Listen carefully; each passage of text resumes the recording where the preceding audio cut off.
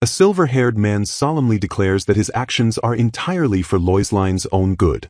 Rejecting his claim, Lois Lane accuses him of merely wanting to lock her up and exploit her, though he quickly denies it. Sitting rigidly in an ornate chair, the young woman realizes she is nothing more than a decoration queen. The sprawling country of Libela stretches out beneath a bright, cloudy sky.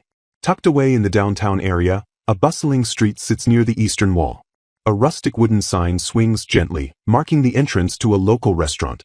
Inside the lively establishment, an employee urgently calls for Renee to take a dish to table 3. Eager to help, Renee cheerfully confirms she is on her way. A couple of patrons happily gossip about how lucky the Green Leaves restaurant is to have hired such a great worker like Renee. One of the customers reminisces nervously about how scary the owner used to be back when he simply watched the floor. Balancing a hot plate, the young waitress eagerly presents the house fish specialty to the waiting customers. Flashing a bright, bespectacled smile, she warmly tells them to enjoy their meal. Going by the name Renee, the cheerful girl reflects on her 2 months working at the Green Leaves restaurant. Though she was initially mocked as a country girl, she now proudly considers herself a beautiful employee. Interrupting her thoughts, Leguila-san tells her that she has done enough for the day and offers her something to eat. Taking a well-deserved break, Renee happily brings a spoonful of warm food to her mouth. Savoring the delicious bite, she closes her eyes in pure culinary bliss. As she eats, she overhears customers discussing how His Majesty recently welcomed a foreign queen and praising the chef's culinary skills. The patrons casually recall that the princess came from the small country of Rowan specifically to get married. One customer mentions that a palace guard friend claims the new queen is essentially a hikikomori who hides her face outside of public matters. Shocked by the rumor, Renee freezes in disbelief at hearing the queen described as a hikikomori. Sweating nervously, she internally dismisses the far-fetched gossip because she knows the queen is actually locked up in the imperial palace. In reality, the palace halls are heavily patrolled by guards under extreme surveillance. Standing strictly by the doors, the sentries ensure she cannot even leave for her own basic needs unless it is for official business.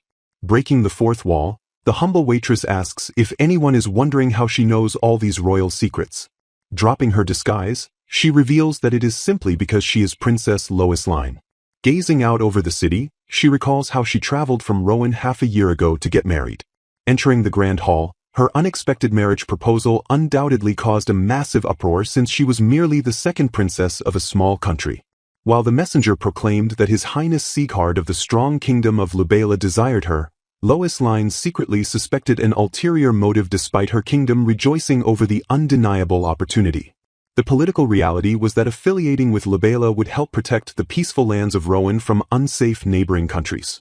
Steeling her resolve, she decided to embrace her feelings and take the risky chance. She knew her future husband, Sieghard of Libela, was reputed to be a strict but good king who was loved by his people.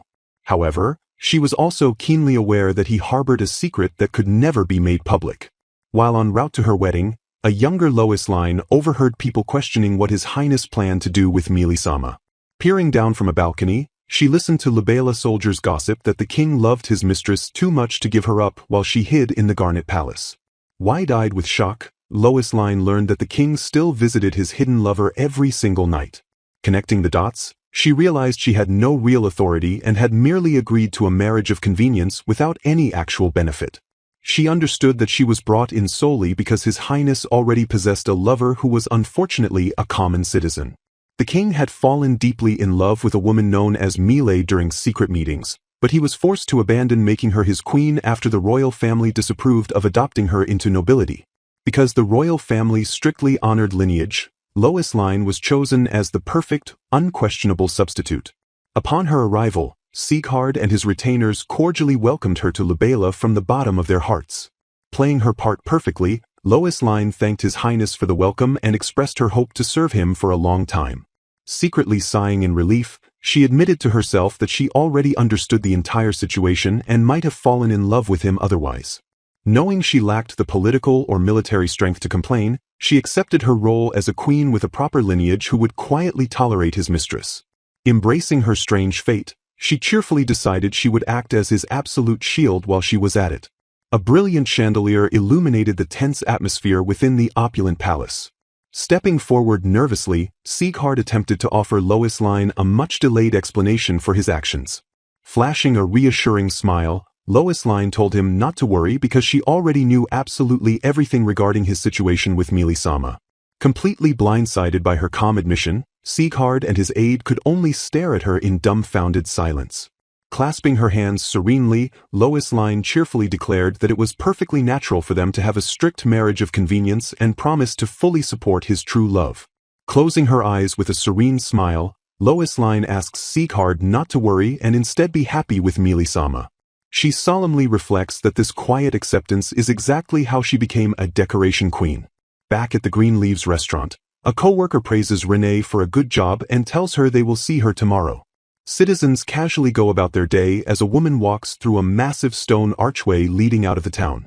Peeking carefully around a corner, Renee presses her hand against the stone wall to ensure nobody is watching. She confidently pushes open a glowing hidden doorway that reveals a secret set of stone stairs. A blinding explosion of magical light erupts from the hidden passageway. The grand, twin-spired architecture of the Lubela Royal Palace stands tall against the bright sky. Hearing a sudden noise, a maid named Emma turns around with a surprised look on her face. Stepping smoothly through an ornate mirror portal, Renee's shoes touch the polished palace floor. Arriving safely back in her room, she greets Emma and immediately asks if anything happened while she was gone. Emma calmly reassures her that there is nothing to worry about because everyone believes Her Highness spent the day enjoying her reading quietly without being disturbed. An illusion of Lois Lane sits peacefully on the sofa with an open book resting in her lap. Reaching out gently, Lois Lane places her hand over the chest of her magical double. A soft, sparkling magical shimmer surrounds her fingertips as she makes contact. Touching the projection, she undoes the magic and reveals a small, lifeless doll. Hugging the little doll closely to her chest, she warmly praises Jessie for doing a good job. Lois Lane compliments Emma's amazing magic, though the humble maid insists it is not extraordinary since she is entirely self-taught. Looking down at the doll, Emma wishes she had more powerful magic so her creation could easily move and reply. Holding Jessie up with a bright smile, Lois Lane calls the magic fantastic and thanks Emma for allowing her to safely visit the Green Leaves restaurant. While Emma exasperatedly sighs that it is unthinkable for a princess to be a waitress, Lois Lane cheerfully plans to thank her mother later because the experience has been incredibly beneficial. Lois Lane notes that her mother was respected as a queen in Rowan despite being a blessed witch and a former waitress, though Emma sharply reminds her that Rowan is a completely different country. The narrative explains that Emma, the loyal lady-in-waiting from Rowan, uses magic to create doll substitutes like Jessie during Lois Lane's secret absences. It is then revealed that the small country of Rowan possesses one very specific peculiarity. The nation is uniquely abundant in wizards, witches, and legendary individuals known as blessing holders. These blessing holders are people loved by the gods who possess a rare skill allowing them to use magic freely since birth without the typical essential practice. Because wizards are useful everywhere, Rowan easily formed alliances with several countries and prospered beautifully despite its small size. Lois Lane nostalgically recalls how her mother, born with the blessing of dispelling, married her father but secretly returned to her old workplace to help people suffering from curses and even taught Lois Lane the art of waitering. In a fond flashback, a young Lois Lane confidently serves the finest tea gifted from the Chancellor to a grateful guest. She sighs softly while reminiscing about the peaceful days of her past. Sipping her hot drink, Lois Lane admits she definitely would have gone crazy during her months of house arrest if she hadn't found a way to sneak out. Smiling warmly at her loyal friend, she expresses deep gratitude to Emma for enabling her to work freely. Emma playfully retorts that a withered image doesn't suit the princess even if her fighting spirit was dying from being locked up. The devoted maid explains that cooperating so her mistress can at least work is the absolute least she can do for her. Touched by the heartfelt sentiment, Lois Lane beams with genuine happiness. Changing the subject, Lois Lane asks if they are finished with official business and suggests the tired maid should rest since there are no notifications of any changes. Chuckling to herself, the princess decides to spend her morning reading and truly living up to her new title as a Hikikomori queen. Night finally falls over the grand exterior of the Lubela Royal Palace. Bidding everyone a polite farewell, Lois Lane wishes the head court lady and the rest of the staff a good night. The loyal maids bow respectfully on the floor as the princess officially dismisses them from her quarters. Once the room is empty, She solemnly notes that His Majesty won't be visiting her tonight either. She quickly jokes that she is used to it by now, though she wonders why he constantly sends notifications of his absence when it only keeps the busy head court lady needlessly occupied. Seeing Lois Lyne's sweat drop, Emma irritably snaps that it is all His Highness's concern and the princess shouldn't trouble herself over it. Lois Lyne accepts that he will likely never visit since he didn't even show up on their wedding night, but she insists she isn't lonely because a certain partner sleeps with her. Complete silence fills the ornate room as the two women patiently wait by the mirror. Emma asks if the mysterious visitor will come tonight, and Lois Lyne confidently confirms she will, since she has been arriving every single night lately. Small, quiet footsteps tap against the floor as the mirror portal softly opens on its own. A pair of tiny, silent animal paws steps cautiously into the glowing light. Lois Lyne joyfully calls out her little companion's name. Embracing a chubby rabbit, the happy princess welcomes Yuchan and admits she has been eagerly waiting for her. Cuddling a small bunny, Lois Lyne gently rubbed its soft head. Whispering to Renesama that her earlier tension has completely vanished, an unseen caretaker marvels at her enduring, comforting softness. Reassuring her that no one is around to witness this private, vulnerable moment, the caretaker quietly wonders aloud why she is so incredibly cute. The young woman plants a tender, sparkling kiss on her beloved companion, affectionately calling out to Yuchan. Every single night at bedtime, this lovely rabbit named Yuchan faithfully arrives to be her comforting bedmate.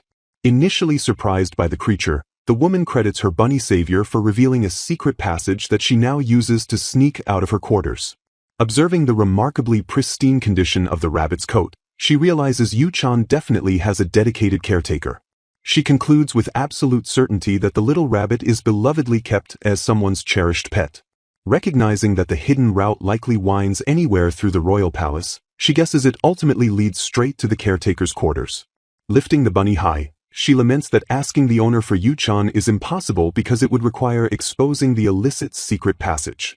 Resigning herself to the complicated situation, she accepts that they must remain patient and simply continue sleeping together as they always have. Confined to the dreary role of a mere decoration queen, she admits to feeling profound initial worry about her bleak, unfulfilling future. Finding incredible solace alongside her important friend Yuchan, she rejoices in finally having a place to truly be herself at the Green Leaves restaurant. While her maid bids Renema to sleep well, the queen confidently reassures herself that she can manage everything just fine now. Nestled comfortably beside her soft companion, she firmly and contentedly declares that she absolutely does not need a husband. Drifting into a peaceful slumber, she finds complete emotional fulfillment because she already has Yuchan by her side. Bright morning sunlight dramatically floods through the grand, towering windows of the sprawling royal palace. Stirring from her deep rest, Lois Lyne is gently roused by a mysterious, echoing voice addressing her as Your Highness. Caught in what is definitely a dream, she envisions a sorrowful man apologizing to Lois Lyne while she insists such a desperate encounter is impossible. Acknowledging her grim reality even in sleep, she bitterly reminds herself that she is nothing more than a powerless decoration queen. The dawn breaks gracefully over the palace estate after a deeply mysterious night of sleep. Waking up with a wide yawn, she notices Yuchan is already gone and wistfully wishes the bunny wouldn't always leave before morning. Embracing her brilliant double life, she secretly thrives as a hardworking waitress by day while enduring her role as a decorative, bunny-loving queen by night. A sharp, sudden knock interrupts the morning quiet as an attendant requests permission to enter the royal bedchamber. A line of perfectly poised maids enters the room, respectfully wishing Her Majesty a good morning to officially begin the daily routine. Immediately after waking up, the maids excitedly present an extravagant gown and eagerly ask for her opinion on the day's opulent attire. Forcing a polite smile and calling it beautiful, she inwardly dreads the impending burden of changing into the constricted, agonizingly heavy dress. Stepping gracefully into the grand hall, Lois Lyne formally greets King Sieghard and offers a highly polite apology for her tardiness. Sieghard casually apologizes for his absence the previous night, but Lois Lyne quickly dismisses the issue and thanks him for his hollow concern. Reflecting on their entirely predictable, stagnant dynamic, she internally laments that their conversations have always been exactly the same. Lacking any face-to-face meetings outside of public affairs, the royal couple relies entirely on their rigid promise to spend their mornings dining together. Upholding a strict custom established since the beginning of their marriage, His Majesty travels all the way from the main shrine to her detached palace just for breakfast. Frustrated by the troublesome gowns required for these daily meetings, she desperately wishes she were back in Rowan where she could wear a simple chemise dress instead. Stealing a subtle, weary glance across the long table, she bitterly wonders how much longer they will drag out this utterly meaningless routine. Staring down at her exquisitely plated but completely cold meal, she notes that the mandatory poison tasting ruins the otherwise delicious food.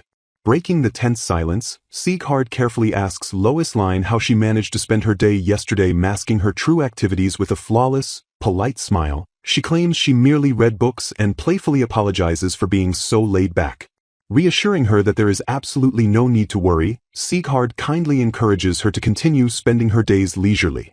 Studying his exceptionally beautiful and well-kept face, Lois Lane observes that, as usual, her husband completely fails to express any genuine emotions.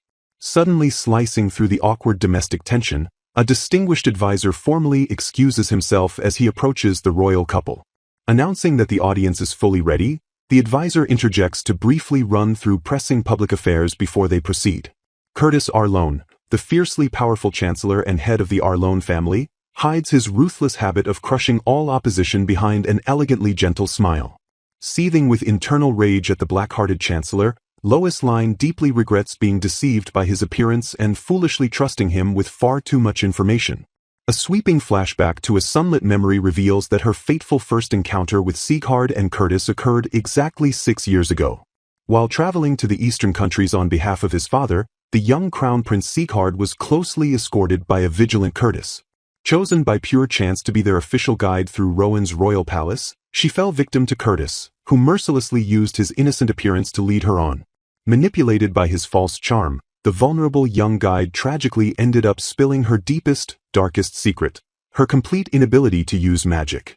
Unlike her magically gifted parents and deeply blessed siblings from the wizard-producing homeland of Rowan, she alone was born completely devoid of both magic and blessings. Although her devoted family loved her fiercely despite her magical incapabilities, she remained painfully aware that many of their vassals harbored deep disappointment in her. Realizing they elected her as queen simply because a supposedly useless princess couldn't refuse a chance to be helpful, she furiously curses the black-hearted chancellor for his calculated manipulation. Lois Lane resolves to play the perfect decoration queen and use His Majesty just as he uses her, planning to secure the best conditions for her homeland of Rowan before their inevitable breakup gives her a reason to return. For the time being, she simply sits quietly, wearing a pleasant smile as she plays the part of a well-behaved queen. As the official briefing concludes, she dutifully acknowledges the report that all public affairs for the day have been handled. Dismissing himself from the room, Sieghard instructs her to join the audience whenever she is ready, which she formally accepts. Left alone with her thoughts, a flicker of emotion flashes through her wide, observant eyes. Watching him leave, she recalls that during their first meeting 6 years ago he at least smiled, contrasting sharply with the cold ice statue he has become today. She inwardly wonders what tragic events must have happened to him after his return from the eastern countries to cause such a drastic change. Heavy doors creak open as an attendant cheerfully announces that it is time to head to the Queen's audience. Stepping into the corridor, she finds herself overwhelmingly cramped by a massive, stifling wall of royal guards and attendants. Forcing a strained smile through the claustrophobia, she silently fumes over how utterly excessive it is for a queen to have a larger escort than the king himself. She acknowledges that while this suffocating detail might be for her protection, it completely ruins her chances of making a good first impression. Her heels click-clack against the floor as she continues to puzzle over why her residence was suddenly relocated from the main shrine to the remote royal villa. Pausing in her tracks, a sudden realization momentarily breaks her stoic, royal composure. Arriving at the audience chamber, she is warmly greeted by Earl Arkance, who enthusiastically notes how long it has been since they last met. The Earl expresses his profound relief at seeing her healthy, explaining that Chancellor Curtis had deeply concerned him by claiming Her Majesty wasn't feeling fit. Maintaining a pleasant facade with a soft sigh, she internally screams in absolute fury that the evil Chancellor had spread such a manipulative lie. She fondly remembers the Earl from her time before marriage, back when he served as an esteemed ambassador of Lubela at Rowan's palace. Apologizing for causing him any worry, she cherishes the Earl as the only noble who was kind enough to welcome her rather than look down on her arrival. She diplomatically waves off his concerns by attributing her exhaustion to the new changes, gracefully pivoting to praise His Majesty for shouldering so much public business. Clasping her hands over her heart, she offers a radiant, reassuring smile and declares that the king truly is a kind person. The loyal earl proudly agrees that the king is their nation's absolute pride, to which she nods in polite agreement. Despite her outward praises of his leadership, she bitterly concludes in her own mind that Sieghard is a truly awful husband. The brief reunion is abruptly cut short when a servant formally announces that Her Majesty must proceed. An aide leans in to respectfully remind the earl that the scheduled meeting is just about to commence. As she turns to leave alongside her maids, she apologizes for delaying him, though the earl insists that merely seeing her healthy has entirely soothed his fretting. He firmly states he could never face the King of Rohan if any harm befell her, a dramatic loyalty she humbly brushes off as an exaggeration. Bowing with genuine sincerity, Earl Arkance vows that she only needs to ask if there is ever anything he can do to assist her.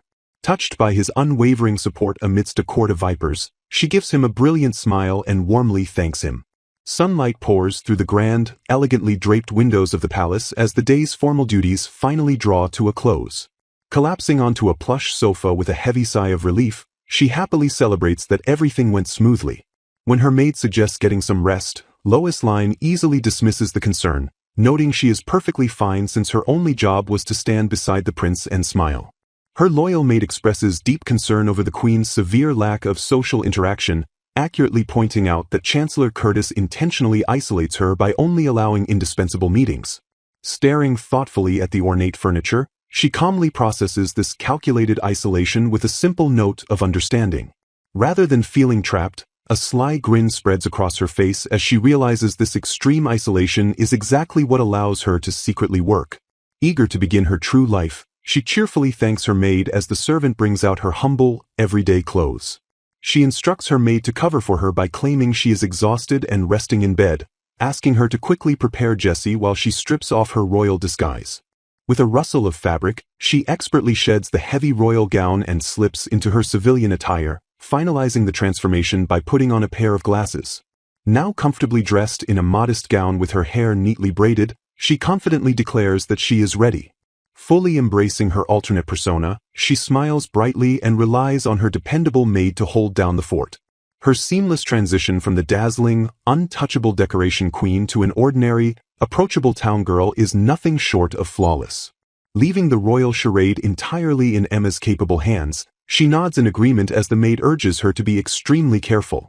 Gripping a glowing lantern, she cheerfully bids her farewell and promises to be cautious as she clicks the hidden door open. The heavy stone passageway swallows her whole as she bravely steps out into the damp, completely unlit tunnel. Navigating the pitch-black labyrinth, she routinely encounters dark, confusing crossroads that could easily trap an intruder. With steady, practiced steps, she descends deeper into the ancient, winding staircases hidden beneath the palace. Although her tiny lantern barely illuminates her own feet, she moves without a shred of fear thanks to her highly unique special skill. Behind the gleaming lenses of her simple glasses, she closes her eyes to tap into her innate, guiding power. Opening her eyes with absolute certainty, she proudly reveals that her special ability ensures she can always choose the correct path. Whenever faced with a complex maze of choices, her extraordinary instinct flawlessly guides her to the absolute best results. Empowered by this incredible navigational blessing, she confidently advances toward her secret destination without ever taking a single wrong turn. 2 months ago, long before her days of serving tables at Green Leaves, Renee took a somber moment to deeply reflect on her incredibly sheltered and restrictive past. Utilizing a secret, hidden stone tunnel that miraculously connected directly to the bustling royal capital, she eagerly managed to sneak out of the palace to explore and have fun. However, her completely carefree adventure abruptly shattered when a terrifying, undeniable feeling washed over her that a shadowy figure was closely following her every move. Panicking uncontrollably over whether her unseen pursuer was a violent mugger or a sneaky thief, she desperately scanned the unfamiliar cobblestone streets for a safe place to hide. Bursting violently through the heavy wooden doors of a nearby establishment, her sudden, frantic, and desperate arrival completely startled the hardworking restaurant staff inside. Quickly noticing her dangerously pale complexion and violently trembling form, the concerned head waitress immediately stopped her chores to ask what was going on. Trembling with sheer, paralyzing terror, Renee stammered out a frantic, breathless explanation that she was actively being followed by an unknown, dangerous assailant. The kind, maternal woman quickly and softly reassured the frightened girl that any petty thief would have given up by now, gently urging her to sit down and rest her weary legs. To her utter shock and overwhelming relief, the deeply compassionate staff mercifully placed a steaming, incredibly fragrant bowl of hot soup right in front of her. Still paralyzed by lingering fear, she listened in total disbelief as the generous woman warmly insisted she eat and warm up without ever worrying about paying a single coin. Stuttering with an overwhelming amount of profound, heartfelt gratitude, the exhausted girl humbly thanked her kind-hearted saviors for the incredibly comforting meal. Taking her very first hesitant bite of the warm broth, she was instantly and utterly overwhelmed by how absolutely delicious and deeply restorative the simple food tasted. Heavy, unstoppable tears of profound relief and unadulterated joy welled up in her eyes as the comforting, magical warmth rapidly spread through her shivering body. Watching the incredibly hard-working staff hustle around the busy, chaotic restaurant, an intense, burning desire to completely repay their extraordinary kindness took root in her heart. Suddenly springing to her feet with explosive, undeniable energy, she completely startled the head waitress by loudly and passionately volunteering to help them work. Renee confidently puffed out her chest, proudly and loudly assuring them that she possessed plenty of table-serving experience and could easily handle the grueling job. Her newfound, fiery determination was immediately and aggressively challenged by the profoundly intimidating sight of a towering, massive mountain of dirty dishes left behind by the patrons. After diligently and thoroughly scrubbing the endless plates, she humbly explained she just wanted to repay them, prompting the deeply impressed woman to praise her intense hard work. Genuinely impressed by her sudden and highly effective assistance, the older woman generously offered her an official opportunity to work during their most chaotic rush hours. Caught completely off guard by the unexpectedly generous and life-changing job offer, Renee simply blinked in stunned, wide-eyed, and silent disbelief. A soft, incredibly genuine and beautiful smile slowly graced her elegant features as the amazing, liberating reality of this newfound independence finally sank in. Beaming with an absolutely radiant, uncontainable, and explosive joy, she eagerly and loudly accepted the exciting new waitress position without a second thought. Clasping her small hands together in earnest, desperate enthusiasm, she formally and passionately pleaded to the woman to be officially allowed to work there. Later that very same day, a regular customer securely escorted her back near the tunnel so she could return to the palace, where she was immediately met by a furiously angry Emma. Although fiercely and loudly against the dangerous idea of her working at Green Leaves at first, Emma ultimately surrendered after finally understanding the deep, crushing sadness buried in Renee's heart. Working the bustling, chaotic floors at the lively restaurant allowed her to permanently shed her heavy shackles as queen, truly freeing her to be her totally authentic self. Clenching her fists with sheer, unstoppable, and fiery motivation, she triumphantly celebrated the incredibly joyful reality of officially earning her very own hard-fought salary. Walking briskly back through the damp, secret stone passages, an overwhelming, powerful sense of true happiness about working at Green Leaves flooded her entire soul. Stepping confidently and beautifully out of the hidden alleyway in her perfectly neat uniform, she mentally prepared herself to face another wonderfully chaotic day of honest labor. Pushing the heavy wooden door open with a loud, echoing creak, she cheerfully and loudly greeted Ligulia and Kitsu with a remarkably bright afternoon welcome. Ligulia immediately beamed back brightly at the young girl, aggressively calling her over to dive headfirst into the chaotic lunch shift and help the swamp team. Expertly and gracefully weaving her way through the deafeningly loud chattering crowds and clinking dishes, Renee enthusiastically answered urgent, demanding orders for Table 3 and Table 1. Balancing the heavy, stacked porcelain plates with practiced, graceful ease, she smugly concluded to herself that she was undeniably much better at being a waitress than a royal. Bowing politely and deeply to the thoroughly satisfied departing patrons, she warmly thanked them for their business and enthusiastically invited them to come again soon. As the heavy front door finally clicked closed on the brutal lunch rush, she sighed heavily, feeling utterly exhausted but wonderfully fulfilled by another uniquely challenging day.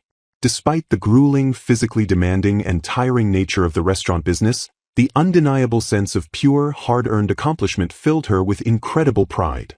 Ligulia kindly and softly instructed her to flip the front sign to closed since the very last customers were finally leaving, a simple task Renee eagerly accepted.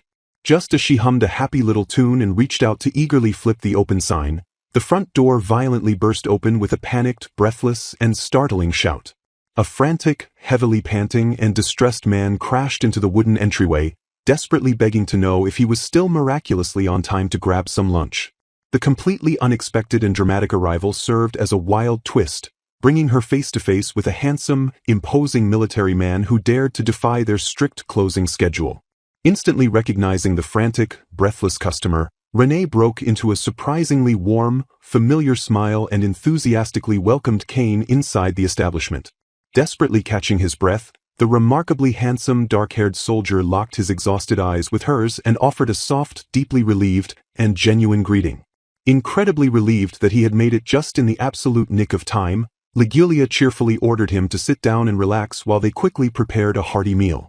Chuckling lightly at his sheer panic, Renee teased that Ligulia would have mercifully fed him anyway, prompting Kane to bashfully admit he had desperately rushed to get there. Gazing up at her with a remarkably gentle, deeply appreciative and warm smile, the hardened soldier softly thanked Renee for her consistently wonderful hospitality.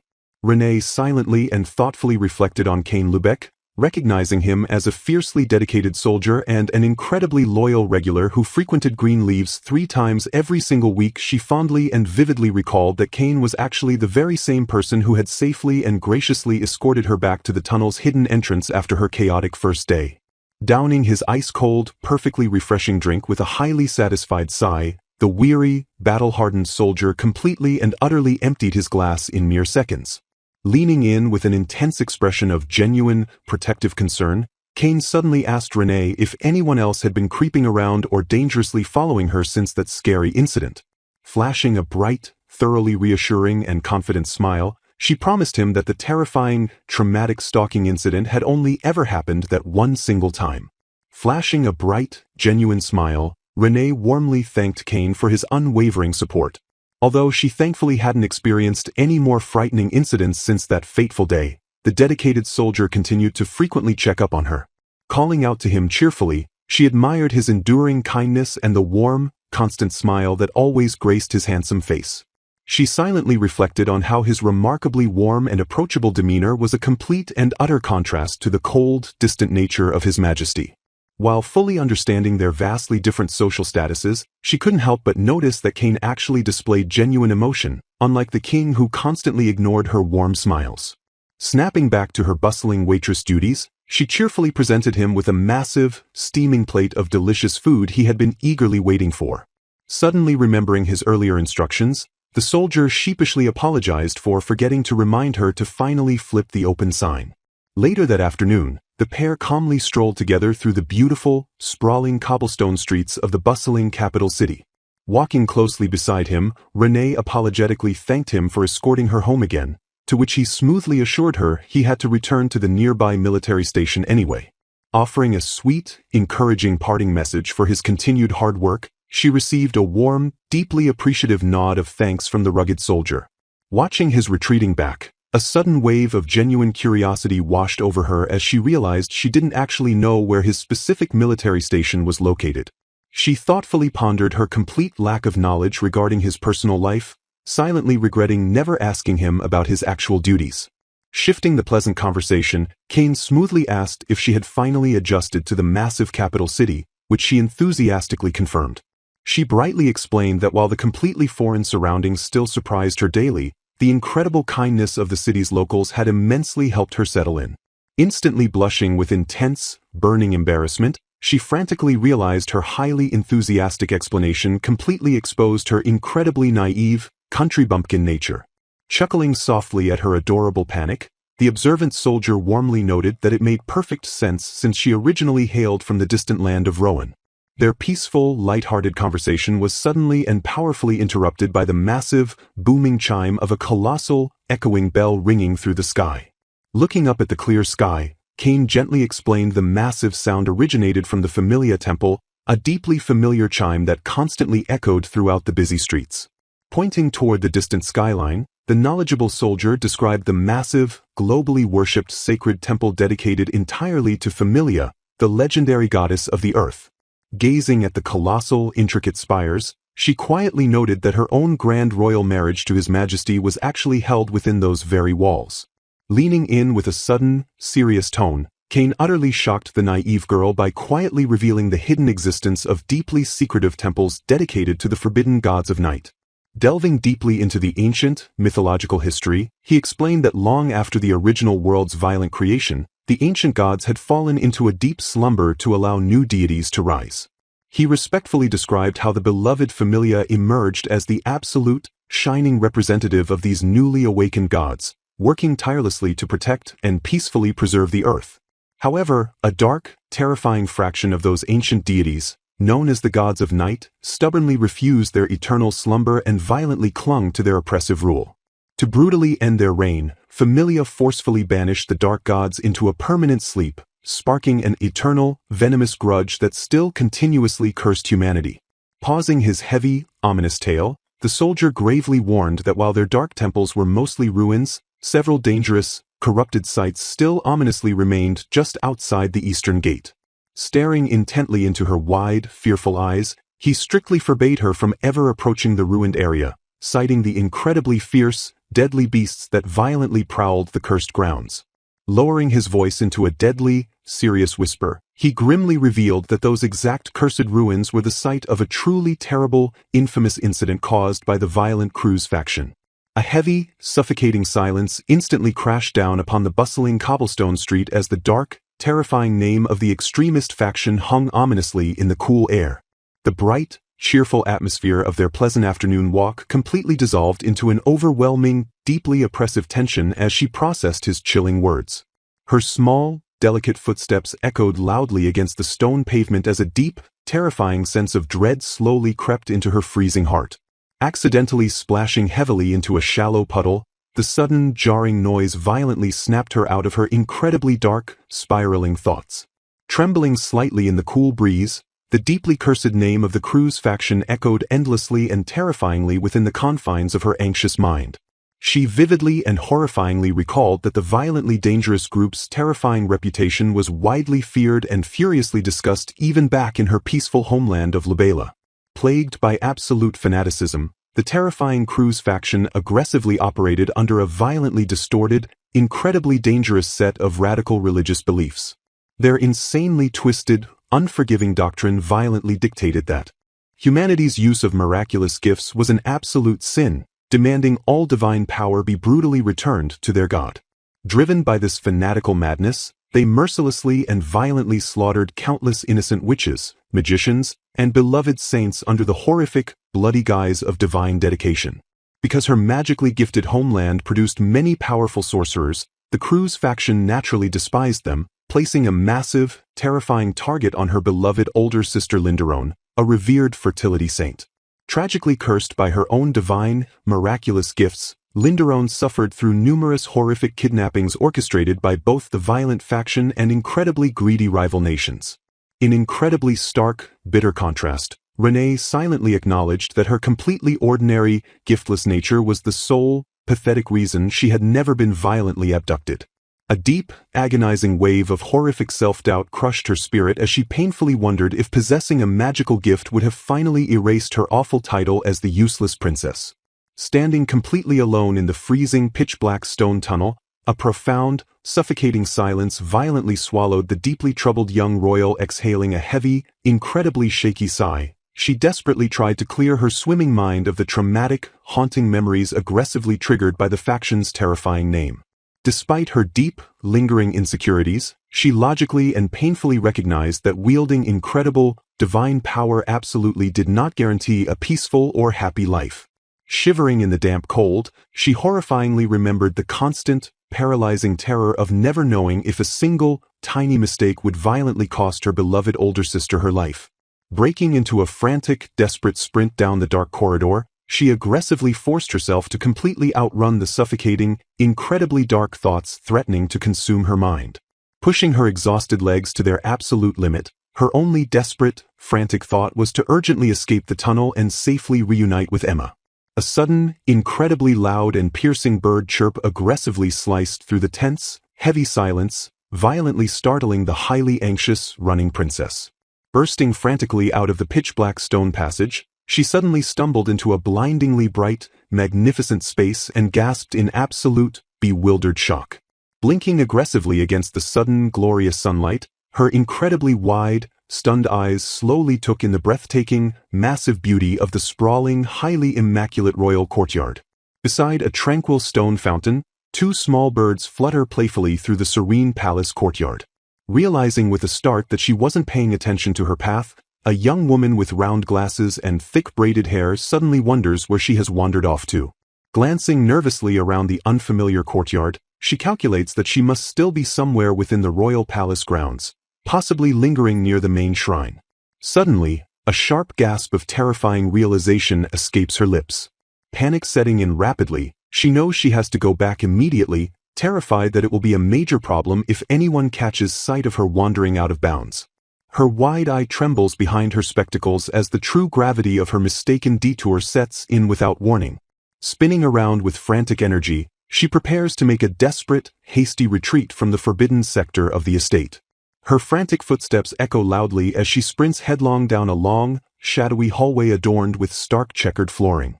With her braided hair whipping violently behind her in her desperate flight, dread consumes her as she fears she isn't going to make it out in time.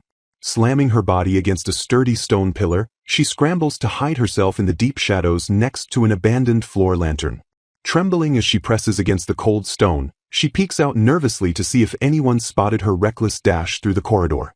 Her stomach drops as the heavy, approaching sound of footsteps alerts her that someone is heading directly her way.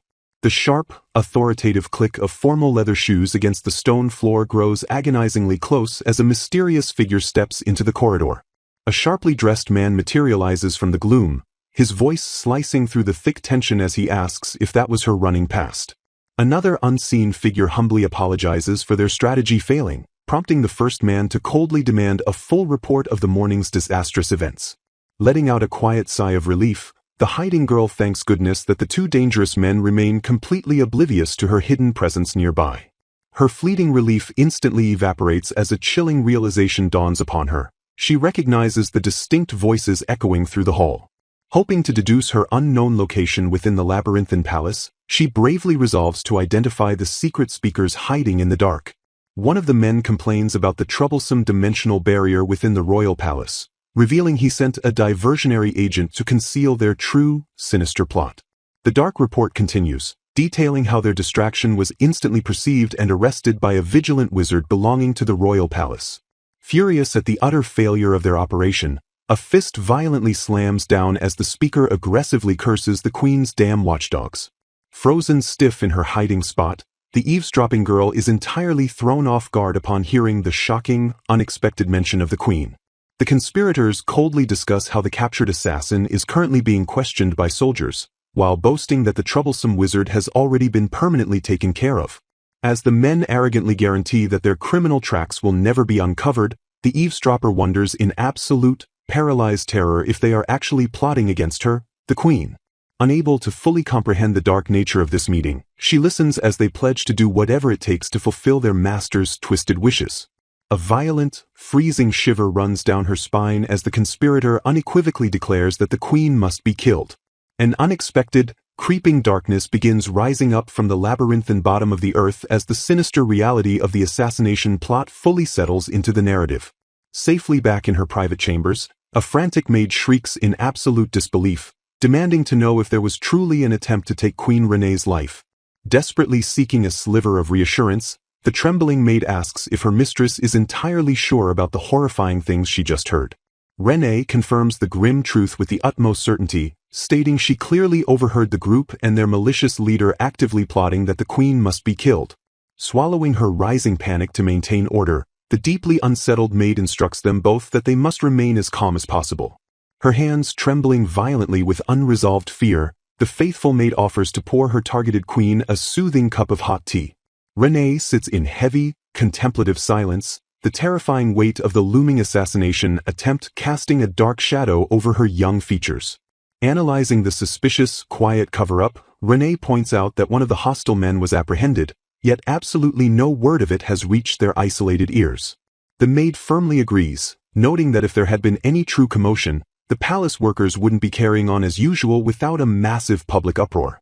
Renee reflects on the disturbing timeline, recalling the men discussing a morning plan that was executed while she and her staff were still soundly asleep at the first light of dawn. Having always naively believed her excessive protection was unnecessary, Queen Renee now understands that her mere title makes her a highly valuable target for assassination. Outraged by the sheer audacity of putting such a vile plot into practice, the loyal maid fiercely demands that these treacherous men be arrested as soon as possible. The maid concludes with terrifying logic that since the conspirators are already planning their next move, they will undoubtedly try another attempt to take Renee's life. Pleading for immediate royal intervention, the maid urgently suggests discussing this dire matter with His Majesty the very next morning. Renee abruptly rejects the idea, arguing that while it might boost the palace defenses, His Majesty must surely already know about the hired assassin by now. Clutching her chest in dismay, she realizes it would be a complete disaster if investigators started asking how she learned of the incident while supposedly locked securely in the palace. Revealing her secret would mean explaining her hidden tunnel and her illicit shifts working at the village restaurant, inevitably causing severe trouble for the innocent workers. Adding to her suffocating paranoia, she deduces that the true mastermind orchestrating the hit could very well be someone incredibly close to His Majesty. She speculates that a high-ranking aristocrat might be trying to get rid of her to crown his own daughter, noting that such a traitor would have to actively oppose both her and Rowan. Reporting the plot might leak the intelligence straight to her enemies, and exposing her secret tunnel would allow anyone free entry into the palace, putting her in infinitely more danger. The grim reality finally settling in, the maid agrees that trusting anyone is impossible, pointing out that Chancellor Curtis is just as dangerous as the rest. Clenching her hands together with fierce determination, Renee vows that she absolutely mustn't say anything to that black-hearted chancellor. Knowing that she is completely on her own, she accepts the terrifying truth that she must protect herself, as she cannot safely talk to anyone about these vital clues. A sudden, sharp gasp escapes her lips as the crushing isolation of her royal imprisonment finally takes its agonizing toll. Renee resolves that while she can't act as the Decoration Queen, she can use her freedom as Renee to search for the criminals' true identities. A frantic maid scolds her mistress, warning that despite the strict palace protection, they would be helpless if anything dangerous happened outside. Confidently asserting her luck, Renee assures her maid that she swore an oath to the goddess to avoid dangerous stunts. Renee stubbornly plots to uncover the criminals' identities, hoping to find enough evidence to get them officially arrested. Pondering her limited options, she considers asking Kane for assistance, wishing she could safely secure help directly from the military. Returning to the present crisis, the maid firmly agrees that they must remain more alert than ever before. Taking a calm sip from her elegant teacup, Renee sits in quiet contemplation over the dangerous reality surrounding them. The maid explains that magical barriers exist within the palace to sense and repel anyone harboring evil intentions toward the queen. Recalling a recent encounter, the maid notes her surprise at discovering how incredibly young the palace's chief magic user truly was. The maid praises the young wizard's exceptional talent, attributing Renee's continued safety to his powerful magical barriers. Taking a breath, the maid finishes her thought, fully convinced that the invisible defenses are keeping her lady completely safe from harm.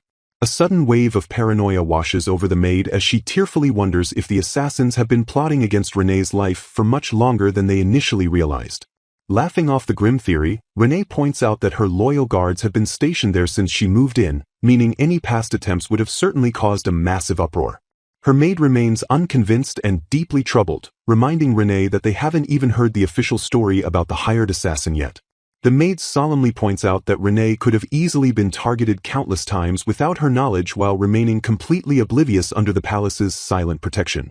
A dark realization flashes across Renee's face as she remembers that her very transfer to the palace was specifically orchestrated to protect the queen. Re-evaluating her past, she questions if His Majesty Sieghard was secretly protecting her all along, disguising his defensive measures as mere royal formalities. Clutching her chest in confusion, she wonders why Sieghard never warned her about the looming dangers if he truly knew she was being actively targeted.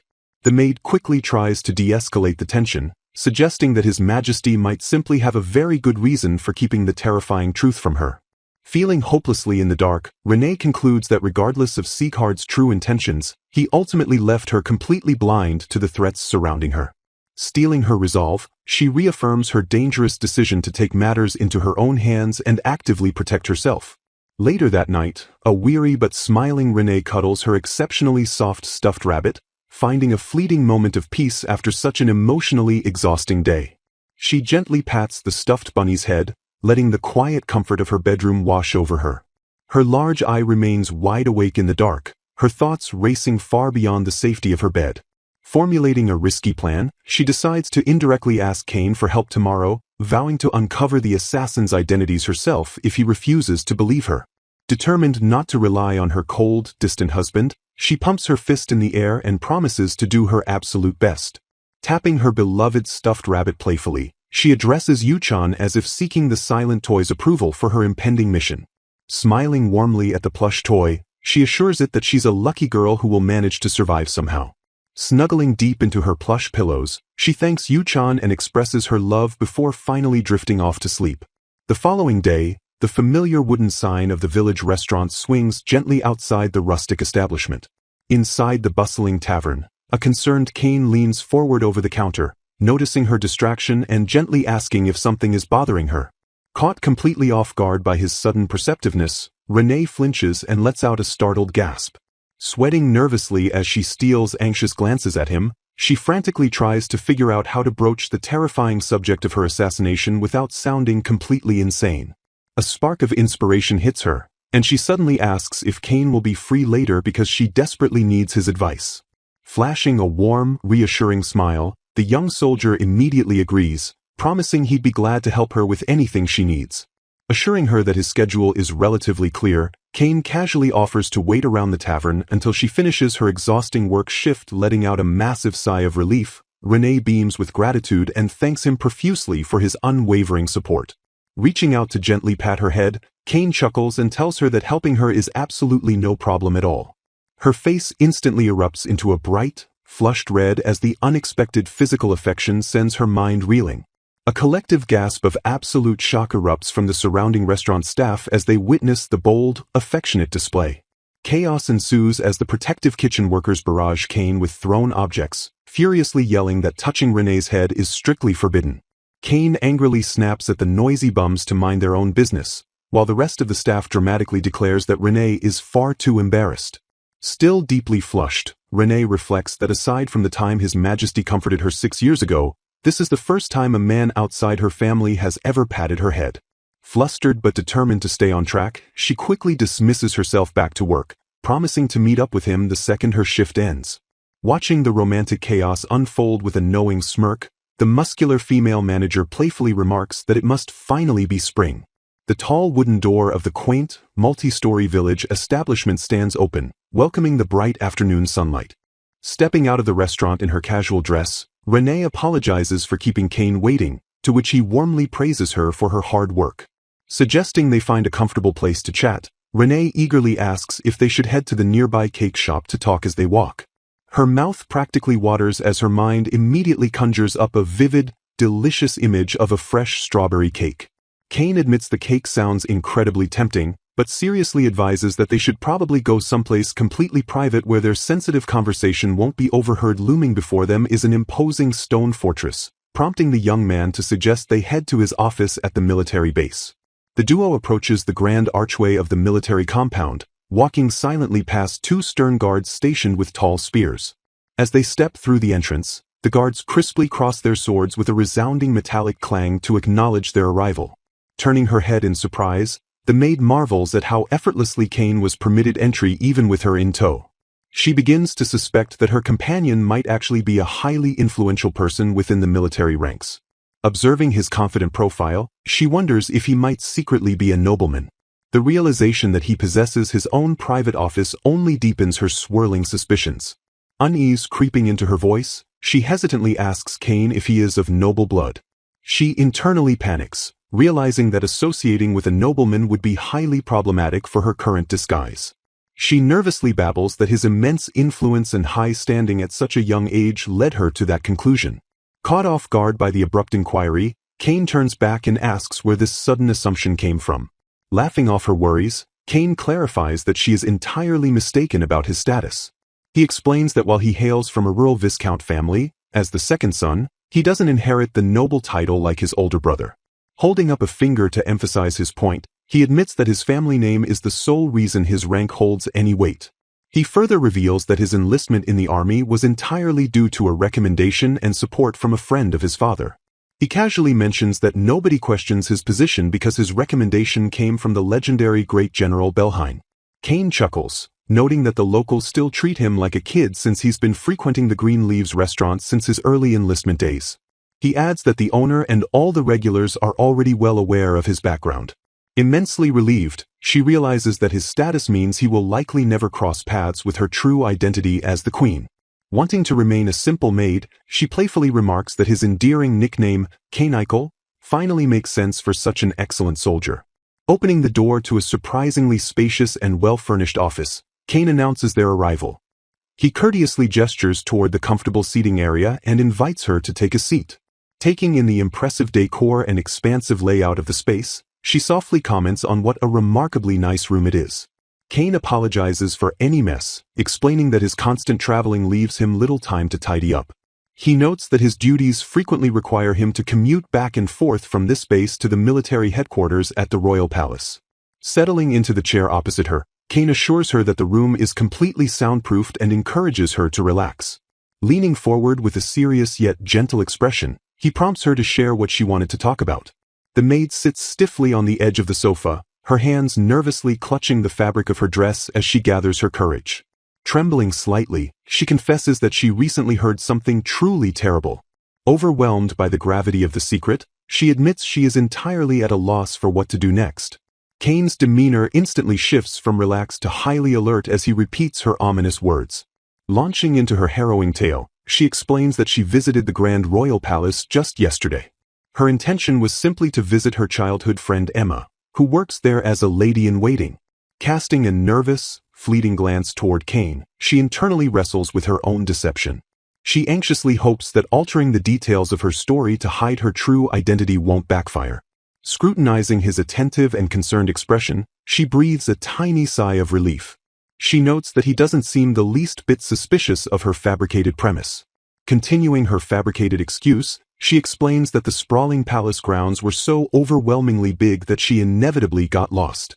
Despite managing to enter the palace, her unfamiliarity with the layout quickly led her astray.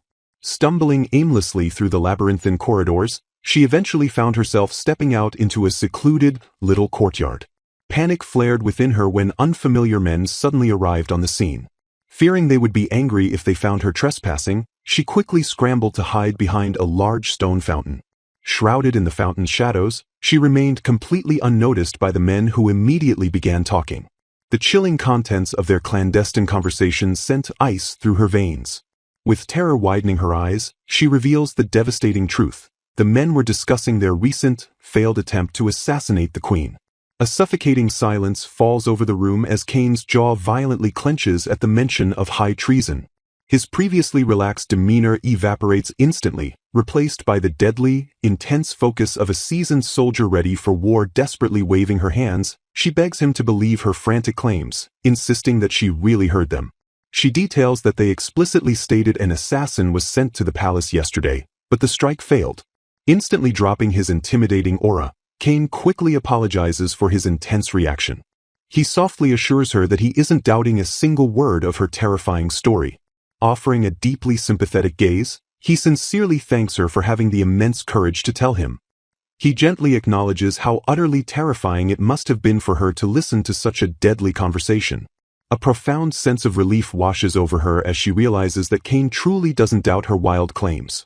His unwavering belief in her fabricated perspective melts away her lingering anxieties. Leaning forward with professional urgency, Kane asks her to recount every single detail she can remember about the men's conversation. Touched by his earnest trust, she smiles softly and presses a hand to her chest, whispering how glad she is. Gathering her focus, she begins her detailed report by explaining how the palace's magical barrier was penetrated. The mere mention of the royal barrier being breached strikes Kane like a physical blow, his eyes widening in absolute shock. His eyes narrow into sharp, calculating slits as his tactical mind races to process the terrifying implications of her words. She watches his intense expression, silently wondering what strategies are forming behind his piercing gaze. The narrative shifts to reveal the true depth of Kane Lubeck, a fiercely dedicated soldier of Libela. Beyond merely protecting the borders of his country, he bears a heavy, hidden secondary duty. She continues weaving her tale, detailing the conspirators' sinister plans to continue their assassination of the queen. Leaving no stone unturned, she relays everything she remembered about the compromised palace barriers and the mysterious boss behind them. Absorbing the overwhelming tactical intelligence, Kane rests a hand on his chin and quietly mutters in understanding. Having delivered the heavy burden of her secret, the maid sits in tense silence, waiting to see how the soldier will respond. Breaking the heavy silence, Kane addresses her by name, Renee, and urgently asks if she can remember their voices. Renee nods emphatically, stating that the menacing voices are still vividly ringing in her ears. Though she never saw their faces, she is absolutely certain she would recognize them if she heard their voices again. Leaning in with an aura of absolute gravity, Kane warns Renee that he is about to share an important secret. He sternly commands her absolute silence, noting that only a select few soldiers are even aware of what he is about to say. Meeting his intense gaze without flinching, Renee promises with unwavering determination that she won't breathe a word of it to anyone. With pain and urgency lacing his voice, Kane reveals the grim reality of the kingdom's hidden war. He confesses that the queen's life has been in constant, severe danger since half a year ago. Renee gasps in perfectly feigned disbelief, repeating his timeline in a stunned whisper. The shocking revelation that the conspiracy has been active for 6 months leaves her reeling. A dramatic view of the starlit royal palace sets the stage for the dark origins of the conflict. Kane confirms her shock, grimly stating that the relentless assassination attempts began immediately after the wedding. He details how the very first attempt occurred on the evening of the wedding ceremony itself. The enemy infiltrated from the West Palace, explicitly targeting the residence where Count Kulim Haight's adopted daughter, the esteemed Melisama, lives. However, Kane bitterly reveals that the attack on the West Palace was nothing more than a calculated diversion. The assassin's real target was always the queen, who was vulnerable inside the main shrine at the time. A light-haired man passionately recounts how His Majesty cleverly avoided their enemy's trap. He reveals that the assassin was swiftly arrested before he could even reach the queen's room. He elaborates that because many guests from different countries attended the wedding ceremony, they absolutely couldn't cause a public fuss. Consequently, the entire assassination attempt was resolved in strict privacy without any official announcements. Looking down with a somber expression, he admits the harsh reality of their secrecy. Naturally, the queen herself wasn't informed about the grave danger she had just escaped. The horrific situation only escalated from that moment on, with persistent and varied attempts on the queen's life. These brutal attacks included not only direct assassination attempts, but also insidious food poisoning and even the use of poisonous insects. Given the escalating severity of the situation, His Majesty took immediate preventative action. To ensure her safety, he discreetly moved the queen away from the palace and into the imperial villa sitting across from Renee. Kane explains that the imperial villa boasts the distinct advantage of being highly secure and located conveniently near the military base.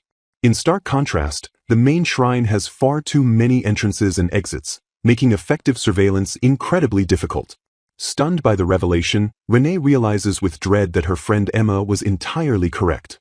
She mutters in shock that her life has actually been in constant danger for a while now, completely unaware of the threat until this moment. Overwhelmed by a sudden surge of panicked emotion, she internally screams, questioning why the king didn't tell her something this critically important. She desperately thinks that if he had just explained the true reason for her transfer, she would have completely understood the situation. Kane's expression hardens as he reveals they have exhaustively tried everything to stop the attacks. He grimly notes that if they simply catch the immediate criminals, they will lose the trail and won't be able to capture the real mastermind behind the plot. Pausing briefly, he leans forward to emphasize a critical breakthrough in their stalling investigation.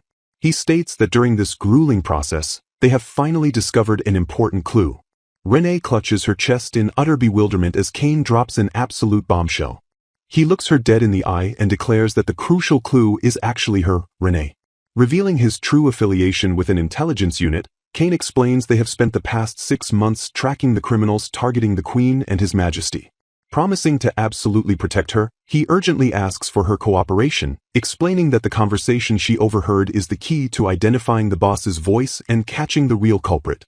Immensely relieved by her decision to confide in Kane, Renee's anxieties melt away. She enthusiastically agrees to help with the investigation, stating it would be her pleasure to assist. 2 teacups sit steaming gently on the table, offering a brief, quiet moment of respite amidst the heavy tactical discussions. Sipping her tea thoughtfully, Renee suddenly shifts the conversation's focus back to the royal conspiracies. She formally addresses Kane, casually asking if he is aware of the assassination attempts that took place at the imperial villa. Glancing away with a visibly conflicted and somber expression, Kane hesitates before answering. He softly confirms that he is indeed aware of the attacks. Frustration bubbling over, Renee passionately demands to know why His Majesty deliberately chose not to inform the Queen about the threats. She argues fiercely that had the Queen been properly informed, she could have acted much more prudently. Staring deeply into his teacup, Kane carefully measures his response to her outburst. He prefaces his thoughts by admitting that since he doesn't know what His Majesty is truly thinking, he can only offer an assumption. Closing his eyes in a moment of quiet reflection, Kane offers a deeply empathetic theory. He suggests that perhaps the king simply doesn't want to unnecessarily scare her. Renee repeats his words incredulously, utterly baffled by the rationale. The idea that keeping the queen in the dark was an act of mercy completely shatters her previous assumptions. Kane elaborates that knowing she is constantly targeted would mean she could never safely let her guard down. Living in that state of perpetual terror would force her to be fiercely protected day and night, stripping away her freedom. Staring out the window, Renee softly reflects on Kane's heartbreaking reasoning. She realizes the king couldn't bear to say such frightening things to a lonely queen who traveled from a faraway country just for their wedding. Complete understanding finally washes over her as she pieces together the king's true strategy. He intended to keep the queen entirely in the dark, shielding her from fear while he silently caught the criminals without her ever finding out. Feeling profoundly foolish, Renee admits she never even considered that protective perspective. She realizes she stubbornly excluded His Majesty from her heart simply because she felt like a useless, decorative queen. Clenching her fists, she angrily attempts to shift the blame to hide her own embarrassment. She playfully shouts, "Enough of that stupid king," insisting he should have been more considerate of her feelings. As the narrative briefly shifts back to the light-haired man, he admits that there were subtle hints scattered here and there. With a self-deprecating smile, he confesses that he is also stupid in the exact same way. Back in the office, Renee seriously ponders her precarious new reality. She realizes that in order to maintain the king's protective illusion, she must completely feign ignorance even if he directly asks her something. Suddenly, a hand reaches out and firmly grabs another person's fingers with a swift, determined motion. Snapping back to reality, Renee forcefully grabs Kane's hands, startling him completely. She practically shouts his name, her eyes burning with a sudden, intense fire. Flustered by her sudden, overwhelming intensity, Kane stammers her name in surprise. Unfazed, Renee fiercely declares that she will do her absolute best to help. Burning with newfound resolve and loyalty, she enthusiastically proposes a partnership. She looks Kane directly in the eye and declares they must protect the queen together. Waving her fist emphatically, she demands they immediately catch the criminals and hand them over to the king. Her overwhelming energy forces a highly flustered Kane to lean back and beg her to please calm down. Staring triumphantly up at the towering fortress walls, Renee makes a final, humorous vow. She promises that after they solve everything, she will definitely be making a massive complaint. Leaving the military building with renewed, boundless energy, she cheerfully waves goodbye. Kane watches her depart, still slightly bewildered by the whirlwind encounter he just experienced. The scene cuts sharply as a pair of heavy leather boots steps firmly through an open doorway. Kane strides purposefully into the room, his demeanor instantly returning to that of a serious soldier. He pulls the door shut behind him, sealing the room with a definitive click. Approaching a large, highly ornate standing mirror, he seamlessly transitions to his next objective. He calmly remarks to himself that he thinks he'll be heading back as well. The surface of the mirror begins to glow brilliantly, transforming from solid glass into a swirling magical portal. Kane boldly steps straight into the ethereal light, utilizing the hidden gateway. With a solid, echoing clonk, he steps out of the portal's light. He now stands on the stone floor of a completely different, dimly lit corridor. Leaving the glowing threshold behind, Kane heads down the quiet, shadowed hallway. His posture is rigid, entirely focused on delivering his crucial intelligence report. As he walks, he casually reaches out his hand. His fingers slide smoothly against the polished surface of the corridor wall. Cain strides confidently into a grand, brightly lit royal office. He approaches two impeccably dressed men who are waiting expectantly for him by a large window. One of the men turns immediately to welcome him back from his covert mission. Wasting no time, he urgently asks Cain if their elaborate plan actually worked. Removing his outer coat, Cain confirms their suspicions with absolute certainty. He tells his superiors that everything played out exactly as he originally thought it would. Standing respectfully before the men, he delivers his full report on the incident. He explains that Lois Lane took a wrong turn in the tunnel, ended up at the royal palace courtyard, and finally discovered her life was being actively targeted. Brushing a hand past his ear, Cain remarks coolly on the inevitability of the situation. He notes that her discovering the terrifying truth was really just a matter of time. The light-haired man takes a deliberate step forward, the gravity of the situation weighing heavily in the room. Looking directly at their leader, he asks exactly what they are going to do next. Cain stands perfectly still and addresses the man in the center with the utmost reverence. He formally acknowledges him, calling him, "Your Majesty Seacard." The king listens to his spymaster in total silence, his expression heavy with contemplation. The fate of the queen and the kingdom rests entirely on his next tactical command. With absolute resolve, the king finally declares his definitive strategy. He announces that Lois Lane will actively help them find the culprit while remaining safely concealed under his direct protection. Offering a gentle, reassuring smile, a silver-haired man named Curtis looks onward with a sense of quiet loyalty. Matching the warm energy of his companion, Abel beams with quiet confidence as he stands ready for his orders.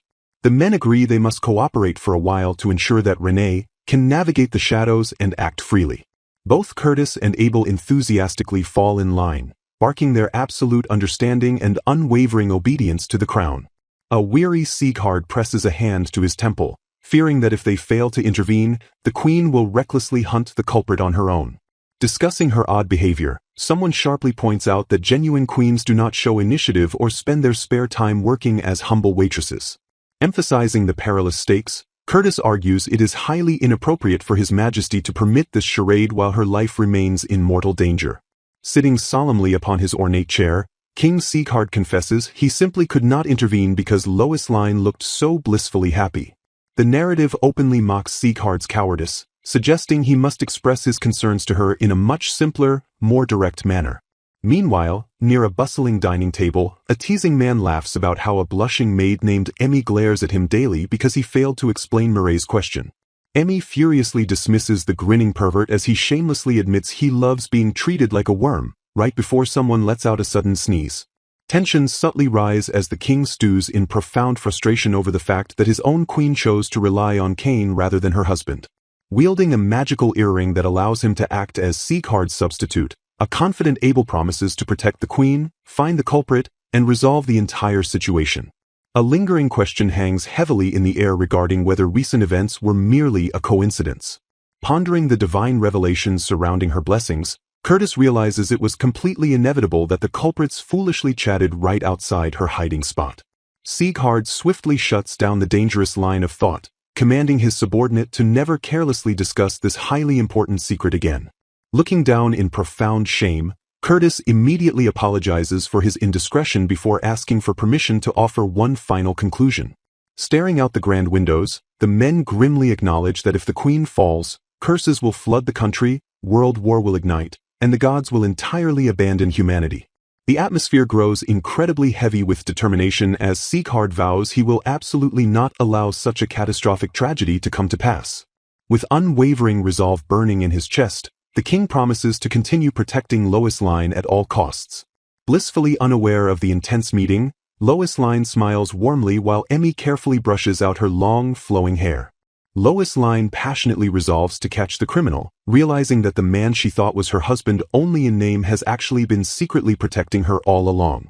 The brooding face of King Seacard is shown, hinting at an untold secret identity tied deeply to the ancient curses of the old gods.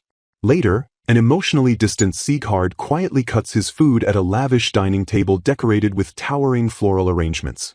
Sitting opposite him, Lois Lane silently picks at her own meal, framed by elegant pearls and blooming roses. The clinking of silverware echoes through the dining hall as Lois Lane internally agonizes over the thick, unbearable awkwardness settling between them. She stares blankly ahead, her mind swirling with newfound realizations and conflicting emotions about the powerful man sitting across from her. She reflects on her painful assumption that he only made her queen to mask his affair with a commoner while permanently stealing her freedom in a detached palace. She previously believed his daily breakfast visits were nothing more than a shallow, calculated performance to project the illusion of a happy marriage. Now, gazing at his stoic face, she nervously wonders if he actually visits every single morning just to ensure she is safe and well. Outside, a bright moon hangs quietly over the shadowy, towering architecture of the royal estate. Tossing in her lavish bed, a deeply frustrated Lois Lane groans aloud while clutching her soft, stuffed rabbit against her chest. She gently strokes the long ears of her plush toy, trying to calm the turbulent thoughts racing relentlessly through her head. Overwhelmed by the weight of his hidden protection, she admits she can no longer view His Majesty as a mere stranger, completely breaking her resolve to ignore him. Snapping out of her romantic confusion, she declares to Kane that she must pull herself together and begin actively hunting the culprits tomorrow. She plans to kick off her investigation by carefully identifying the exact location in the inner court where she initially lost her way. By taking on the guise of a lady-in-waiting, she hopes to infiltrate the military headquarters, look around discreetly, and serve as Kane's personal messenger. Kane flashes a confident smile, promising to pay her for her efforts while noting that finding the conversation site will help them seamlessly narrow down their suspect list. Snuggling happily with her stuffed animal, Lois Lane eagerly anticipates leaving her restaurant shift early tomorrow to visit the royal palace alongside Kane. She softly chuckles to herself, amused by how unexpectedly stubborn Kane was about paying her for her dangerous investigative work. Trailing her hand across the soft bedsheets, Lois Lane thoughtfully notes that Kane's unyielding, serious demeanor reminds her intensely of someone else. She compares Kane to King Sieghard, wondering desperately what true emotions hide beneath the monarch's icy, impenetrable guise. Staring into the dark, she realizes with a heavy heart that because she is kept entirely in the dark, she cannot simply ask her husband for the truth while profoundly grateful for his silent protection. A fierce part of her burns with the desire to confront him about the myriad of secrets he keeps locked away. Grounding herself in reality, she accepts that unmasking the assassins targeting the queen is the absolute, most critical first step to solving anything. Clenching her fists with fiery determination, Lois Lane vows to give the investigation her absolute best to protect her own life and ease the king's heavy burdens. A sudden, heavy drop of water plummets from the sky, landing sharply against a broad green leaf. A torrential, unforgiving rainstorm rapidly consumes the towering, ornate exterior of the Grand Palace. The relentless downpour beats heavily against the tall glass windows, casting a dark and gloomy pall over the estate. Cutting through the stormy silence, a voice sharply demands an explanation regarding a sudden, shocking revelation. A man in a sharp suit confirms to his associate that their hired wizard successfully extracted crucial information from a servant stationed at the imperial villa. Biting his thumb in sheer disbelief, the associate marvels at how the queen manages to evade heavy surveillance and sneak out of the imperial villa every single day. A shadowy silhouette of the queen lingers as the spy reports overhearing the anxious gossip of the ladies-in-waiting regarding her mysterious behavior. Standing outside the grand double doors, the maids note that the queen locks herself away at the exact same time every night, allowing only her unseen Rowan attendant inside to receive meals. Two maids whisper conspiratorially, spreading the scandalous rumor that the queen sneaks out of her heavily guarded room and abandons the villa entirely. The informant continues his report, revealing that his spy also managed to overhear another highly sensitive conversation. The Grand Royal Palace of Lubela looms in the background as the men discuss the existence of ancient, hidden passages known only to the highest nobility. Gasping in sudden realization, the associate loudly questions if it is possible that the queen is utilizing these secret passages to escape unnoticed. The man in the suit calmly agrees that the presence of hidden corridors makes perfect sense since the queen currently resides in the old palace built for the widowed empress. He deduces that utilizing these forgotten escape routes would easily allow her to bypass the strict surveillance and slip into the city undetected. Clenching his fists with fanatical excitement, the associate declares they must absolutely track her movements outside the palace to save their king from her wicked bloodline. A sinister figure steps out of the shadows, sneering that the blessing of dispelling is an utter abomination and lamenting how the kind king was thoroughly deceived by sweet words. A deeply unsettling, villainous smile stretches across the man's face as he revels in his own dark machinations. The suited man enthusiastically agrees with the sinister figure, theorizing that the wicked witch only married her daughter off in exchange for breaking the king's terrible curse. They chillingly reveal that sacrificing someone from the witch's cursed lineage to God will finally grant their master's long-cherished, dark ambition. Believing his victory is at hand, the sinister man addresses his sweet daughter in absentia and vows that he will undoubtedly save her beloved king. Meanwhile, a contemplative Renee reflects on how their loyal companions were barred from entering Rowan for 6 long years before finally arriving at the palace. Staring obsessively at a framed portrait of a beautiful woman above the fireplace, the sinister man coldly guarantees that the queen will die during their next strike. The dark threats fade away as a peaceful Renee slumbers quietly, her rest punctuated only by a soft rumbling sound. Morning sunlight bathes the bustling, European-style streets outside the lively restaurant where Renee works. Dressed in her modest uniform, an apologetic Renee asks for a pardon to leave her shift early just as Liguilla reminds her that it is almost time to go. Flashing an encouraging thumbs up, Liguilla warmly tells Renee not to worry about the restaurant and to go help Kane with his important work.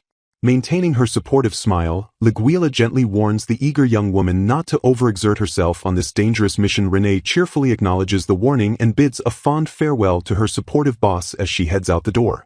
Burning with newfound resolve, the disguised queen fiercely promises herself that she will definitely hunt down the criminal mastermind behind her own assassination plot.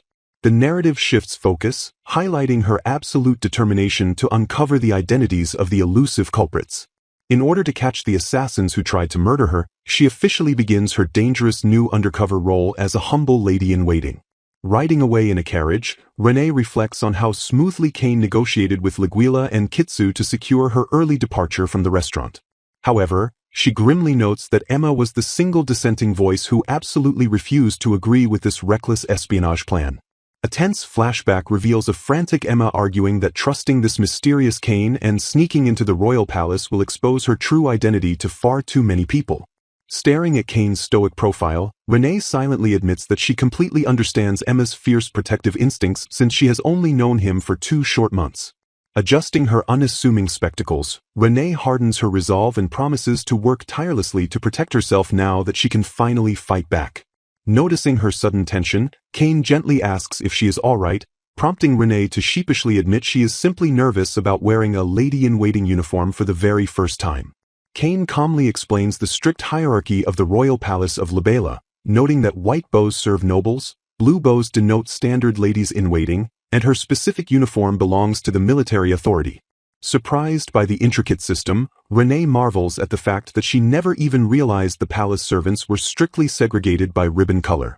Gazing out at the towering palace gates, she heavily realizes she can no longer afford to be a mere decorative queen and must actively observe the mountain of things she remains ignorant about. Their sleek black carriage finally rolls up to the towering, heavily guarded iron gates of the royal palace. Once inside, a mildly surprised Kane notes that the usually strict security guards finish their procedures unusually fast and let them through without a hint of suspicion.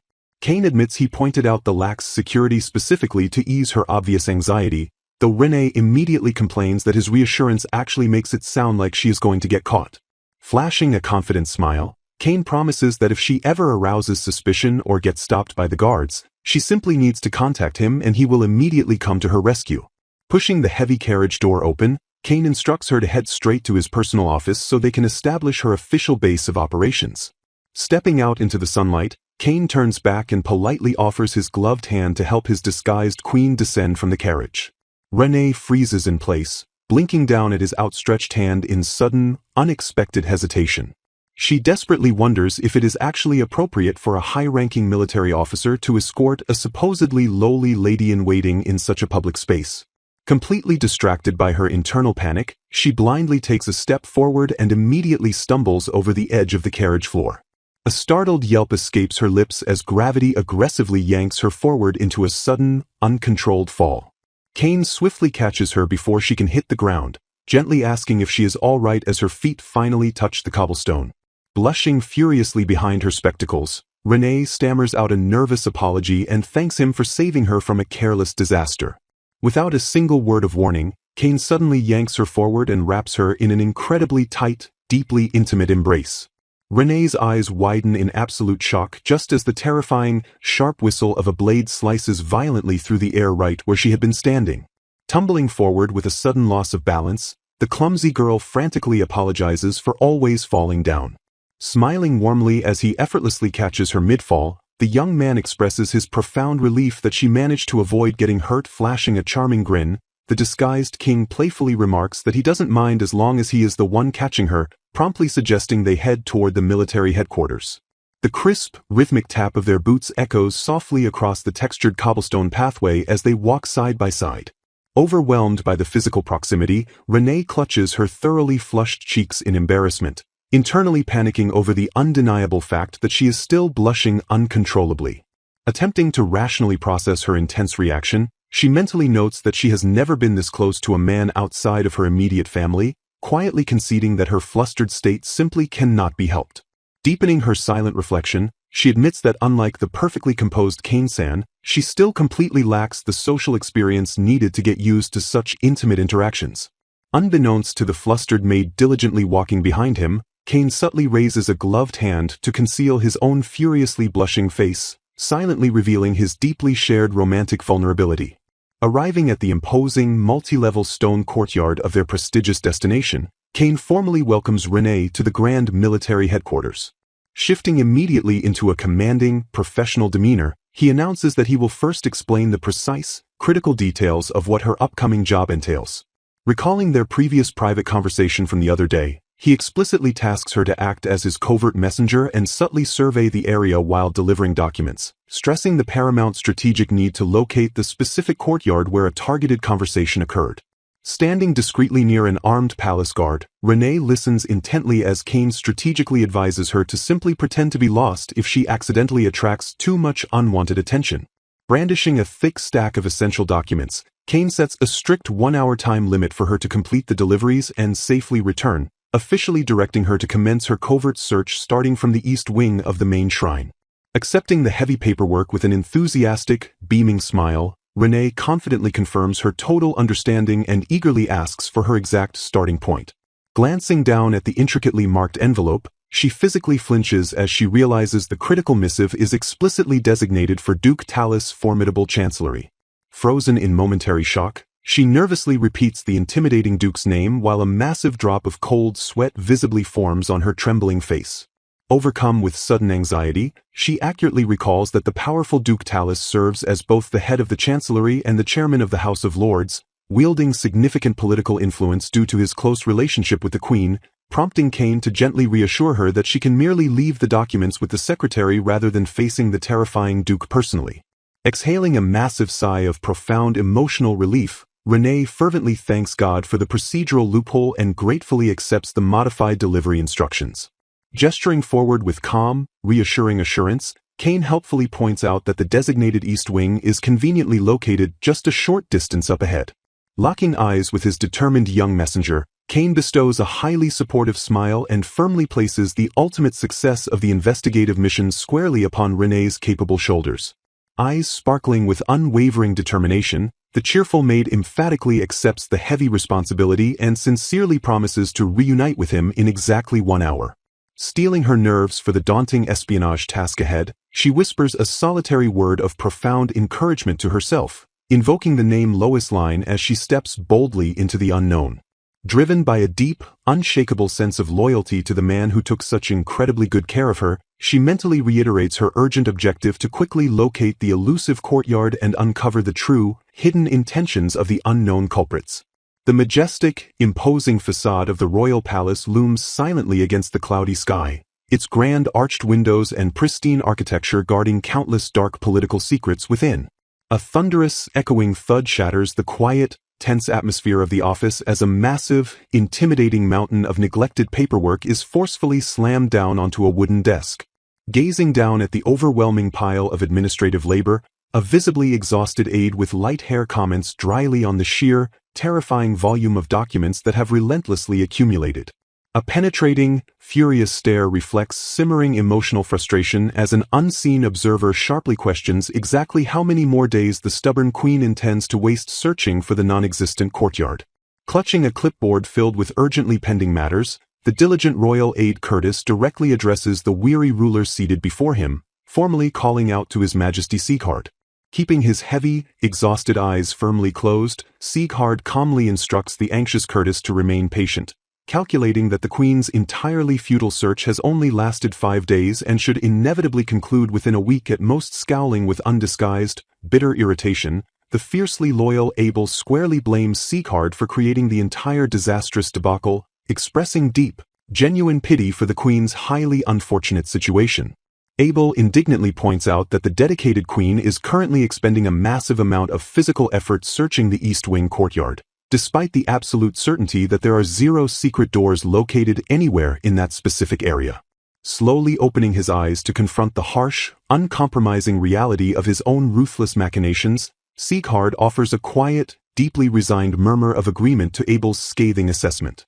Because the highly secure royal palace ensures that every single secret door is heavily guarded by lethal forces, the king's inner circle knew immediately from Loisline's pivotal, compromised testimony that the actual courtyard in question was securely hidden far away within the north wing. Staring downward with a profoundly conflicted, sorrowful expression, Sieghard desperately attempts to justify his elaborate, cruel deception to Abel by insisting it is strictly for her own ultimate good, while silently agonizing over his overwhelming, heartbreaking need for her to truly believe his carefully fabricated narrative. While Renée is shown diligently navigating the vast, sunlit corridors on her mission, Sieghard explains that if he had simply kept her safely sidelined, she inevitably would have investigated the highly dangerous matter completely on her own, forcing him to strategically impose strict logistical restrictions to prevent her from acting recklessly. He rationalizes his extremely controlling methods by noting that her rigidly assigned path makes it incredibly difficult for her to act out independently, ensuring that even if an unforeseen danger suddenly arises, she remains securely guarded at all times by the elite, deadly shadows of the royal family. Flipping a crisp white page of the detailed intelligence report in his hand, the calculating monarch prepares to formally reveal the secondary tactical advantage of his highly convoluted master plan. He firmly asserts that ever since she first dangerously stumbled upon the restricted secret passages, he has been actively developing a comprehensive, foolproof countermeasure designed specifically to teach her the palace layout in a safe, controlled manner so she would absolutely never get lost again. By methodically walking around the sprawling royal palace on carefully controlled errands, she will inadvertently memorize crucial places and escape passages, a strategic environmental knowledge that could make a life-or-death difference should she ever find it absolutely necessary to flee in the perilous future. Utterly dumbfounded by the king's incredibly convoluted, deeply flawed romantic logic, a sweating Abel bluntly demands to know why Sieghard acts like a complete and total loser whenever he is actually standing directly in front of the woman he claims to care so much about. Pressing his brutal, unyielding psychological interrogation, Abel highlights the glaring, embarrassing discrepancy in the king's behavior, noting that while the regal Sieg is agonizingly slow and awkward around the queen, his disguised, lower-class persona as Cain can effortlessly and naturally converse with her. Stepping in to immediately defend his heavily scrutinized monarch, Curtis dismissively huffs that this pathetic behavior is simply the natural, inescapable weakness of harboring a massive crush, astutely adding that their painfully unrequited love is further complicated by a multitude of severe interpersonal and political problems. Visibly flustered by the painfully accurate psychoanalysis, Sieghard angrily shouts that he already knows his deep personal flaws, desperately demanding they hand over the pending documents immediately because they are completely out of precious time. A somber, shadowed profile of the deeply burdened sovereign reflects the heavy, soul-crushing toll of his reign, detailing how Sieghard was tragically forced to take the crown and follow in his father's massive footsteps after the previous king suddenly passed away 6.5 years ago. Thrust aggressively onto the unforgiving throne at the fragile age of 16, the terrified young boy was forced to entirely abandon his fleeting youth, transforming into a rigid disciplinarian who had absolutely no choice but to be impossibly strict with both himself and his subjects in order to successfully rule such a massive and powerful kingdom. Under the crushing, unrelenting weight of the glorious crown, his naturally cheerful and jovial personality gradually faded away into nothingness, leaving behind a hollow shell of a man who could no longer express genuine human emotions until this icy, unfeeling aspect permanently morphed into his real, everyday self. Observing their beloved king slowly drowning under the immense, suffocating pressure of his royal duties, the deeply worried duo of Abel and Curtis took drastic, unprecedented measures, ingeniously creating a completely fabricated civilian character to afford their sovereign a desperate chance to finally catch his breath. The resulting alter ego, a meticulously crafted, psychological illusion of absolute freedom and normalcy, is the charming and carefree man known to the unsuspecting world simply as Cain. Stepping out from the suffocating, gilded palace walls under the liberating guise of Cain, the disguised king was finally able to seamlessly mingle with the ordinary citizens of the bustling city, unlocking his fiercely guarded heart to actively express his true, deeply suppressed emotions for the first time in incredibly long years. Looking over his shoulder with a brilliant, entirely unburdened smile, the desperately lonely man who is secretly a king finally allows himself to laugh openly and freely, finding fleeting but profound emotional salvation in his hidden, secondary life among the commoners. Gazing up at a flock of doves, the disguised king reflects that in this form, he can finally shed the crushing burden of his royal duties and embrace his true self. A heavy shadow falls over his thoughts as he bitterly acknowledges that this fleeting freedom only exists when he is living as Cain. Staring into a reflection of his own stoic face, Sieghard admits that his emotions instantly turn to stone the moment he resumes his royal identity. Remembering the unexpected kindness Lois Lane showed him on their wedding day, he notes that the profound shock he felt sparked a startling change within his guarded heart. As the days of living alongside his new queen quietly pass, the once icy ruler can physically feel his cold, unyielding expressions slowly begin to melt away. Tapping his hand anxiously on the desk, Abel firmly warns Sieghard that keeping the queen entirely in the dark is a terrible idea, even if it is meant for her own protection. Pressing the issue further, Abel questions if simply protecting her is truly enough, predicting that she will inevitably become furious once she discovers the deception. Stepping in to support his colleague, Curtis agrees with Abel and gently chastises the king for his destructive habit of always carrying the world's weight entirely alone. Brushing off their genuine concerns with a firm stride, Sieghard insists his plan is fine, clarifying that his goal is not to win her favor but to quietly solve the dangerous conspiracy without her ever knowing. Softening his gaze, the devoted monarch reveals his ultimate desire is simply to see Lois Lane smile brightly without carrying a single worry in the world. Staring out into the distant light, he reaffirms the solemn, unbroken vow he secretly made 6 years ago to protect her. A vivid memory of Lois Lane's gentle silhouette flashes through his mind as the driving force behind his relentless determination. Smiling radiantly with a bouquet of flowers in his memory, Lois Lane stands as the miracle girl he has fiercely promised to protect with his life. Meanwhile, after 6 exhausting days of relentless research, a wide-eyed Renee triumphantly realizes she has finally cracked the mystery without a shadow of a doubt.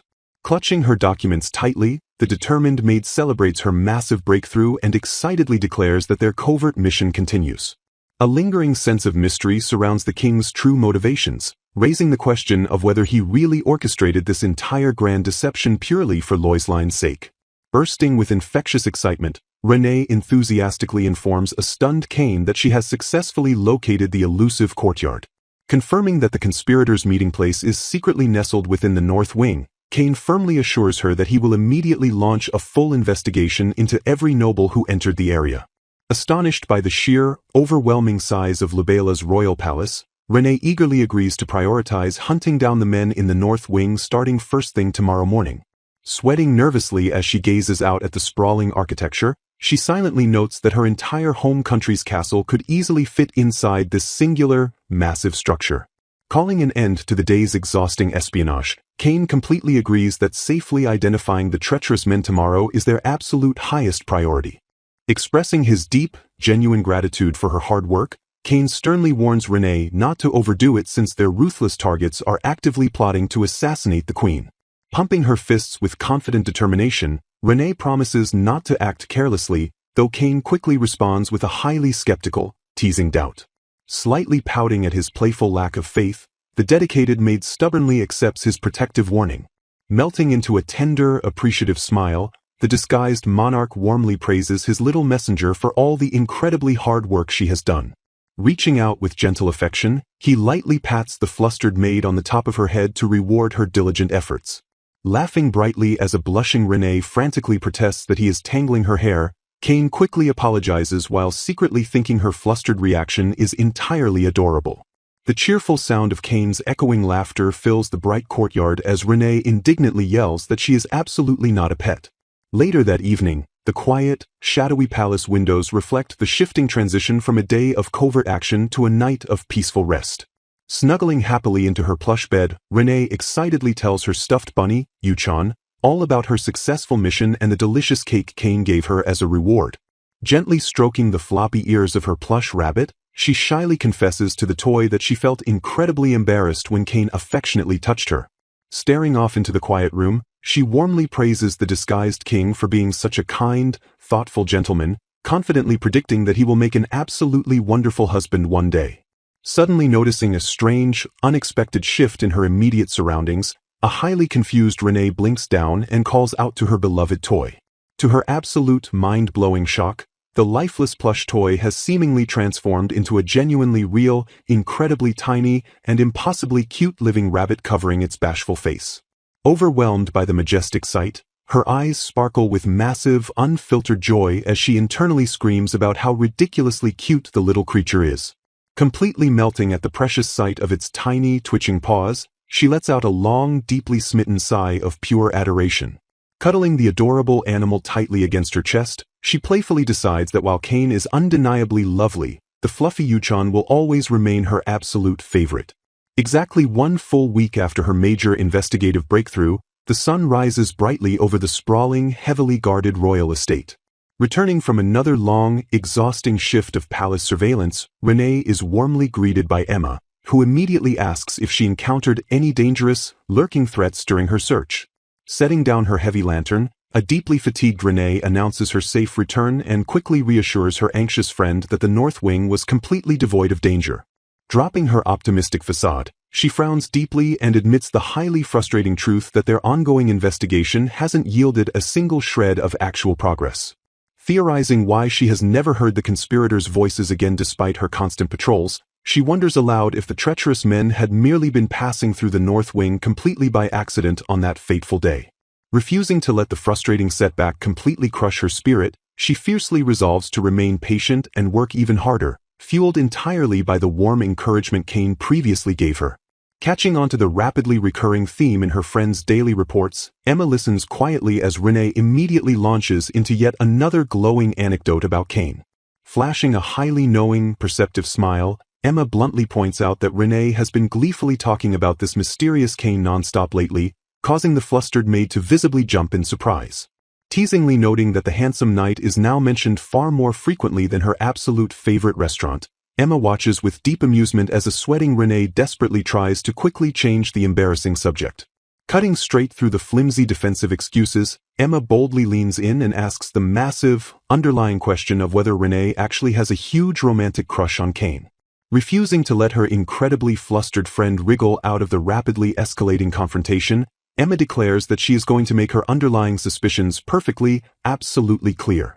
Dropping all pretenses and playful teasing, Emma formally addresses her by name and directly asks if she has completely, undeniably fallen in love with the disguised king. Struck by the massive, life-altering realization, a fiercely blushing Renee stares forward in total, absolute shock as the heavy, terrifying word echoes loudly in her racing mind, vigorously shaking her head to dismiss the misconception. She insists that despite what others might think, he is undeniably a genuinely good person. Overwhelmed by her current circumstances, she breaks down into distressed tears, lamenting that she simply does not have the luxury or the time to be entangled in romantic love. Resolutely prioritizing her duty over her personal desires, she adamantly declares that she will never do anything detrimental to her country, firmly ruling out any chance of falling in love with His Majesty or Kane-san. Bridging the emotional distance between them, a pair of hands reach out to offer tender comfort and silent reassurance. Gently holding Renee's hands to offer solace, Emma softly apologizes for her blunt questioning while reassuring her that falling in love is never a truly bad thing. Expressing deep concern over the complexities of her elevated position, a serious Kane warns that pursuing a relationship with a mere soldier will ultimately prove tough and only end up hurting Renee. Finding comfort in the genuine care displayed by her loyal confidants, Renee offers a gentle, appreciative smile. Brushing off their deep anxieties with a brave face, she gratefully thanks Emma for her worry while confidently asserting that she cannot get hurt since she is not actually in love. Smiling warmly to mask any underlying tension, Renee pragmatically explains that an infidelity-based divorce is impossible and would only inflict severe political trouble upon her home country and cherished family. Seeking to soothe her lady's lingering anxieties over a quiet cup of tea, Emma gently calls out to Renee, offering comforting reassurance that everything will ultimately be okay. Noting that the investigation into the North Gate has completely stalled, Emma insightfully suggests shifting their tactical focus directly onto uncovering the true identity of the criminal mastermind. Analyzing the delicate political climate from his study, Kane carefully notes that while only a small fraction of nobles actively opposed the royal wedding, a significant number of those who remained silent were still deeply unhappy about it. Highlighting the sheer logistical nightmare of their security efforts, investigators lament that keeping track of everyone remains exceedingly difficult even after explicitly narrowing the suspect list down to the North Wing workers. Grappling with the terrifying reality of her vulnerable isolation, Renee finally begins to understand why His Majesty locked her away in a detached palace, especially since she has no idea who her true enemies are. Frustratedly tossing her belongings onto the elegant sofa, she complains bitterly about being kept completely in the dark, though she quickly concedes that his secrecy is a completely different problem. Putting the chaotic pieces together with sharp clarity, Emma succinctly summarizes the terrifying scope of their predicament by declaring that all of the nobles within the country are currently suspects. Pondering the driving force behind such a drastic assassination attempt against the Queen, Emma deduces that there must be a compelling motive and asks Renee what that underlying reason could possibly be. Suddenly appearing with a sweeping motion to join the intense brainstorming session, a concerned Kane echoes their thoughts by questioning what possible motive could justify such extreme, treasonous actions. Resting her chin on her hand in deep contemplation, Renee seriously mulls over the perplexing question of the assassin's true motive. Analyzing the darkest corners of human nature, they mentally list power, resentment, and jealousy as the most likely psychological catalysts for the crime. Holding up 3 confident fingers to emphasize her deductive reasoning, Emma firmly concludes that among those specific 3 options, one stands out as the most overwhelmingly probable, pointing an accusatory finger upward to highlight the undeniable truth of human frailty. She dramatically isolates jealousy as the primary driving force. Sharing his own strategic insights into the royal court's hidden drama, Kane theorizes that a specific woman who once harbored a slim chance of marrying the king may have severely wavered in her loyalty. Explaining that most former queen candidates have already been thoroughly cleared, he voices his deep, lingering suspicions about the one specific person who possesses the unique ability to become the king's ultimate weakness. Shocked by this unexpected revelation and desperate for answers, Renee nervously demands to know the true identity of this mysterious, dangerous woman. Framing the suspect in a dramatic, illuminating silhouette, the shocking truth is finally unveiled that the primary target of their suspicion is actually His Majesty's own lover, Mili-sama.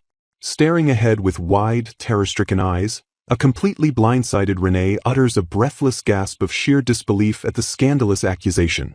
Speaking with absolute, unwavering conviction, Emma asserts that since her lover married someone else, Mili-sama would undoubtedly be the most violently jealous person in the entire kingdom. Frantically interrupting her maid's aggressive train of thought, Renee argues that since a commoner like Mile could never legally become queen, she was far from the only viable candidate in the running.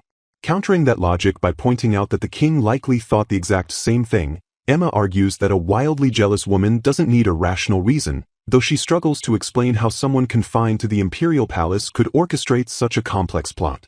Narrowing her eyes as the sinister pieces finally fall into place, Emma ominously notes that Mile also possesses the secretive means to execute such a deadly plan. Expanding on the deeply entrenched political connections at play, Emma speculates that the isolated lover could have easily dispatched the lethal assassin from the house of Count Krulim Heights or directly from Abel's own estate. Urging her mistress to take immediate, decisive action, Emma specifically instructs Renee to ask Kane to formally investigate the highly suspicious Mili-sama during their next encounter. Transitioning to the bright, sprawling cityscape the very next day, the narrative seamlessly shifts to follow the ongoing investigation as new plans are put into motion. Moving with quiet, deliberate purpose, a solitary footstep echoes sharply against the textured stone of the imposing city wall. Disguised in modest maid attire to avoid unwanted attention, Renee walks briskly down the sunlit cobblestone path, the crisp clacking of her shoes betraying her nervous energy. Adjusting her spectacles as she mentally prepares for the daunting task ahead, Renee quietly murmurs the name of her primary target, Mili-sama. Trying to organize her scattered thoughts while tapping her temple, she admits that she has never actually met the woman and has honestly spent very little time pondering the sparse information she has gathered. Recalling the fragile profile of a shy, pretty, and unassuming woman, Renee remembers how Milei tragically secluded herself in the imperial palace after being cruelly mocked at Prince Tari's daughter's tea ceremony. Staring blankly at the rough brick wall in front of her, a disguised Renee falls into a tense, contemplative silence as she weighs the heavy accusations. Questioning the fundamental validity of their entire theory, Renee expresses deep doubt that such a fragile, withdrawn woman is actually capable of committing a cold-blooded murder. Rationalizing the investigative strategy as a way to find personal peace, she hopes that investigating Milei will calm her down and eliminate the daily, exhausting need to constantly watch out for Abel. Relying on cold logic rather than personal prejudice, Kane confidently asserts that his unbiased reasoning has also led him to the firm conclusion that Milei-sama is the culprit. Admitting her own blinding biases, Renee realizes she never suspected Milei because of her intense dislike for her stepbrother Abel, the son of Krelim Heights, while also noting Emma's strange obsession with detective novels. Smiling with a heavy drop of awkward sweat, Renee wonders if this entire dramatic ordeal is simply unfolding because her maid has been completely overly influenced by fictional detective stories. Reliving the terrifying trauma of the unexpected attack, a shadowy flashback reveals the panicked moment the blame was furiously pinned solely on the assassin's disastrous actions.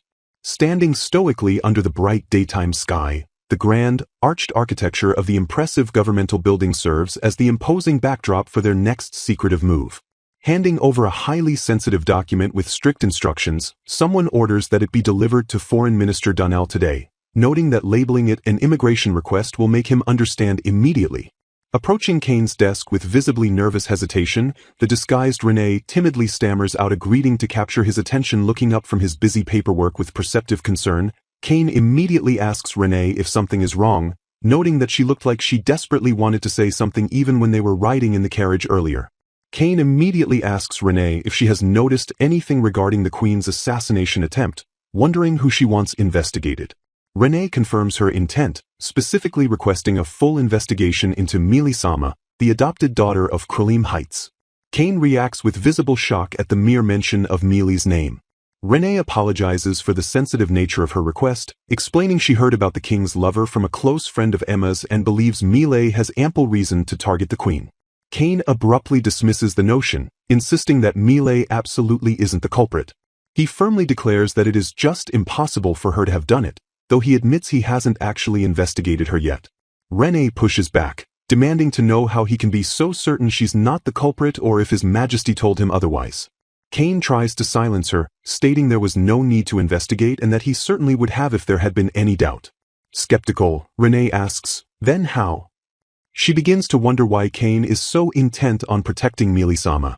A tense silence falls between them in the office. Kane lets out a heavy, frustrated sigh. He decides to explain the situation regarding Milei-sama to prevent a misunderstanding, even though the matter is top secret. Renee waits with bated breath, repeating the name Milei-sama as she prepares for the revelation. Kane begins his explanation, starting with, "Actually, Milei-sama?"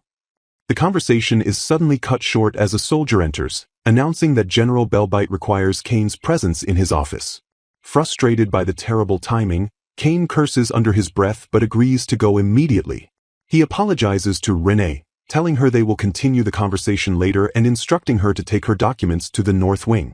Renee smiles and agrees to see him later, though her mind is clearly still racing.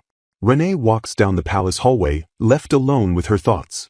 She confirms her task to deliver foreign affairs papers while wondering if Kane is still on his mission. Her footsteps echo sharply as she moves quickly through the corridor. Still plagued by doubt, she wonders why Kane-san is so incredibly sure that Milei-sama couldn't be the culprit. She considers that no matter how dear Milei may be to the king, it doesn't automatically prove her innocence. Renee passes other palace staff as she focuses on her delivery mission. She continues down the hall, clutching the documents to her chest. Renee struggles to focus, realizing she's too distracted by the investigation to concentrate and decides to stop her work early. She hands a document over to a palace official. Renee makes her way down a grand staircase. She enters another part of the palace, still lost in her musings. Distracted, Renee turns a corner and nearly collides with someone. With a startled Renee hits the floor with a loud thud. She cries out in pain as she lands hard on the tiles.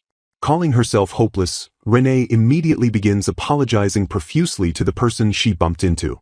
The other person apologizes in return, admitting they weren't paying enough attention either. Renee freezes as she hears the stranger's voice. Her eyes widen in a moment of pure shock. She recognizes the voice instantly, realizing it's the exact one she's been searching for. Renee thinks, "I finally found the one with that voice." She realizes there is no doubt about the identity of the person standing before her. Renee confirms that the voice she heard from behind the secret door belongs to this man. She stares up at him in disbelief, questioning how it could be this person. The man, confused by her reaction, asks what happened and if she is hurt. He realizes who she is and gasps, "Are you?" Panicked, Renee bolts away at full speed while the man screams for her to wait. Another man, Delta, approaches and asks what happened, while the first man, Lambda, expresses relief at being found. Lambda reveals the shocking truth. The woman who just bolted away was actually the queen in disguise. He orders Delta to follow her and act normal while he goes to inform their boss. Lambda laughs manically, declaring that his lord will soon be resurrected if they sacrifice the favorite of the gods. He lets out one last dark, chilling laugh as the plan reaches its tipping point. A single black shoe strikes the floor with a sharp, rhythmic thud, signaling Renee's desperate and hurried flight through the palace's silent corridors. Renee reels in absolute disbelief, her mind racing as she struggles to comprehend the impossible and terrifying truth she has just uncovered. She vividly recalls the diplomat from Rowan and his constant shadow, the attendant of Earl Arkance, realizing their presence in the palace is a harbinger of danger. Identifying the voice from the courtyard, Renee confirms that the man before her is indeed the same individual she heard lurking in the shadows earlier that night. A chilling realization settles in her heart as she concludes that her very life is likely being targeted by the high-ranking Earl Arkance. With a sense of frantic urgency, Renee bursts into the room to find Kane-san and share the life-altering discovery that has left her trembling. Startled by her sudden and breathless entrance, Kane-san drops his paperwork and demands to know what could have possibly happened to cause such distress. Lunging toward him with desperate intensity, Renee cries out that she has finally located the mysterious man she heard conspiring in the courtyard. Flushed with anxiety, she explains that the suspect is an attendant to Earl Arkance and officially belongs to the Ministry of Foreign Affairs. Kane-san's face pales as the name of Earl Arkance is uttered, the immense weight of the accusation hanging heavy between them in the silent room. There is no room for doubt in Renee's mind as she confirms the identity with absolute certainty, her gaze fixed and unwavering. She understands that Kane-san's overwhelming shock is natural given the Earl's previously unblemished reputation and high standing in the court. Though the Earl supported her ascension to the throne and appeared kind, Renee now wonders if a murderous intent lurked behind his gentle facade all along. She suspects the attendant was stunned to see her face, potentially realizing for the first time that the lady-in-waiting is actually the queen herself.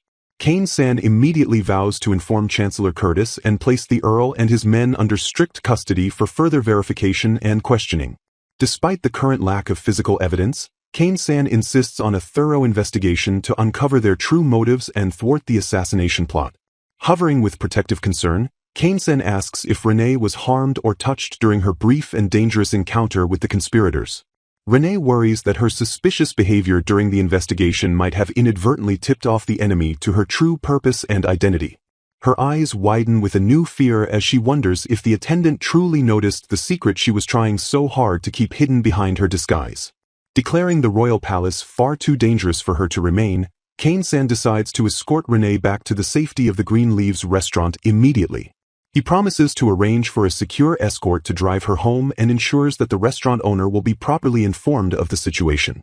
A heavy, horse-drawn carriage waits in the dimly lit street, ready to whisk the disguised queen away from the treacherous grounds of the palace. The wooden sign of the Green Leaves restaurant swings gently in the night breeze, marking their arrival at Renee's humble and familiar sanctuary. Preparing to depart, Kane-san informs Renee that he must return to his investigation at the palace but promises to update her on their progress tomorrow. Kane-san formally entrusts Renee's safety to Madame Liguilla, who accepts the heavy responsibility with a reassuring nod and a steady gaze. Renee warns Kane-san to remain vigilant, noting that the color of her ribbon has already identified her as a lady-in-waiting to the military authority. Kane-san brushes off his own safety with a determined look, stating that he is far more concerned for René's well-being now that her face has been seen. Attempting to lighten the heavy mood, René tells him to remain calm and focused now that the primary suspects are safely in custody. With a final, solemn parting word, Kane-san disappears back into the night, leaving René alone to reflect on the day's harrowing events. A profound silence falls over the room as René stands alone, the weight of the impending conflict settling deep in her heart. The evening light dims as the internal gears of the restaurant begin to stir, shifting toward the start of another busy shift. Relieved that the villains' identities have finally been unmasked, René feels a temporary and fleeting sense of closure for her part in the investigation. She silently hopes the Earl isn't truly the mastermind while deciding to leave the remaining military work to Kane-san and his specialized corps. Madame L'Aiguille tells René to sit down and rest for a moment, promising that someone will drive her home the moment they finish their current tasks. Confused by the sudden mention of an escort, René questions who exactly will be responsible for her safe passage through the darkening streets. Despite it being break time at the restaurant, the kitchen of green leaves clatters with the sounds of intense preparation for the next wave of customers. René tries to protest the disruption of the kitchen schedule, but L'Aiguille-san firmly silences her concerns with a sharp and commanding look. L'Aiguille-san explains that they will simply delay the reopening of the restaurant, noting that Kane-san would be far too worried if they did otherwise. Pointing toward the street, L'Aiguille-san suggests that René ask one of the regular customers for an escort once they arrive for their evening drinks. She explains that the regulars often arrive before opening to drink sake, the only item the restaurant can serve without active cooking during preparations. The doors swing open as the local regulars burst in with boisterous greetings, calling out for their usual serving of cheap sake to end their day. L'Aiguille-san smirks at the incredibly timely arrival of the customers, remarking that they have appeared right on cue to help. Mike and Gail are stunned to see René working such hard hours, questioning if the restaurant owner is pushing her beyond her physical limits. Madame L'Aiguille jokingly threatens to kick the men out for their insolence, drawing a playful and exaggerated, scary response from the two regulars. Flashing a charming and graceful smile, René greets the men and informs them that she must leave early due to her other responsibilities. Mike and Gail blush intensely as they declare René to be their angel, claiming that her appreciation alone dispels all of their daily weariness. Seizing the perfect opportunity, L'Aiguille-san asks the two men to escort René home safely before they settle down for their evening drinks. The matter is quickly settled as Mike and Gail eagerly agree to the task, and L'Aiguille-san confirms the plan with a satisfied and knowing grin. René expresses her deep gratitude to the men, gracefully accepting their kind offer to protect her on the walk back to her home. As René prepares to depart with her new escorts, a sudden and profound thought crosses her mind, signaling a final moment of realization. René is haunted by a dark, unshakable premonition that warns her of a nearing catastrophe. She understands with chilling certainty that any companions who attempt to shield her will only meet a gruesome death. Masking her terror with a shout of defiance, she insists she will be home in an instant and sprints into the shadows. The heavy wooden door slams as Madame L'Aiguille's desperate plea for her to wait is swallowed by the silence of the night.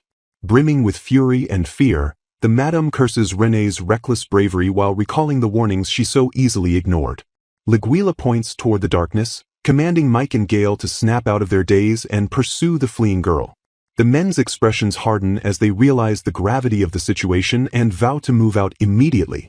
Madame L'Aiguille shudders as a murderous, heavy atmosphere settles over the Green Leaves restaurant like a physical weight. While Kane remains occupied with his own mission, she prays that René's hidden plan will allow her to reach safety in time.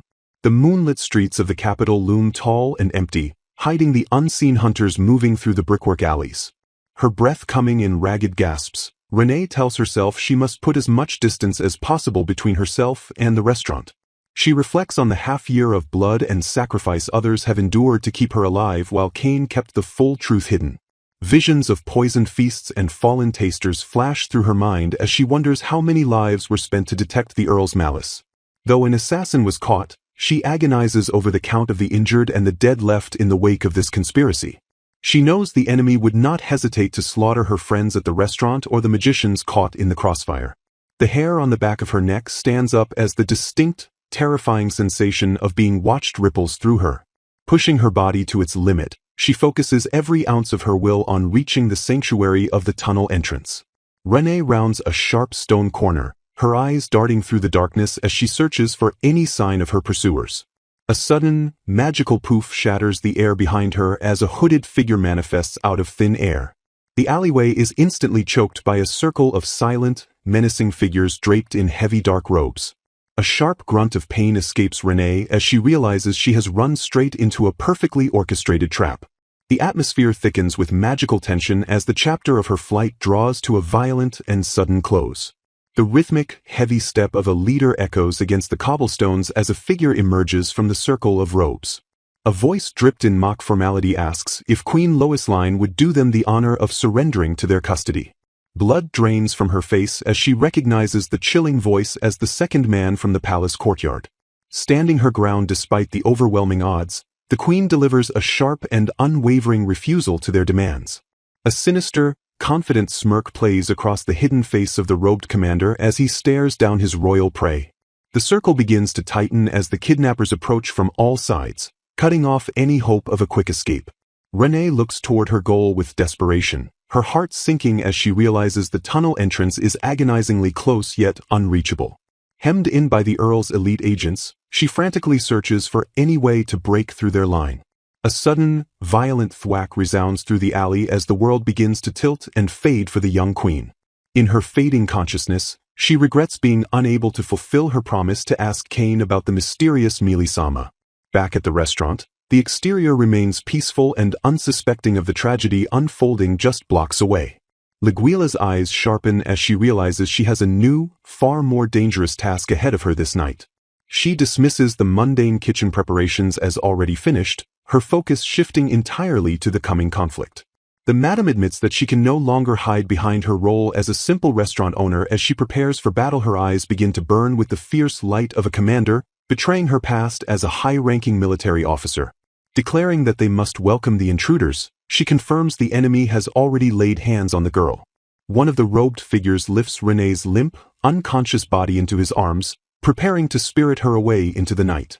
A narrator's warning blares across the scene, questioning if Mike and Gale can possibly catch up to save the queen. Mike and Gale encounter the hooded figures in the alley, their faces twisting with hatred for the men they've long despised.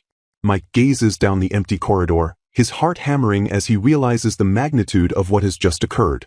He screams Renee's name into the void, but only the cold wind of the alley answers his cry. Realizing the footprints lead away into the darkness, the men curse their failure to arrive just moments sooner. Mike takes charge, ordering Gale to report the disaster to the commander and the king while he tracks the kidnappers. The finality of the situation strikes them like a blow as the news breaks that the queen of the realm has been kidnapped. The narrative shifts to chapter, teasing a tragic family history shrouded in darkness behind the assassination plot.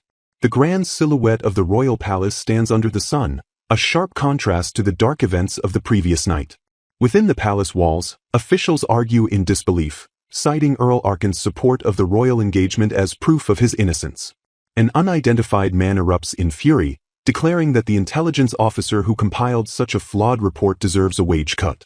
Examining the reports, the group finds it suspicious that the Earl's attendants, Delta and Lambda, share names with the followers of the God of the Night. A heavy tension fills the workspace as the investigators realize they are dealing with something far more sinister than simple politics. The glint of a magical earring suggests that secret communications are being exchanged behind the palace walls. Returning to the palace, the king demands an immediate report on the findings from his loyal subordinates, Curtis and Abel. Abel steps forward to deliver the grim results of the investigation into Earl Arkan's recent activities.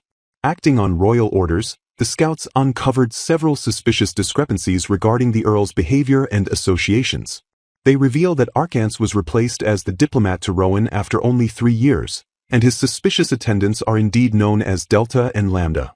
The short tenure is highly unusual, as diplomatic posts in their kingdom typically last for 5 full years. Upon questioning the Minister of Foreign Affairs, it was revealed that a major, hidden scandal forced the Earl's early recall.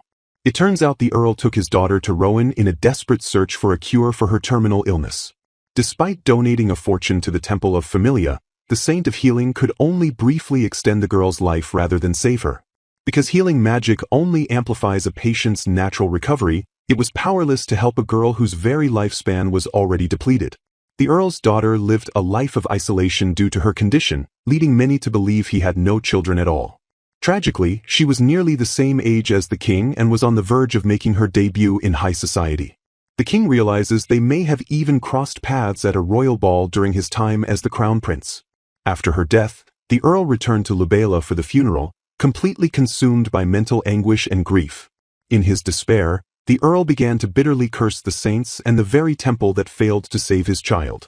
Given that Rowan is a land of powerful wizards, the diplomat's primary role was to recruit talent and maintain royal ties.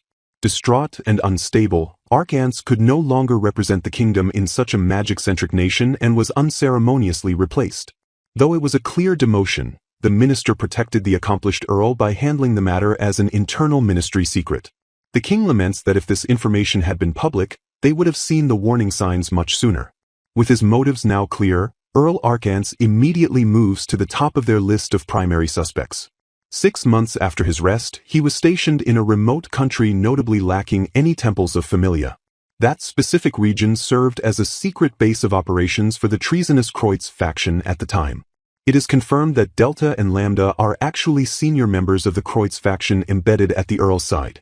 Following the Earl's return to Lubela, the group was secretly plotting the assassination of the Queen. The king realizes with horror that the Kreutz faction has been pulling the strings behind the Earl's mourning all along. He questions why they would target Lois Lane specifically, given the official announcement that she possesses no blessing. They speculate the motive lies in her family's witch heritage or perhaps a deep-seated hatred for Rowan itself. Regardless of the motive, the king prepares to gather more details as the investigation enters its next phase. The king sits in grim silence as the pieces of the puzzle finally click into place. He sternly orders his soldiers to immediately apprehend Earl Archance and his suspicious attendants. A vision of the innocent, smiling Renee provides a sharp contrast to the dark conspiracy unfolding in the capital. The king remains hopeful that Lois Lane is safely returning to the villa through the secret underground passage. The fragile peace is shattered when a guard lunges into the room to report a dire emergency. The group is stunned to learn that Earl Archance has violently forced his way through the East Gate. Using powerful magic to incapacitate the gatekeepers, the Earl made his escape before merchants could sound the alarm. The prince realizes that an open, brazen attack means the enemy has finally decided to show their hand. Panic sets in as the prince screams for Lois Lane's whereabouts, fearing the worst has already happened. Papers fly and the room descends into a whirlwind of activity as the knights prepare for immediate action. Curtis and Abel exchange a knowing, determined look as they realize the true gravity of the Earl's betrayal. Kane bursts into the room with a look of pure desperation on his face. With a cry of despair, Kane reports the devastating news that Renee has been snatched away by the enemy. Though Mike is currently tracking the enemy, he reports that the elite Kreutz faction force was simply too fast to intercept. The king's jaw tightens as he realizes the Kreutz faction has made their move exactly as feared. The king orders a full company to march toward the ruins of the Temple of the God of the Night, 5 kilometers past the gate. The air crackles with magical energy as the pursuit of the kidnappers begins in the shadows of the East Gate. The king calls out to his most trusted knights, Abel and Curtis, preparing for a desperate rescue mission. Knowing they cannot stop their sovereign, the knights urge him to go while they handle the defense of the capital gripping the hilt of his blade.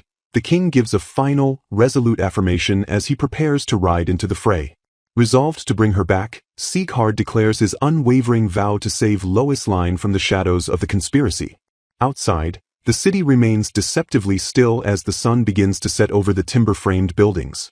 Using a magical communication device, Kane reaches out to the landlady, now addressed as Commander, to confirm she can hear him. The commander reports that Mike has just arrived, and they are preparing to move out immediately to intercept the kidnappers.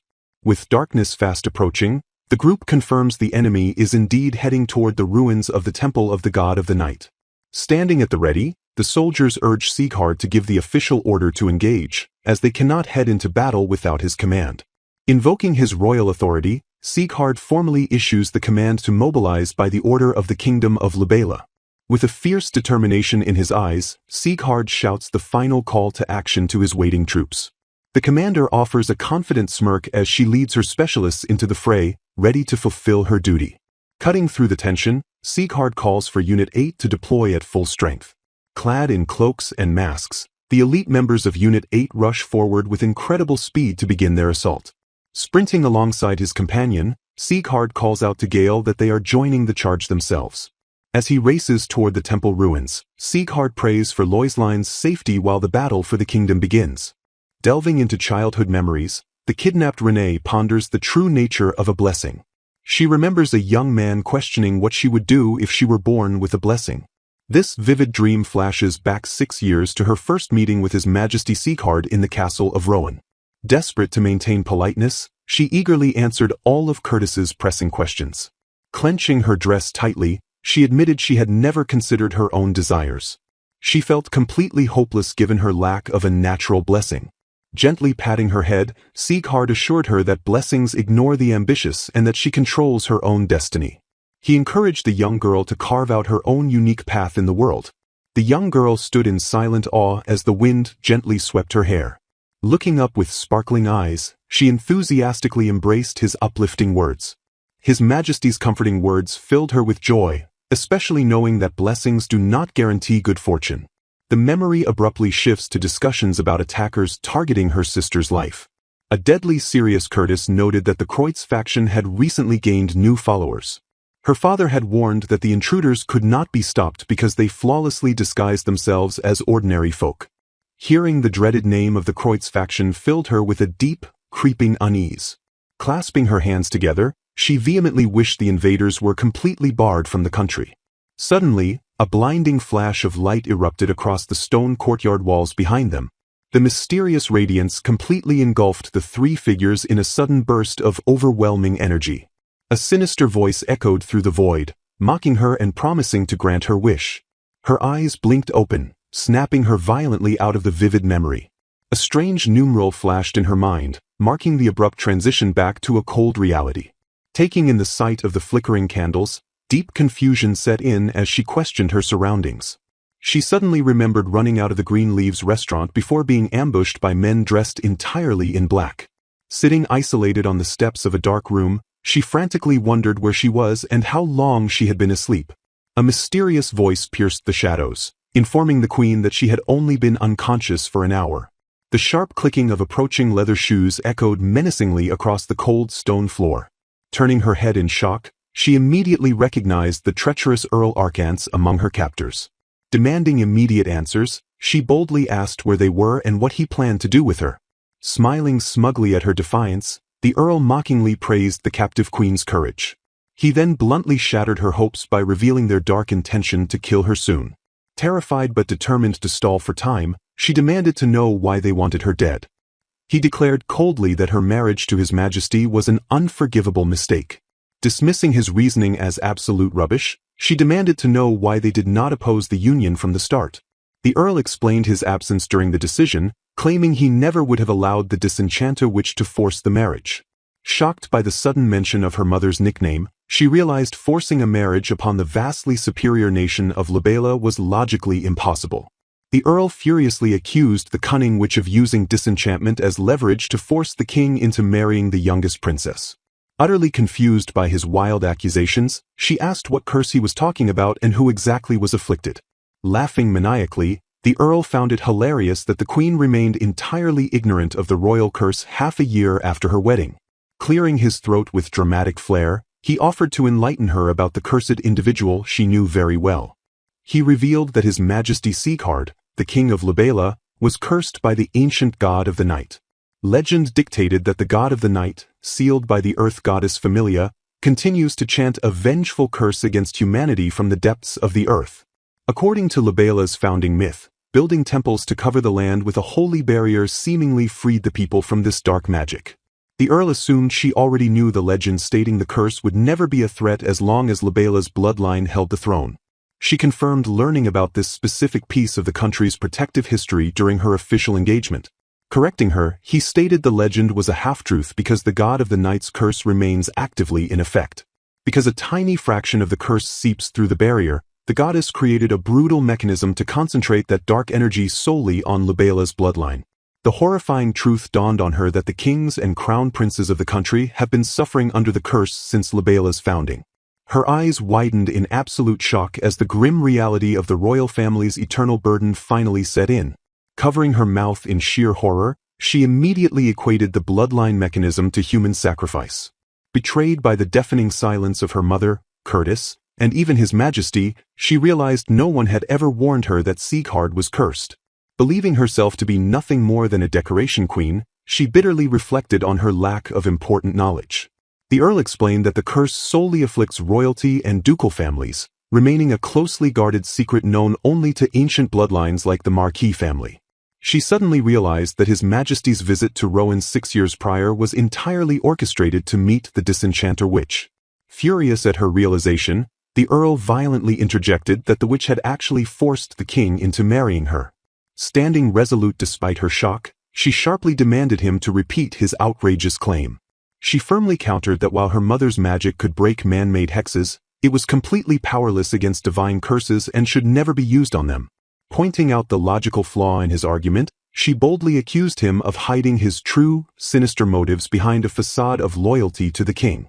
Enraged by her deduction, the Earl ordered her to shut up while stubbornly maintaining his wild accusations against her mother. Drawing a hidden blade from his cane, he declared that the royal curse would finally be lifted by sacrificing her witch's blood.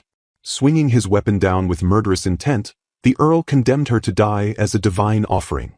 A sudden, violent gust of wind erupted across the chamber, interrupting the deadly execution. The powerful force brutally slammed into the Earl, knocking him backward away from the terrified queen. Several cloaked cultists were simultaneously thrown across the stone floor by the unseen blast. Chaos erupted on the steps as the shockwave sent her captors tumbling in total disarray. Two of the leading conspirators turned their heads in absolute, stunned disbelief. A glowing, protective silhouette materialized in front of the cowering girl, leaving the attackers completely bewildered as she asked who it was. The heroic figure gently checked if Renee was unharmed from the vicious assault. Recognizing her savior as Cain, she watched him fiercely declare that he would never let them take her life. Overwhelmed with immense relief, she cried out his name as he reaffirmed his sacred vow to protect her. Standing defiantly on the elevated steps, the lone knight shielded the queen against the entire mob of armed cultists. The two noblemen glared up at the unexpected interloper with cold, calculating expressions. The shock of the dramatic rescue briefly plunged the grand chamber into a tense, heavy silence. Answering her desperate question, Cain explained that Mike and Gale had instantly alerted him about her sudden abduction. Looking back with a reassuring smile, he expressed his profound relief at finding her unharmed. Turning his righteous fury toward the conspirators, Cain explicitly identified Delta and Lambda while vowing to end their dark plot. Sneering arrogantly at the lone knight, Lambda mockingly challenged him to fight an entire faction by himself. Moving with incredible speed, Cain effortlessly dodged a sweeping blade while securely holding the queen. A masked zealot lunged forward with a deadly dagger, aiming a vicious strike right at the pair. Parrying the lethal blow, a hidden ally suddenly announced that Cain was far from fighting alone.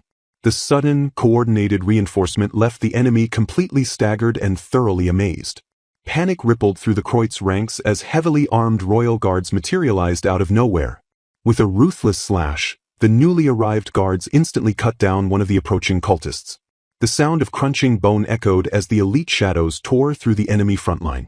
Furious over the queen's kidnapping, the newly arrived allies threatened to turn the conspirators into mincemeat. Mocking the fallen cultists, the guards noted that the Kreutz faction was entirely pathetic in combat. A masked guard expressed supreme disappointment at the sheer lack of resistance from their supposed elite enemies. The fearsome shadows stood triumphantly over the defeated zealots, blades drawn and ready for more.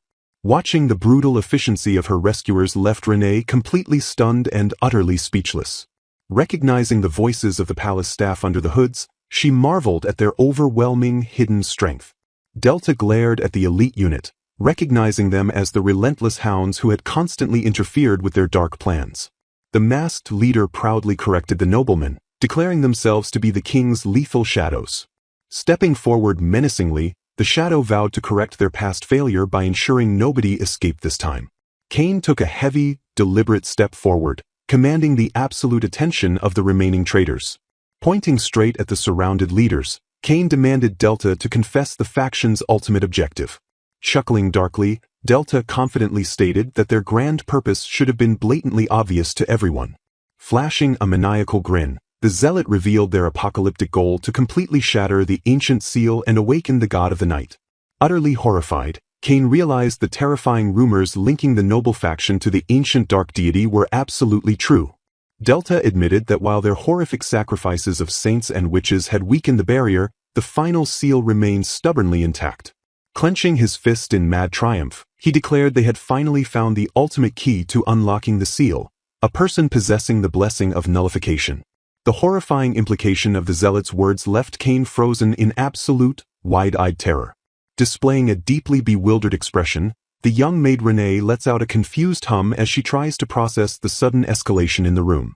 Without any warning, towering pillars of scorching fire violently erupt from the floorboards, completely engulfing the terrified girl in a sudden inferno.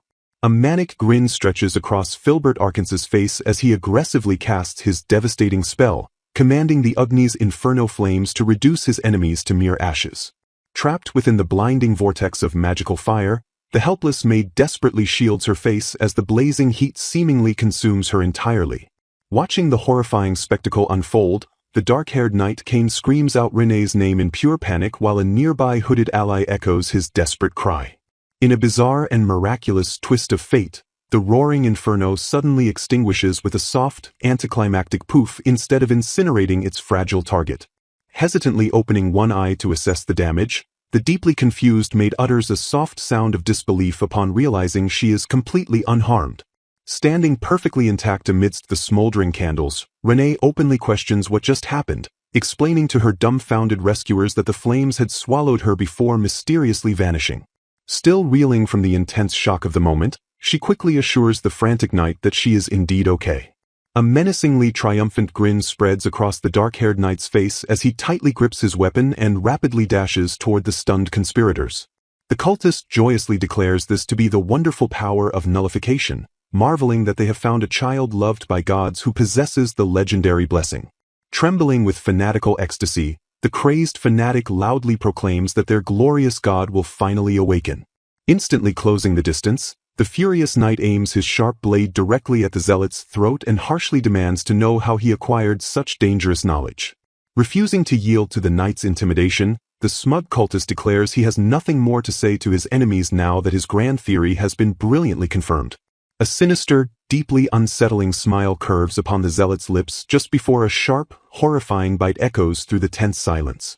Without warning, the arrogant spellcaster violently collapses forward, violently coughing up a massive, gruesome splatter of thick black blood. The dark-haired knight's confident expression instantly shatters into wide-eyed shock as he watches the critical informant brutally end his own life.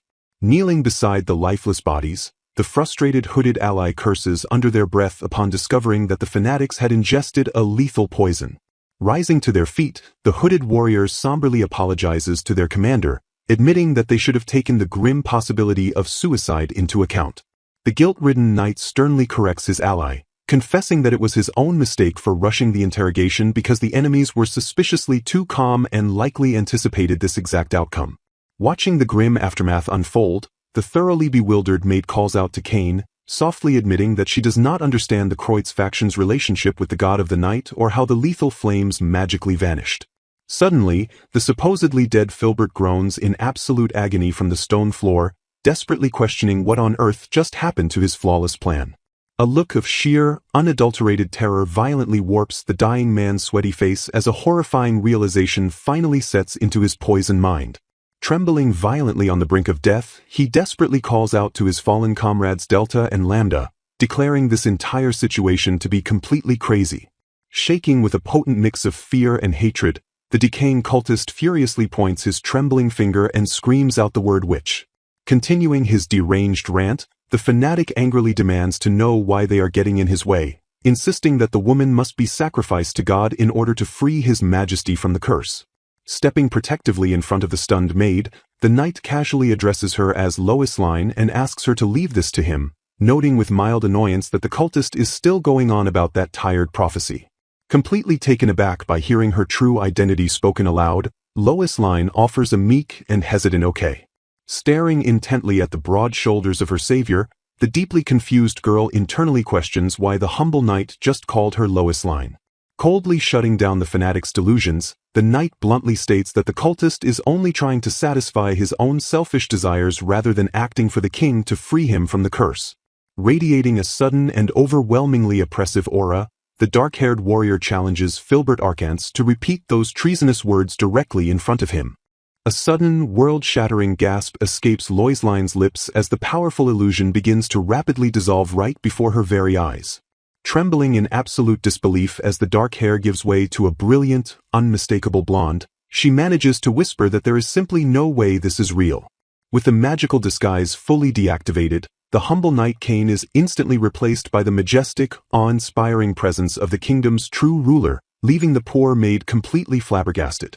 Completely broken by the crushing weight of this divine revelation, the poisoned cultist pathetically collapses further into the cold floor and begs to know why. Standing tall with an expression of icy, regal authority, King Sieghard glares down at the pathetic traitors who dared to threaten his kingdom. The incredibly shocking truth of the royal's secret identity has finally been laid bare right before Loisline's wide, disbelieving eyes. Overwhelmed by the sheer impossibility of the situation, the dying fanatic weakly stammers in pure, unadulterated despair. Covering her trembling mouth with both hands, an utterly astounded Loisline struggles to process the undeniable fact that her gentle companion Cain was actually His Majesty the entire time. After passing by each other again and again in a prolonged dance of hidden identities, the fateful moment has finally arrived for these two souls to truly face each other. Taking a slow, deliberate step forward, the majestic blonde monarch confidently closes the distance between himself and the dying zealot. Looking down with absolute contempt, Sieghard coldly informs Filbert Arcance that he is fatally mistaken, as the god of the knight's ancient curse does not simply disappear with a blood sacrifice. Desperately clinging to his shattered faith, the trembling cultist stutters that sacrificing someone from the lineage of the witch would supposedly lift the curse and grant them any magnificent reward. The imposing king expertly dismantles this foolish logic, pointing out that although many witches and saints have been brutally sacrificed since the Kreutz faction was formed over 5 centuries ago, the dark curse shows no sign of weakening. Raising his powerful voice to deliver the final, crushing blow, Sieghard fiercely declares that the powers undermining Libela's royal family are actually growing stronger, proving that the cultists were merely deceived and taken advantage of by darker forces. This horrifying, undeniable truth violently pierces through the dying fanatic's mind, completely destroying the very foundation of his fanatical existence. Choking on his own poisoned blood, the defeated villain realizes in sheer agony that his entire life's gruesome work was nothing but a miserable, manipulated lie. Overwhelmed by the bitter, inescapable reality of his foolish actions, the dying man's fist violently tightens in a final, pathetic spasm of terminal regret. Standing victorious over the defeated enemies, the speaker declares that the harrowing battle is finally all over for them. Acknowledging the end of the violent ordeal, the rescued individual gratefully thanks their savior for the timely assistance. Blinking in sudden surprise, Loisline lets out a soft sound as she looks up at the towering, majestic figure of King Sieghard. The handsome blonde monarch gazes quietly back down at the stunned maid, his expression calm but unreadable in the aftermath of the chaos. Mustering her fading courage, a deeply nervous Loisline stammers out to His Majesty that she has something important to say. Heavy footsteps violently thud against the stone floor as royal guards rush into the room, loudly asking if the king and queen are all right. With the military finally arriving to secure the area, a cloaked ally swishes their cape and announces that it is time to head home. Bidding a fond, cheerful farewell to her friend, the masked ally promises to wait for Renée back at Green Leaves. Realizing the true identity of her mysterious savior, Loisline softly murmurs that it was Liguilla all along, which the king quietly confirms. Caught in a sudden embrace, a flustered Loisline admits she has so much to ask but cannot wrap her head around the deception as she reaches her absolute emotional limit. The morning sun brightly illuminates the grand, towering architecture of the royal palace, signaling the start of a new and highly tense day. Warm sunlight streams through the elegant window curtains as cheerful birds chirp peacefully outside the royal bedroom. Despite the beautiful morning atmosphere, Loisline displays an incredibly grumpy expression with intensely puffed-out cheeks. As a maid gently brushes her hair, she begs Renée to stop making that sour face, prompting a deeply frustrated groan of agreement from the disguised queen. Sitting quietly at her vanity, she reflects on the previous day's chaotic events and how she returned to the royal palace completely unconscious. She guiltily recalls causing Emma a great deal of worry, noting how the poor maid was in tears while tearfully scolding her. Having finally calmed down after a good night's rest, Lois Lane realizes she still cannot help but feel incredibly angry about the massive, kingdom-wide deception. Clenching her fist with fiery determination, she boldly declares that today she will confront the king, loudly voicing her complaints about how he dared to deceive her by posing as someone else. Her furious, impassioned rant is suddenly interrupted by a servant informing her that His Majesty and Chancellor Curtis would like a moment of her time after breakfast. Gripping the fine fabric of her elegant dress, Lois Lane spins around with a determined swish to face the royal messenger. Quickly composing her fierce features, she formally and politely accepts the king's unexpected meeting request. Bright morning sunlight pours cleanly through the tall, elegantly draped windows of the Grand Palace dining hall. Chancellor Curtis stands respectfully beside King Sieghard, who looks up with a quiet gasp as the heavy doors swing open. Stepping gracefully into the room looking absolutely radiant in her formal white gown, Lois Lane is immediately addressed by the king. The handsome monarch casually greets his wife, noting with a soft, polite smile that she looks remarkably well-rested. Plastering on an overly cheerful and entirely fake smile, Lois Lane greets His Majesty and brightly announces that she will be joining him for breakfast today. The king silently stares back at his incredibly chipper wife, a slight drop of nervous sweat appearing on his face as he sharply senses her hidden rage. Recovering his royal composure, the king politely acknowledges her presence and confirms they will share the morning meal together. The tense but polite breakfast seamlessly concludes, smoothly shifting the room's atmosphere from casual dining to serious political discussion. Taking absolute control of the room, Chancellor Curtis formally announces that they will now begin with his official intelligence report. Curtis solemnly recounts that while the two Kreutz faction members committed suicide, the captured Earl Arkansas's testimony provided them with a general idea of the enemy's plot. The Chancellor explains that after being replaced as the Rowan diplomat, Earl Arkansas met Delta and Lambda and became dangerously steeped in the extreme ideology of the Kreutz faction. Harboring a deep grudge for the tragic loss of his beloved daughter, the Earl learned of the royal engagement and plotted to assassinate the Queen because she possessed the witch's lineage. Raising her hand to sharply pause the grim briefing, Lois Lane points out that she heard that strange phrase yesterday and demands to know what the witch's lineage actually is. Curtis respectfully explains that the witch's lineage refers to a rare family receiving magical blessings every generation, revealing that Lois Lane's own mother, the famous Disenchanta witch, is part of that family. Realizing the dark truth, Sieghard notes that the Kreutz faction specifically targeted the witch's lineage, making the bitter Earl Arkansas's political position incredibly convenient for their scheme. The Chancellor adds a crucial detail to the mystery, revealing that the treacherous Kreutz faction has mysteriously been unable to step foot inside Rowan for the past 6 years. Hearing this bizarre and highly specific timeline, Lois Lane tilts her head in silent confusion, clearly struggling to connect the complex political dots. Curtis elaborates that Delta and Lambda coaxed the Earl by falsely promising that sacrificing someone of the witch's lineage to the god of the night would lift the royal curse and grant the sacrificer one wish. A heartbreaking realization suddenly washes over Lois Lane's face as she pieces together exactly what Earl Arkansas desperately wanted to wish for. Nodding solemnly, the Chancellor confirms that the heartbroken father hoped to resurrect his deceased daughter, even though such a miracle is fundamentally impossible. Despite empathizing with the brainwashed man's tragic motivations, Curtis firmly states that the Earl has committed vicious crimes and will absolutely not escape capital punishment. The heavy truth hangs in the air, acknowledging that justice must be rigidly served because far too many innocent people were brutally hurt in exchange for the Earl's selfish wish.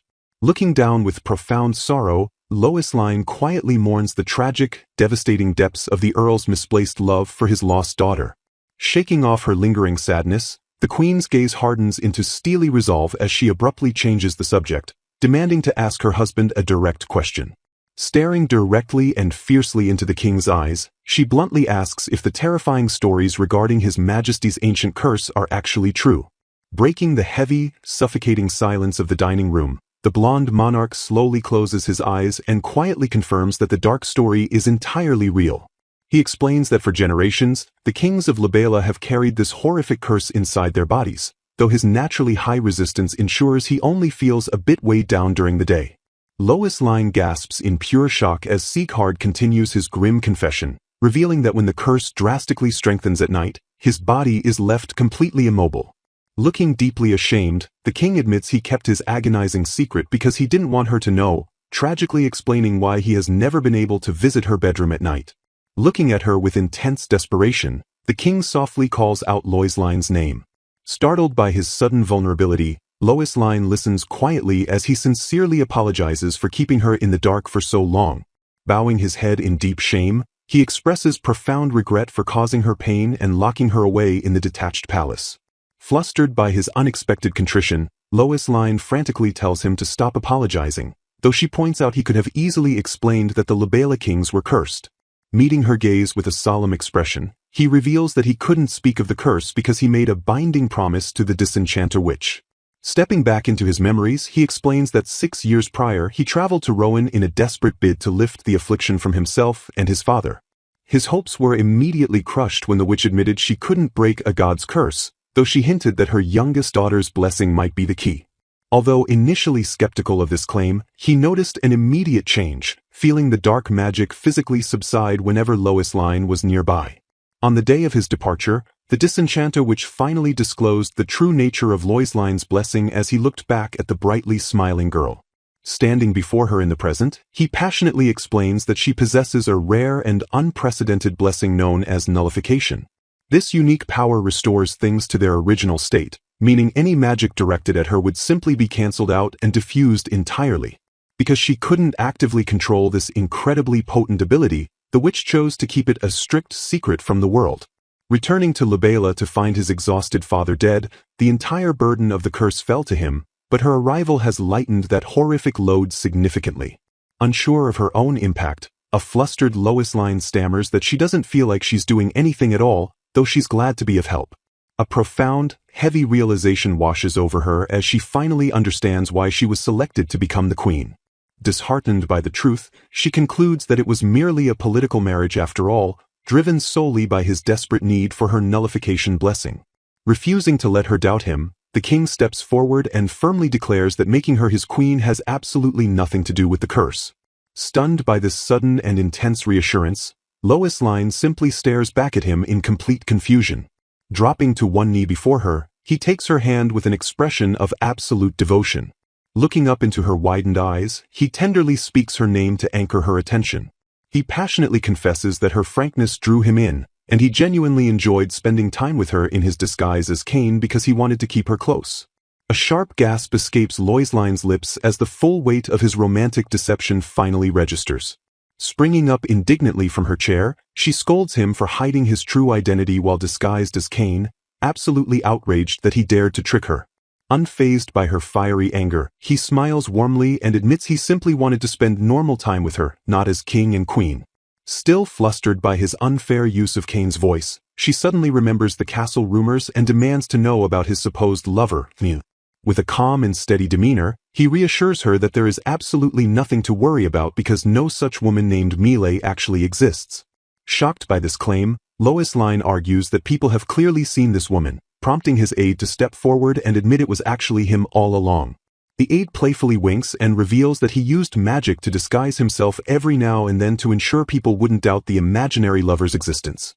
To keep up the ruse without drawing too much attention, they enlisted Duke Talus' daughter to help stage the Phantom Woman as a quiet recluse. The aide further explains that the night curse paralyzes the king, so they needed a solid excuse for him to refuse all evening duties without raising suspicion. The imaginary lover provided the perfect cover, ensuring no one would dare disturb his majesty during his vulnerable private hours. Suddenly, Emma bursts into the conversation, highly offended and shouting with all due respect. Pointing an accusing finger, Emma fiercely berates the aide for tormenting Lady Renee with this scandalous and utterly crude lie. Lois Lane watches Emma's outburst with a nervous sweat drop, recalling her maid's earlier fierce disapproval of staying with a lover after getting married. Acknowledging Emma's perfectly valid anger, the king apologizes and admits he tried to tell Lois Lane the truth about the fake lover on their wedding day. However, before he could speak up, she had boldly declared her full support for his relationship with Mile, leaving him completely unable to say anything. A comedic flashback highlights Lois Lane enthusiastically cheering them on while the king simply stared back in stunned, defeated silence. Realizing her own enthusiastic misunderstanding caused the delay, Lois Lane frantically panics and blames herself for giving him the cold shoulder ever since. Overcome with deep embarrassment and guilt, she lowers her head and offers a sincere, quiet apology to His Majesty. Looking down at her bowed head, the king gently and affectionately calls her name once more. Still kneeling, he holds her hand tightly and earnestly asks if she will continue to walk the path of life with him as his true queen. Gazing at his earnest face, she suddenly realizes it is the exact same captivating smile she saw at the castle of Rowan 6 years ago. Leaning forward slightly to rest his head near hers, he softly confesses that her smile has stayed perfectly intact in his mind all this time. Deeply touched by his words, Lois Lane closes her eyes and softly admits she wants to get to know him better. Brightening up immediately, he smiles and proposes they start by learning more about each other from this point forward. Though frustrated that she cannot give him her heart entirely just yet, she silently hopes to fully commit once the curse is broken and he can smile freely. Bowing slightly with renewed determination, she formally asks him to treat her favorably from now on, to which he gratefully and happily agrees. The scene smoothly transitions to the sunlit, bustling exterior of a grand, half-timbered building. Inside, a pair of boots confidently steps up to a wooden door, accompanied by a sharp clack as they prepare to enter. Pushing the door wide open, the visitor cheerfully greets Liguila and Kitsu, happily announcing their arrival for the day. The tavern door swings open, prompting Liguila to turn with wide eyes while Kitsu stands behind her in surprise. Her initial shock quickly melts into a warm, genuine smile as she recognizes the familiar visitor stepping inside. Waving cheerfully, Liguila warmly greets Renee, expressing her relief at seeing her doing well and noting how nice it is to work together again. Clutching her collar with sheer excitement, Renee beams brightly and eagerly agrees. A narrator notes that the soft rabbit is securely back in the queen's loving arms tonight.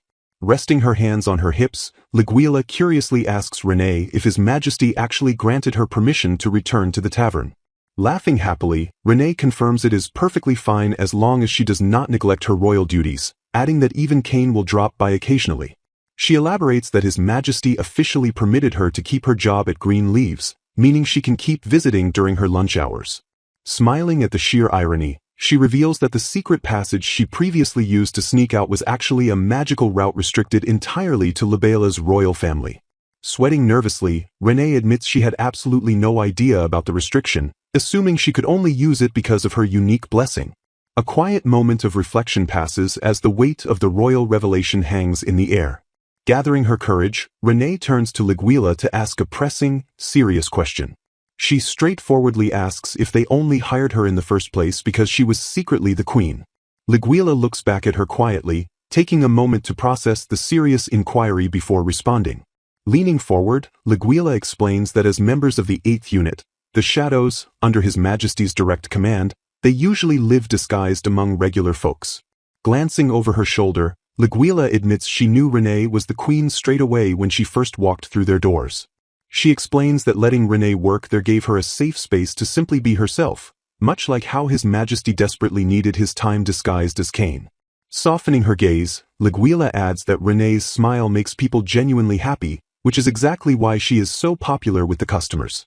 She teasingly points out that even His Majesty was completely overpowered by that radiant smile, making him utterly unable to properly reprimand her. Winking playfully, Liguila assures Renee she is more than welcome to stay because, first and foremost, having her there simply makes Liguila happy. Deeply moved, Renee clenches her hands over her chest as Liguila warmly tells her to cast away her worries and work as much as she likes.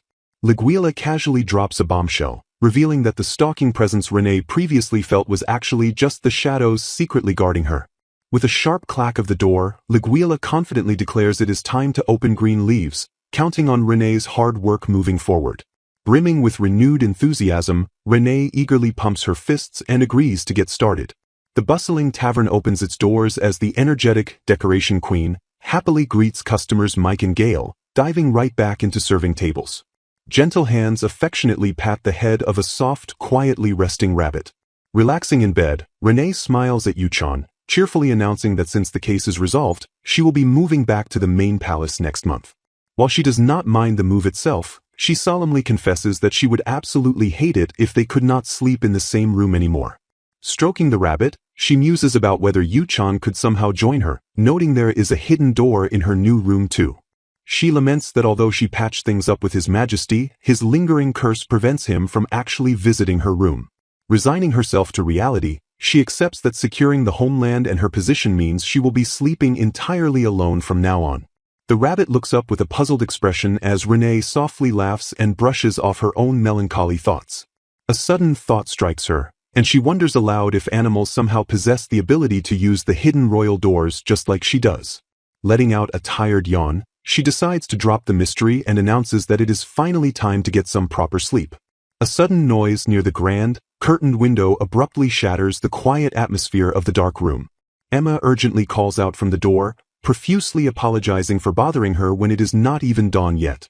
Emma quickly explains that Chancellor Curtis has arrived with an urgent matter and needs to speak with her immediately in the other room. Hastily pulling her robe over her nightgown, Renee prepares to face the sudden, early morning crisis. Chancellor Curtis bows deeply the moment she enters, offering a sincere apology for disturbing her rest at such an ungodly hour. Keeping her composure, Renee tells him it is fine and asks what exactly has happened to warrant this extreme intrusion. Curtis gravely informs her that the very first official item on her schedule for tomorrow morning has suddenly been cancelled. Renee stares back at him with a blank, confused expression, completely caught off guard by the anticlimactic news. When she asks if that is truly the only reason he woke her up, Curtis responds with a cheerful, unapologetic agreement. Rubbing her temples in sheer exasperation, Renee sighs and asks if this trivial schedule update could not have simply waited until morning. Flashing a brilliant smile, Curtis insists he had to tell her now, otherwise she would have unnecessarily woken up earlier than usual. He cheerfully adds that since her morning is now completely free of official business, she can finally take it easy and relax. Visibly annoyed by his flawlessly sunny disposition, Renee silently curses his smile, frustrated that he ruined her sleep just to tell her she could sleep in. Accepting her fate with a heavy sigh, she dismisses him so she can rest, prompting Curtis to turn and leave with a swift swish of his robes. Pausing mid-stride, Curtis glances back over his shoulder to drop one last crucial detail about having business with His Majesty. Renee freezes entirely, her breath catching as the sudden mention of His Majesty completely shifts the weight of the conversation. Lois Line, a young woman with long dark hair, sits gracefully on an ornate, flower-adorned sofa, looking down warmly at a small rabbit on the floor. The adorable, plump rabbit gazes up at her as she warmly coos at the little cutie pie, asking if Yu-chan got lonely and decided to follow her. A man's voice suddenly interrupts her quiet moment, asking if she is referring to this cute little Yu-chan. The scene shifts as she confirms, and the man reveals that the rabbit actually belongs to His Majesty and is named Sieg. Holding the rabbit gently against her chest, Lois Line explains that everyone secretly calls it His Majesty, because its name is partially the same as His Majesty the King's. She continues explaining to the tall, long-haired attendant that the rabbit has a notorious habit of running away, which caused a massive uproar among the people taking care of it when they noticed it was gone. Suddenly, the attendant rudely yanks the rabbit up into the air by its scruff, causing the creature to flail and gasp in shock. Smiling pleasantly but acting completely dismissively, the attendant announces he will just take the rabbit and politely excuses himself from her presence. Transitioning to an exterior view of the grand estate, an incredulous internal voice screams out, demanding to know what the heck that was. A stunned, trailing stutter of "W-" hangs awkwardly in the air as the perspective shifts away from the confusion. An empty, grand hallway featuring a checkered floor and highly decorated pillars is shown in absolute, tense silence. The tall, long-haired attendant walks calmly down the opulent corridor, still holding the kidnapped rabbit firmly in his grasp. He opens a heavy, ornate door with a loud clack, stepping into a private, secluded room. With a swift, unceremonious motion, he tosses the poor rabbit onto the floor, where it skids to a sudden halt. Resting a hand on his chin with a sly smirk, the attendant remarks that the rabbit was totally asleep, smugly adding that he hopes he will receive a thank you for his bold intervention. An intense, furious eye glares upward, radiating pure, unadulterated rage at the indignity of the situation. The rabbit's powerful hind legs thump furiously against the floorboards, physically demonstrating its intense, booming displeasure. Sitting upright with an incredibly grumpy and fierce expression, the rabbit glares daggers at the smirking man. The attendant shivers slightly under the intense, icy glare, exasperatedly asking the creature to put itself in Her Majesty's shoes. He vividly prompts the furious rabbit to imagine the absolute horror and shock the queen would experience. He dramatically illustrates the catastrophic scenario of her waking up to find His Majesty stark naked in her bed. The scene reveals the attendant standing with folded clothes while addressing a now human king, who sternly reprimands the man for grabbing him so roughly because it would be bad. Handing over the garments, the attendant urges the king to get dressed quickly, defending his rough handling by claiming he was told that was the correct way to hold a rabbit. The handsome, blonde king adjusts his collar as the attendant notes that thanks to Her Majesty's blessing, the king's time spent trapped as a rabbit has clearly become shorter, warning him that he could change back to his original form at any time and must be careful. The king reflects on his heavy deception, remembering how he told Lois Lane he couldn't move at night when his curse is stronger, while in reality he physically turns into a vulnerable rabbit. Staring out into the night, he ponders the ancient lore stating that the first king, Lubela, had descended from demi-humans. Since the god of the night didn't curse demi-humans, those of Lubela's bloodline are less affected by the curse. Letting out a heavy sigh, the king admits that he should be grateful for these mitigating circumstances, but a deep, unresolved anxiety still plagues him. Sitting fully dressed at his grand desk, the king voices his darkest fear, stating that if Lois Lane finds out, she will be entirely disgusted and repulsed by his beastly nature. The attendant smiles gently, pointing out the irony that the king was just going to check up on the queen but she spotted him easily, and now he spends every single night with her. The king thinks back affectionately to Lois Lane's bright smile as she cuddled and kissed his rabbit form, resolving with deep determination that they must break the curse as soon as possible. Closing his eyes, the king is visibly burdened by the heavy weight of his royal responsibilities and the massive secrets he must keep.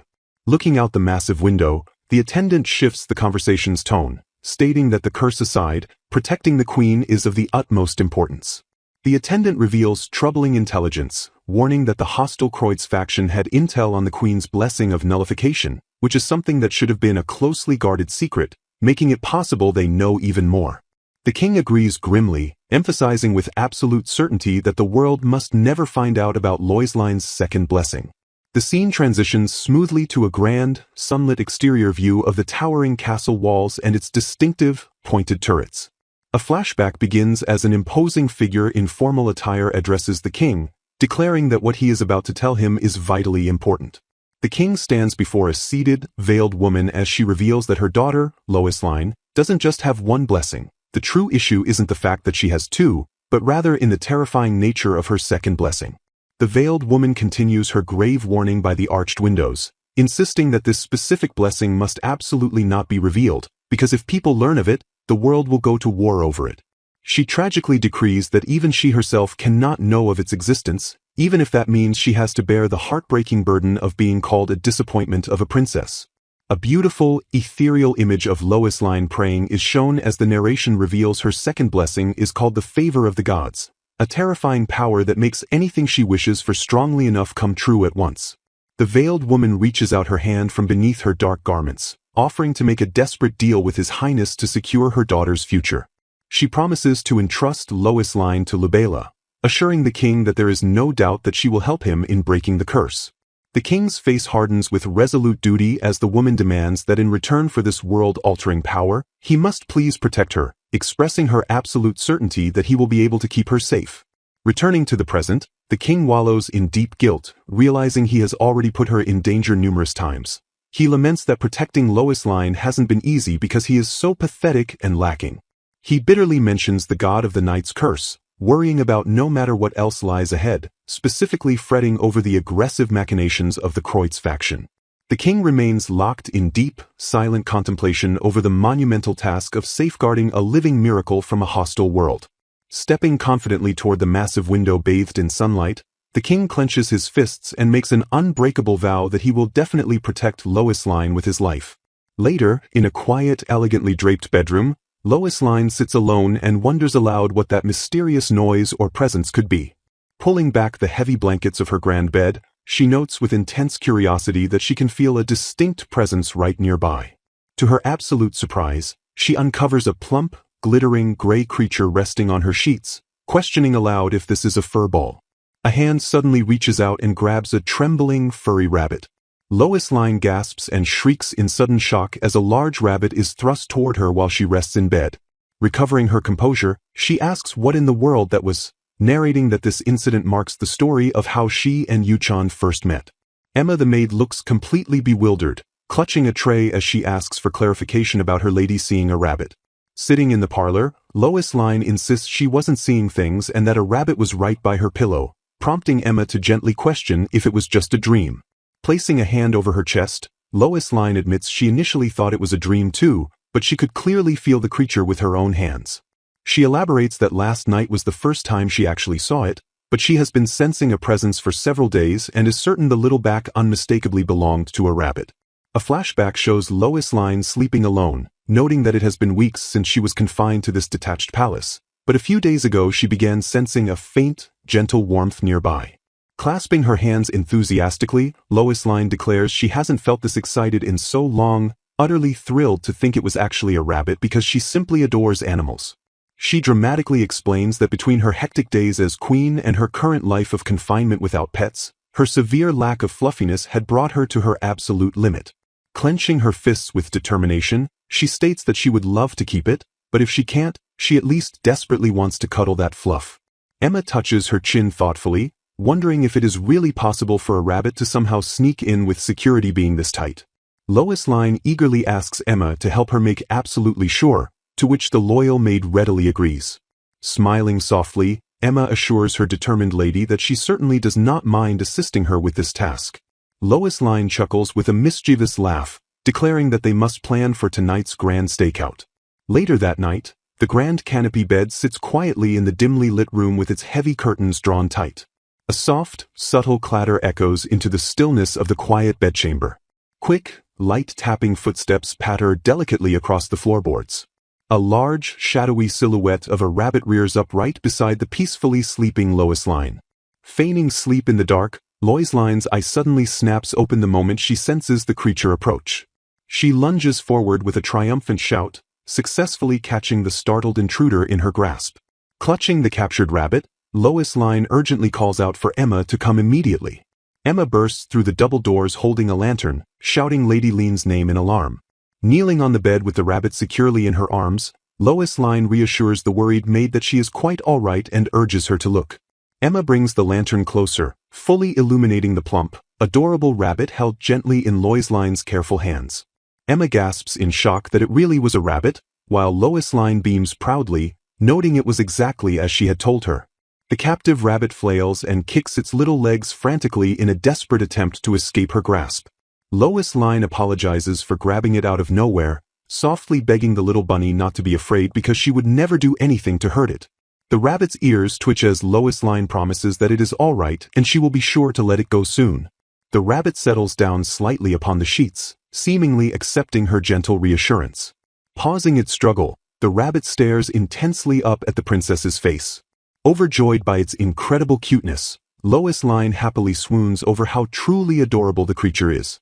Stroking the rabbit, Lois Lane wonders aloud where the little bunny comes from every night, acknowledging that it obviously cannot answer her.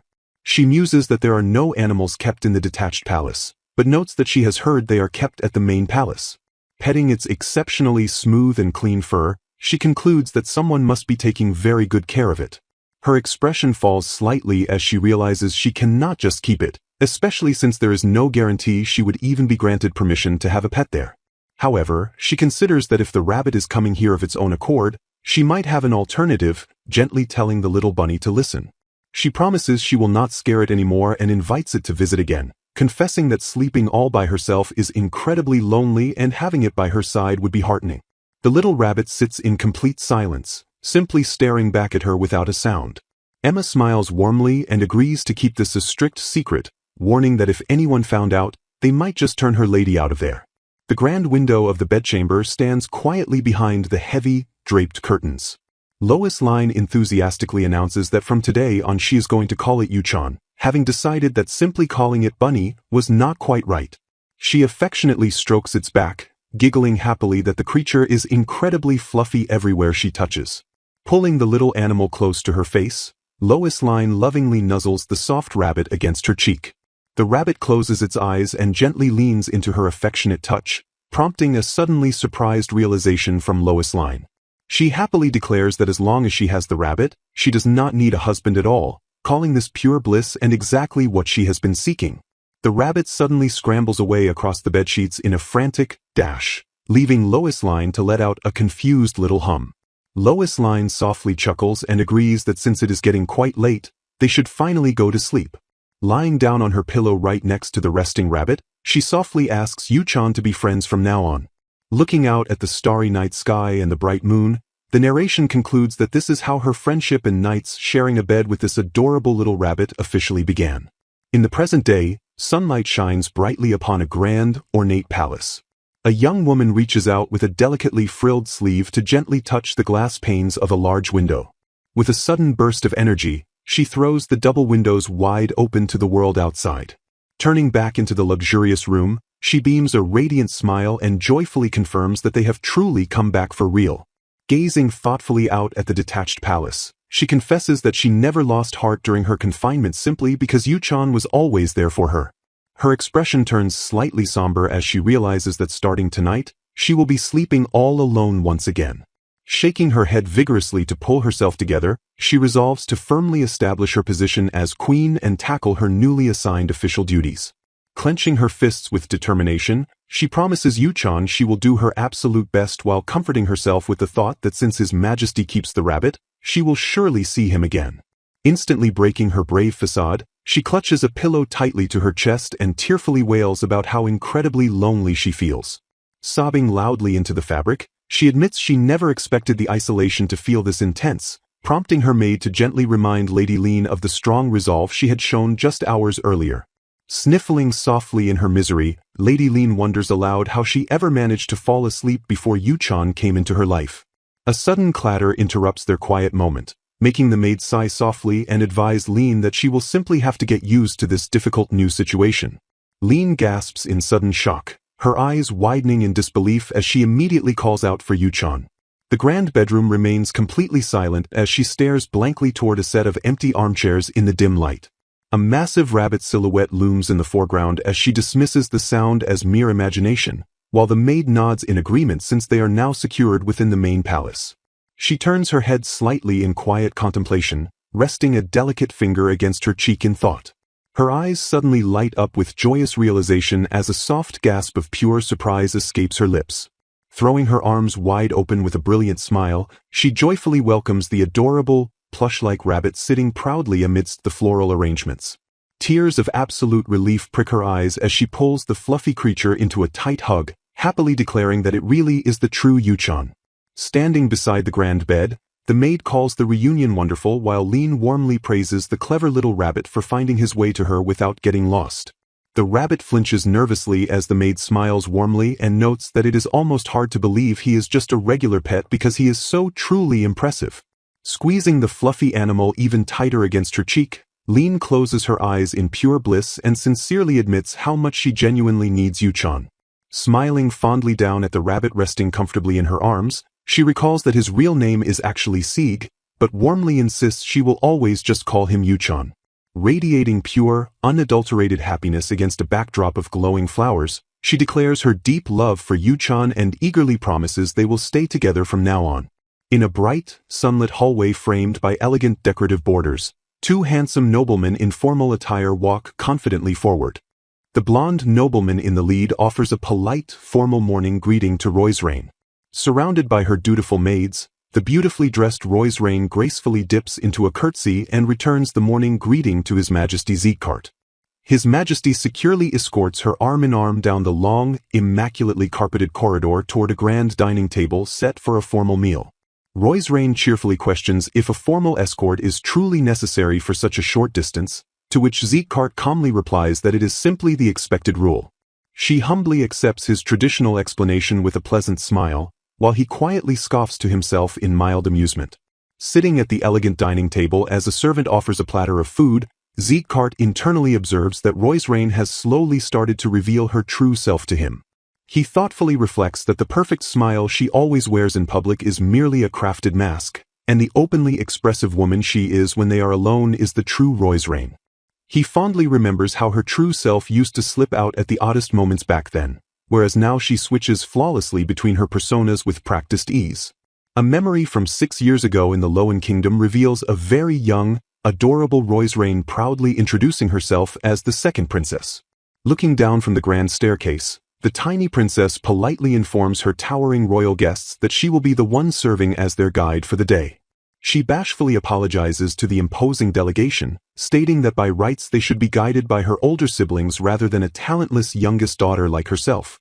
The young Siegkart kindly reassures the nervous girl that he is glad to have her as their guide, praising her for doing exceptionally well for someone of her young age. Her eyes widen drastically and her mouth forms a tiny gasp of surprised delight at his totally unexpected compliment. Sparkling with vibrant newfound enthusiasm, she passionately thanks him and vows to do her absolute best to be a truly great guide. Clearing her throat to desperately regain her regal composure, she properly gestures for the delegation to begin their grand tour in the adjacent wing. Siegkart solemnly narrates that Roisrain later admitted she sometimes felt deeply discouraged when compared to her gifted siblings, yet she always managed to stay so incredibly bright. Clasping her hands behind her back, the young princess confessed her occasional frustration at her own powerlessness but firmly stated there is simply no use pretending to be something she isn't. Spinning around with a brilliant, carefree smile, the young girl cheerfully declared that doing what she can is far better than sitting around feeling sorry for herself.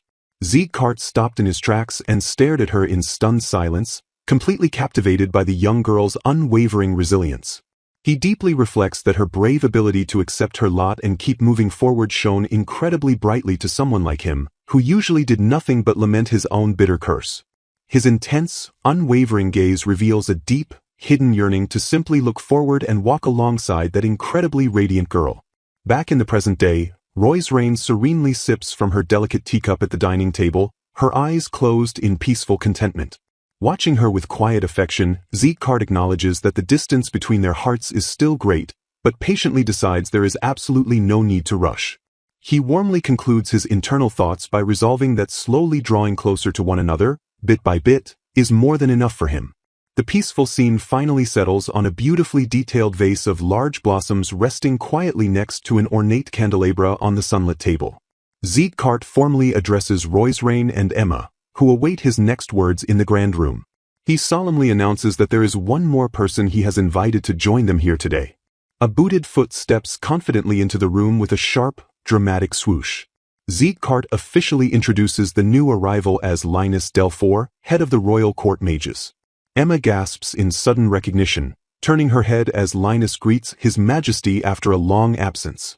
Roisrain recalls that the 29-year-old prodigy previously protected her with complex barriers and hails from her own Loan kingdom.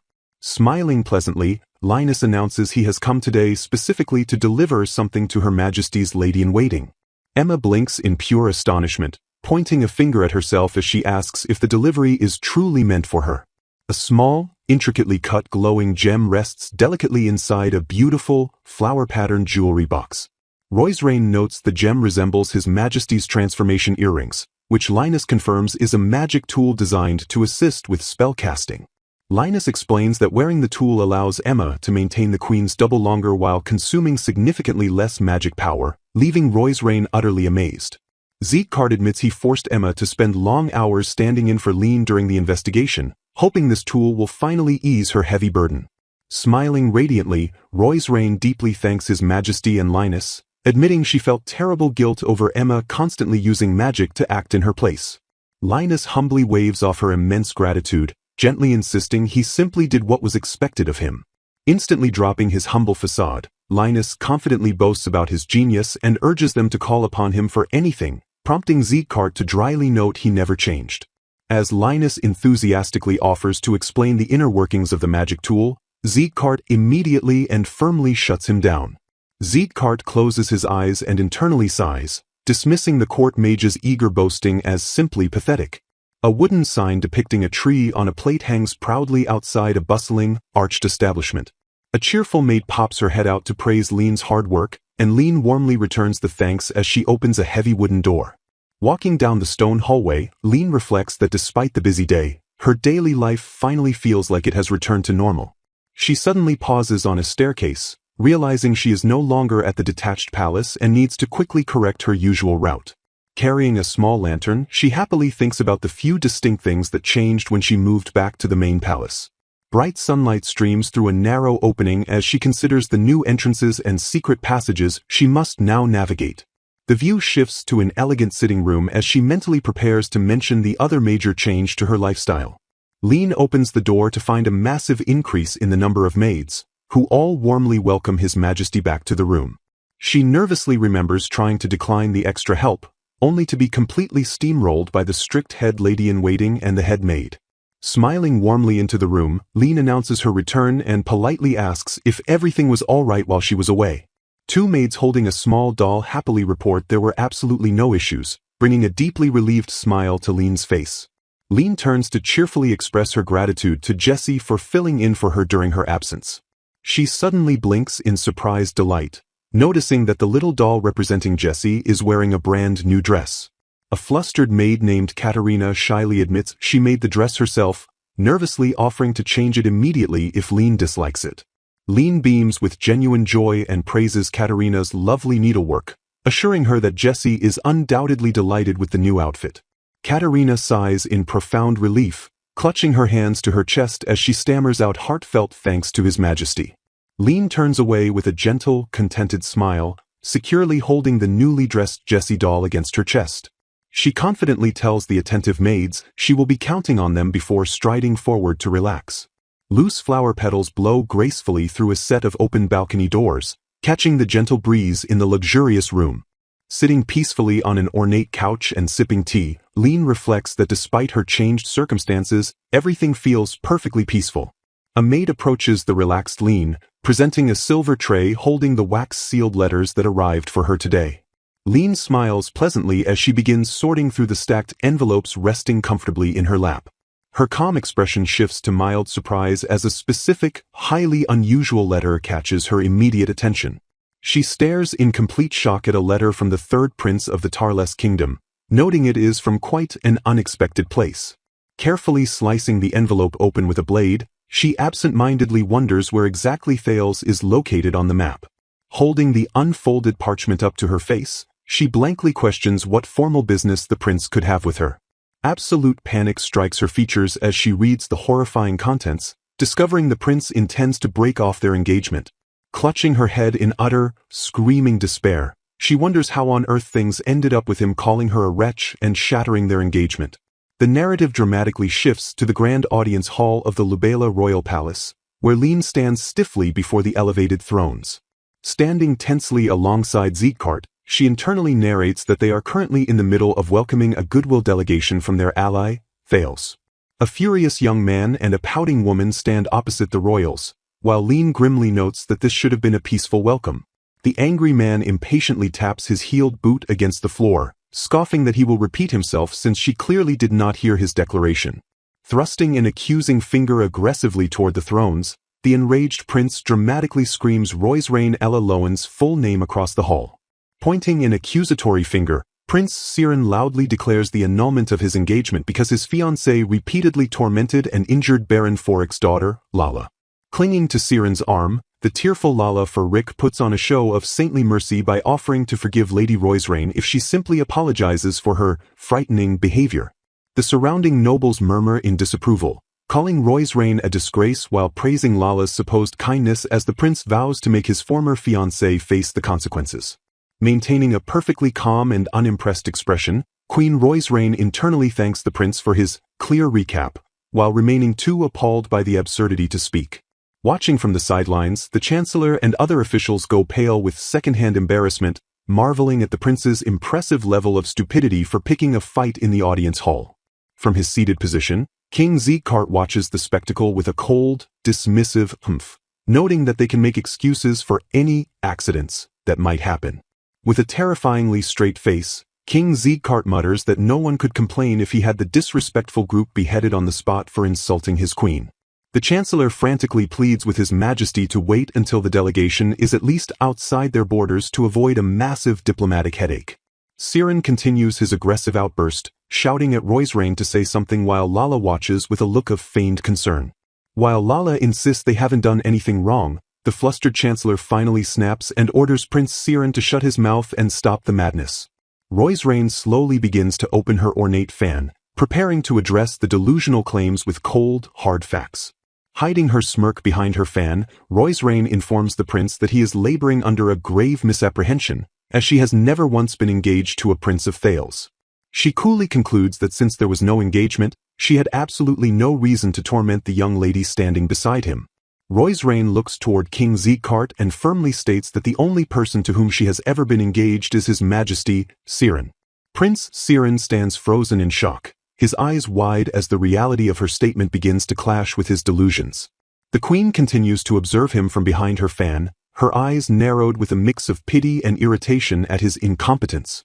Regaining his voice, the prince screams that he won't fall for such a blatant lie, while Lala demands that Roisrain admit her crimes and apologize.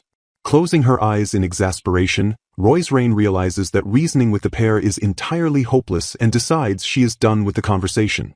The chancellor looks on with a weary, defeated expression, realizing the scale of the mess the prince has created.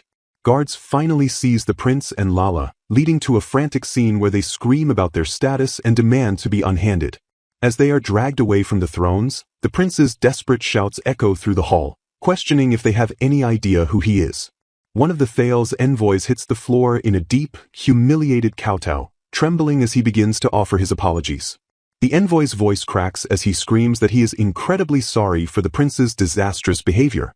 The scene shifts to a sunny day outside a rustic, half-timbered building, far away from the tension of the palace.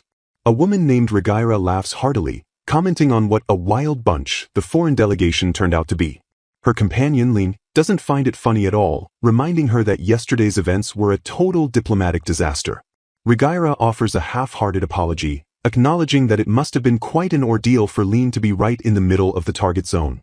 Lin, wearing glasses and a simple dress, reflects on the fact that Labela has been hosting this goodwill delegation from Thales since yesterday.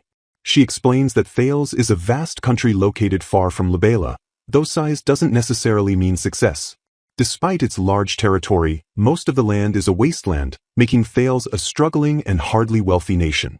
A formal letter with a wax seal sits on a table, representing the specific reason the delegation was invited in the first place.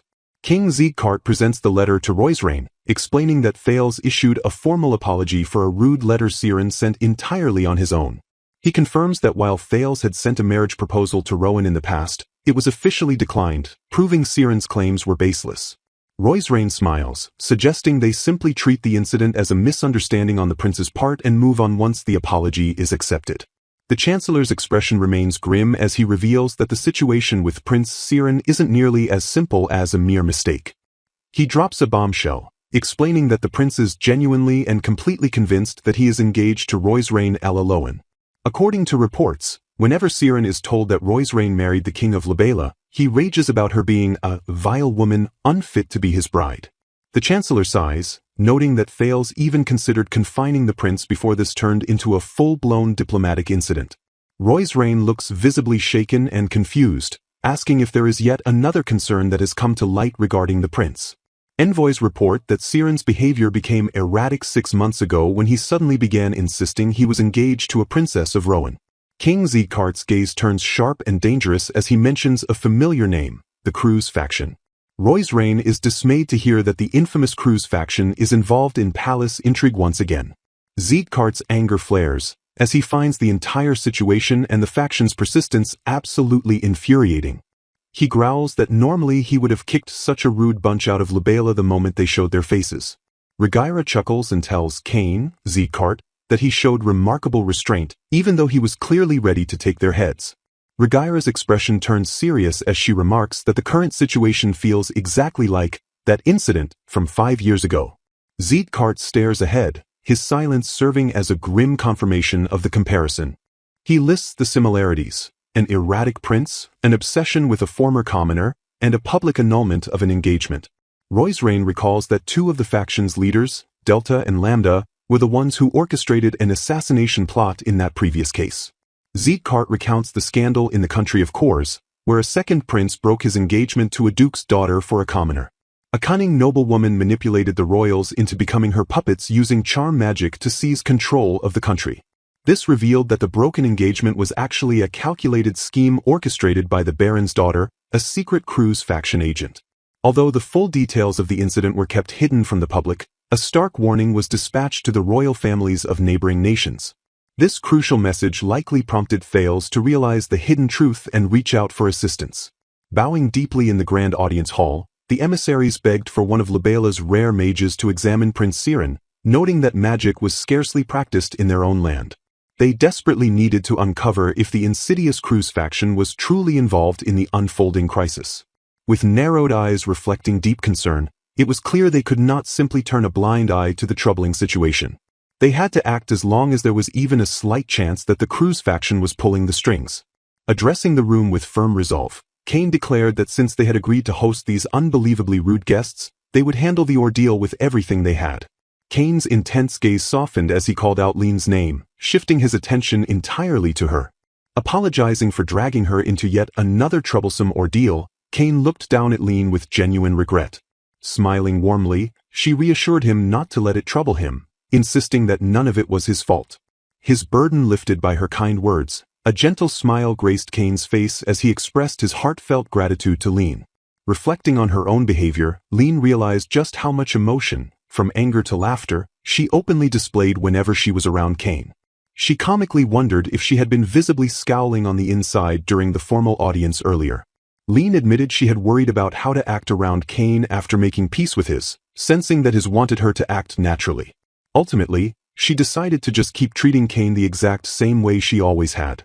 Brimming with newfound confidence, Lean beamed and declared that she would be perfectly fine because she had his, Mr. His, and everyone else by her side. She firmly believed that together, they could easily resolve the upcoming challenges just like before. Smiling warmly, Kane gently patted Lean's head and suggested they all work together to get through the impending crisis. Energized by his support, Lean enthusiastically agreed to face the challenge head-on. Suddenly pulled back to the present, Lean stuttered a nervous confirmation as she faced Regaira and Linus standing behind the counter. Outside, the grand and imposing architecture of the estate stood silent against the cloudy sky. The peaceful atmosphere was abruptly shattered by an angry, frustrated curse echoing from within the halls. Furious, a blonde noblewoman exploded in disbelief upon learning that every single appointment to see Roisrain Ella Lowen had been abruptly cancelled. She immediately placed the blame on the troublesome Prince Siren, cursing his name. Seething with indignation, she demanded to know who these people thought she was to treat her with such disrespect. Her anger boiled over as she mentally condemned every last one of them for their perceived slights. Her frustration rapidly crystallized into fierce determination as she stubbornly vowed that she was not going to give up. Swearing to break off the engagement if it was the last thing she did, she directed her venomous intent toward her rival. She aggressively branded Roisrain Ella Lowen as a despicable villainess who stood in her way. Meanwhile, a delicate sneeze escaped Lean, prompting Kane to gently place a hand on her head. Looking down with genuine concern, he softly asked if she was feeling all right. The story transitioned into the 18th chapter, framing the unfolding drama between Lean, Prince Siren, and the mysterious Lala. Taking charge of the meeting, Kane cleared his throat and announced that it was time to review their current, troubling situation. Kane turned his attention to the sturdy woman named Regaira, commanding her to share her findings. He asked her to detail exactly what she had discovered regarding Siren and his eccentric entourage. Nodding in acknowledgement, Regaira confirmed she was ready to share the intelligence they had gathered. She revealed that they had just received a crucial dispatch from Mike and the covert team stationed in Thales. Holding up the gathered documents, Regaira began her briefing by focusing directly on the primary source of their headaches. She stated they would first discuss the incredibly problematic Prince Siren. The report detailed that 19-year-old Siren was the third prince of Thales, a young man largely unburdened by royal responsibilities. Unlike his older brothers, he had absolutely no duties as an heir, which led to a surprisingly pampered upbringing. As a child, the prince absolutely despised studying and made a habit of constantly running away from his frustrated tutors. Furthermore, the intelligence indicated he was even too cowardly to participate in basic sword practice. His ridiculously carefree upbringing ultimately caught up with him, leaving him entirely devoid of even basic academic skills when it was time for school. The situation became so dire that a legitimate prince of the realm was deemed unable to even enroll in the academy. After much agonizing over their son's incompetence, the king and queen delayed Siren's enrollment to subject him to intensive training. They placed him under the strict tutelage of a famous teacher, Marquis Trice, who was now acting as the current delegation leader. Connecting the dots from the earlier audience, Kane thoughtfully acknowledged the revelation. He mused that it made perfect sense that the stressed, overly formal man was actually an educator. Lean realized that Marquis Trice was only picked as the delegation leader simply because he was already in charge of Siren's remedial education. With a sympathetic smile, she noted that the royal family had essentially just dumped a massive babysitting job onto the poor man's shoulders. Recalling the Marquis's intense, desperate bow in the audience hall, Lean admitted she was starting to feel incredibly sorry for him. She concluded that despite his current pathetic state, he might actually be a man possessing real dignity. Rhaegyra moved on to the next target, 18-year-old Lala Farik, the supposed daughter of a baron. Interestingly, she was originally just a commoner from a shoe-selling family before being suddenly and mysteriously adopted by Baron Farik just a year ago. The report detailed that 6 months after her adoption, Lala enrolled at the Noble Academy where she conveniently crossed paths with Siren. Since that fateful meeting on the student council, the two of them had quickly grown incredibly close. Kane's eyes narrowed as he locked onto a highly suspicious discrepancy in the provided timeline. He pointedly noted that 6 months ago was exactly when Prince Siren first started exhibiting strange, uncharacteristic behavior. Rhaegyra confirmed Kane's sharp deduction with an emphatic nod of agreement. She explained that this suspicious overlap was exactly why the King and Queen of Thales had officially marked the girl, Lala, as a prime suspect. Evaluating the evidence, Kane agreed that between her highly irregular adoption into the nobility and her immediate connection to the prince, Lala Farik was undeniably suspicious. Shifting the focus of the investigation, Rhaegyra suddenly turned her attention toward the bespectacled Linus. She asked for his magical assessment, wanting to know exactly how Siren and his entourage seemed to him during the formal audience. The entire room fell completely silent, every eye fixing expectantly on Linus as he paused his meal to consider the crucial question. Blinking in mild confusion, Linus adjusted his thick, concentric circled glasses as he processed the sudden inquiry. He casually asked for clarification, checking if they were indeed referring to the erratic princes of Thales. Linus plainly reiterated his previous report to His Highness, stating firmly that he had found absolutely zero traces of charm magic on the royal. He further dismantled their primary theory by revealing that the suspect, Lala, possessed no magical aptitude whatsoever, making it utterly impossible for her to cast a charm spell. Someone interjected with an exasperated memory, yelling at Linus to stop brazenly crafting his bizarre magic tools in public spaces. He was quickly dismissed as nothing more than an eccentric magic tool nerd. Ignoring the petty insults, Linus professionally added that he had completely analyzed the hair sample covertly submitted by Marquis Trice. His comprehensive tests concluded that Siren showed absolutely no signs of any magical or mundane drug use either. The shocking revelation sent a wave of disbelief crashing through the room as everyone gasped in sheer surprise. They struggled to comprehend if this undeniable proof meant that the insidious Cruz faction actually had nothing to do with the crisis. Refusing to lower his guard, Kane firmly countered that it was far too early to jump to such a definitive conclusion. He ordered them to maintain a close watch, as there was still a strong possibility the Cruz faction was involved through some other obscure method. Rhaegyra pointed out the glaring inconsistency that they still had no idea why Baron Farik had adopted Lala, especially since she wasn't an illegitimate child. Despite the lack of magical evidence, she declared that the fiercely mysterious girl named Lala remained their most suspicious target. Deepening the mystery surrounding the commoner, Rhaegyra revealed that Lala's birth parents had abruptly closed their shop and fled the capital 3 years ago. Since that sudden departure, the couple had completely vanished without a single trace. Seeking clarity on their next steps, Lean asked if their primary objective was simply to monitor the erratic prince and the suspicious Lala. Kane agreed, confident that Mike's covert team would eventually uncover the final missing pieces of this convoluted puzzle.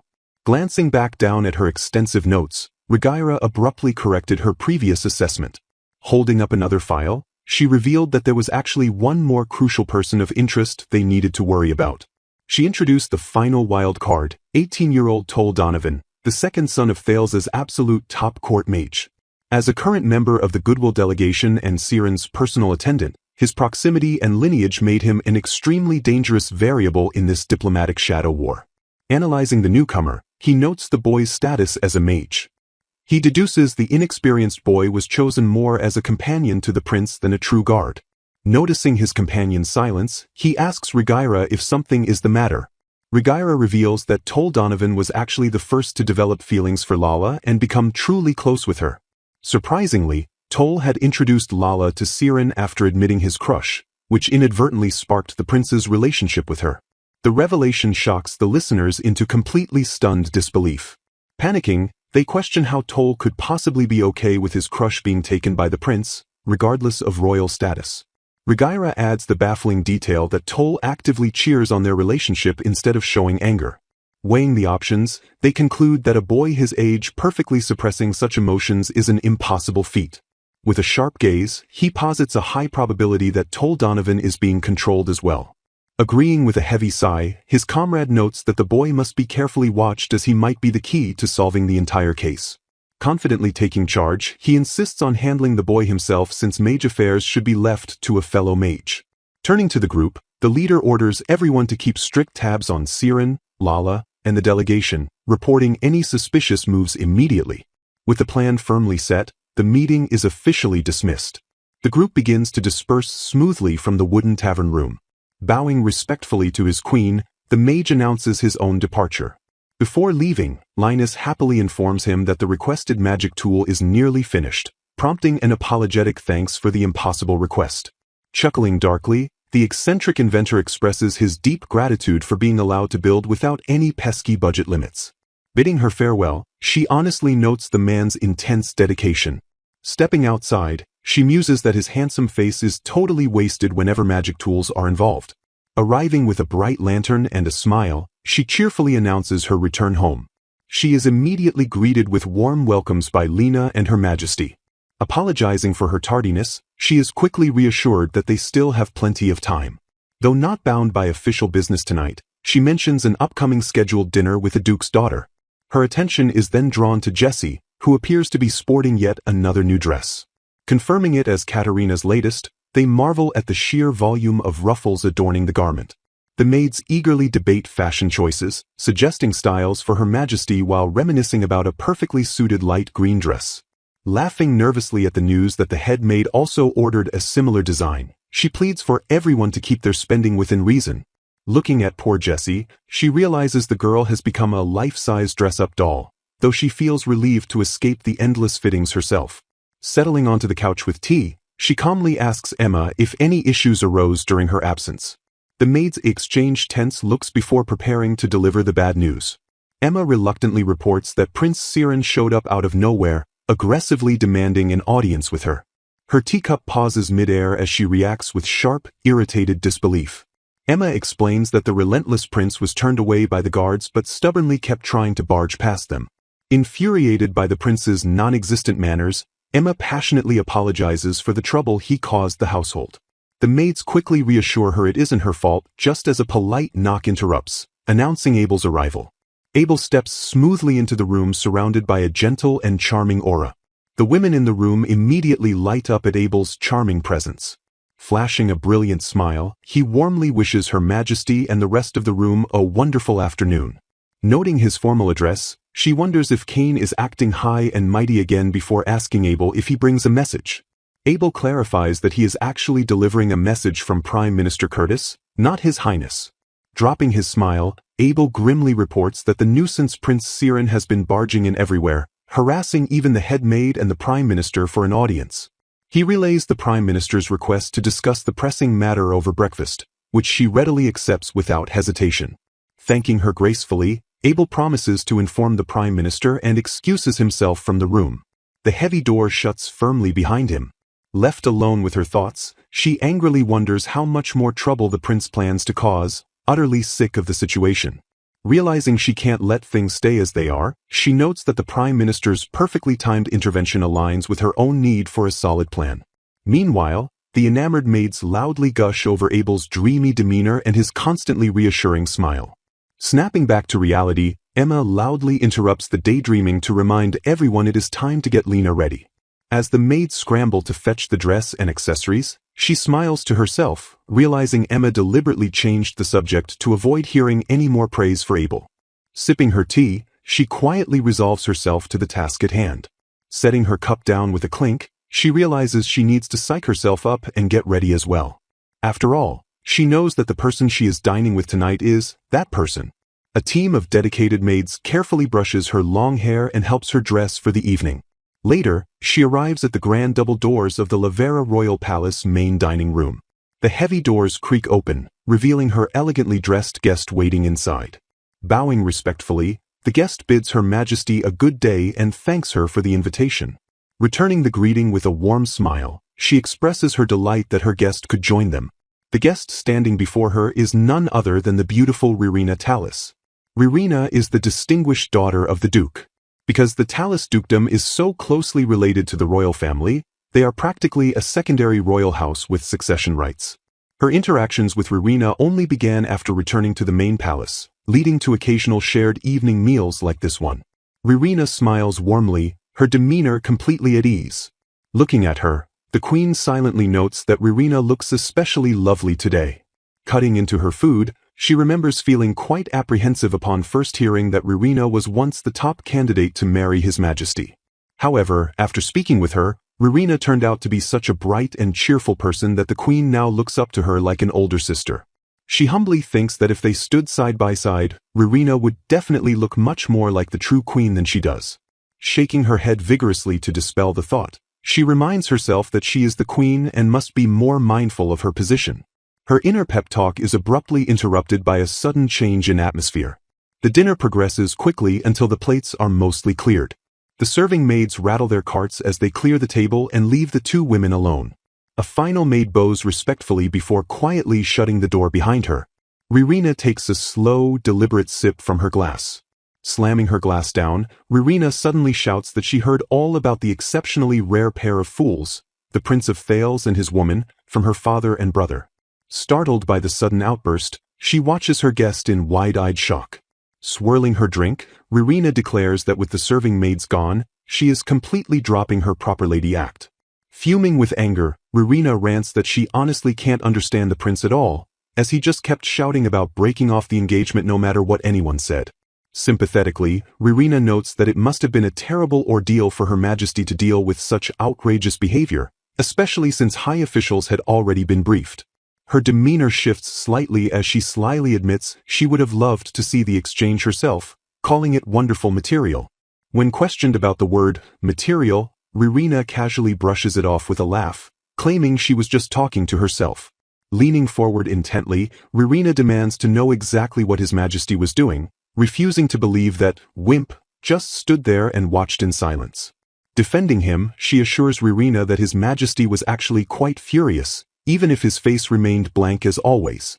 She explains that the Chancellor even had to caution him because he started saying unsettling things about taking heads.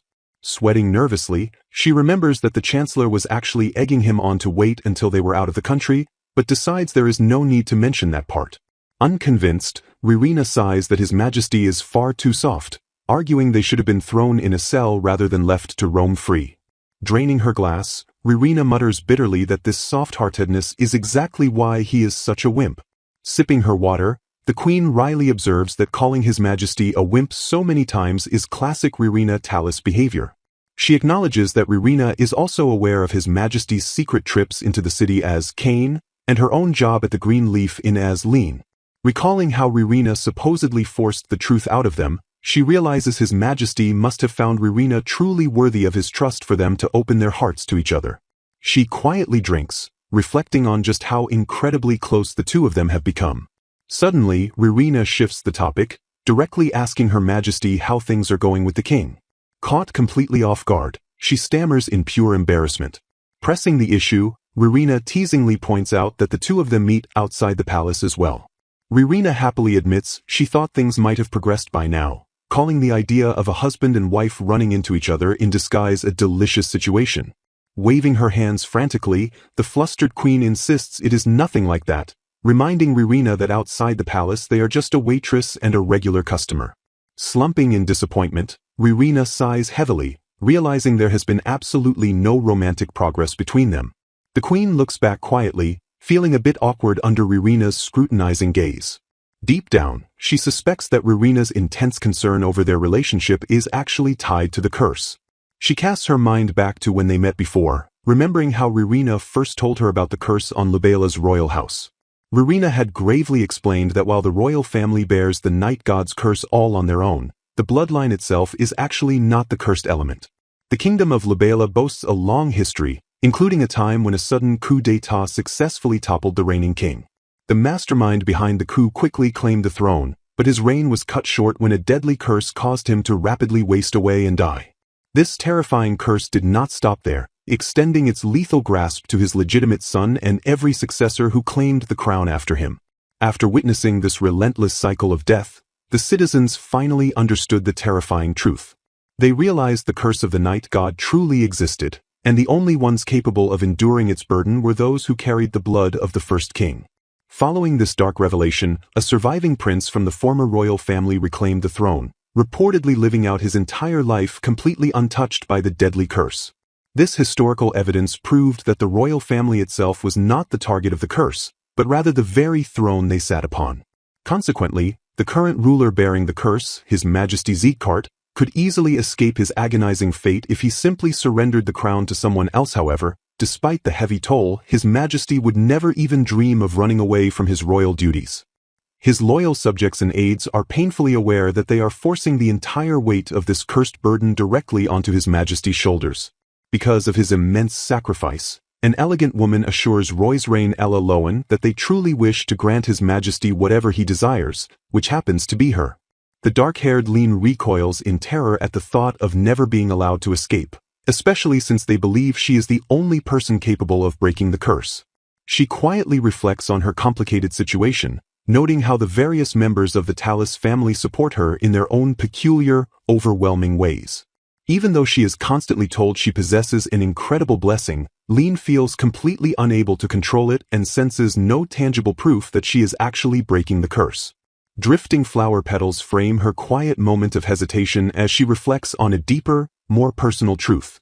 She fondly remembers His Majesty confessing that the real reason he made her his queen through marriage was simply because he wanted her by his side. His earnest plea echoes warmly in her mind, asking her to walk through life with him from that day forward. He made it perfectly clear that he needed her not just as the magical vessel of the blessing, but simply as Roisrain herself. A gentle smile graces her face as she realizes that even if her power means little to her, she is truly glad to possess it if it aids His Majesty. Her tender romantic reflection is suddenly interrupted by an intense, lingering stare from across the room. Startled by the piercing gaze, she stammers nervously and calls out to Ririna Talus. Ririna gracefully covers her smile and apologizes, explaining that observing people is her hobby and she was simply wondering if that wistful look held any hope for romance. Lean mentally groans at Ririna's worst habit, feeling completely exposed by the way the woman stares as if peering straight through her soul. Setting the teasing aside, Ririna earnestly offers her full cooperation and urges Lean to ask for help regarding the complicated matter with His Highness Siren and the others. Letting out a soft sigh of relief, Lean smiles brightly and sincerely thanks her for the much-needed support. Although deeply grateful for the political help, Lean cannot help but wonder what Ririna finds so endlessly entertaining about their complicated situation. Night falls quietly over the grand estate, blanketing the majestic palace architecture beneath a peaceful, star-filled sky.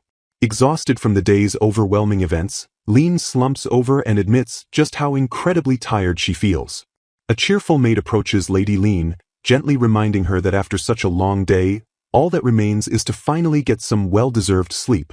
With heavy, drooping eyes, Lean softly admits that she would like just a little bit of comfort before finally heading to bed.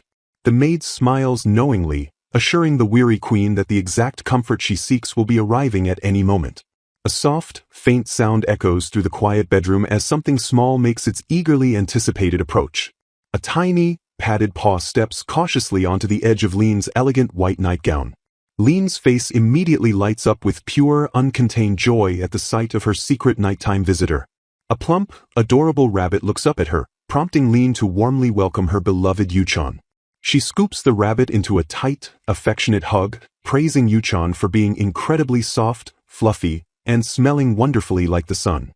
She happily buries her face into the rabbit's soft fur, snuggling it closely for absolute comfort. Watching the heartwarming scene, the maid Emma remarks that the clever little rabbit managed to navigate to the main palace without getting lost once again. Lean plants a gentle kiss on the rabbit's nose, proudly declaring that her clever Yuchon is undeniably the best rabbit in the entire world.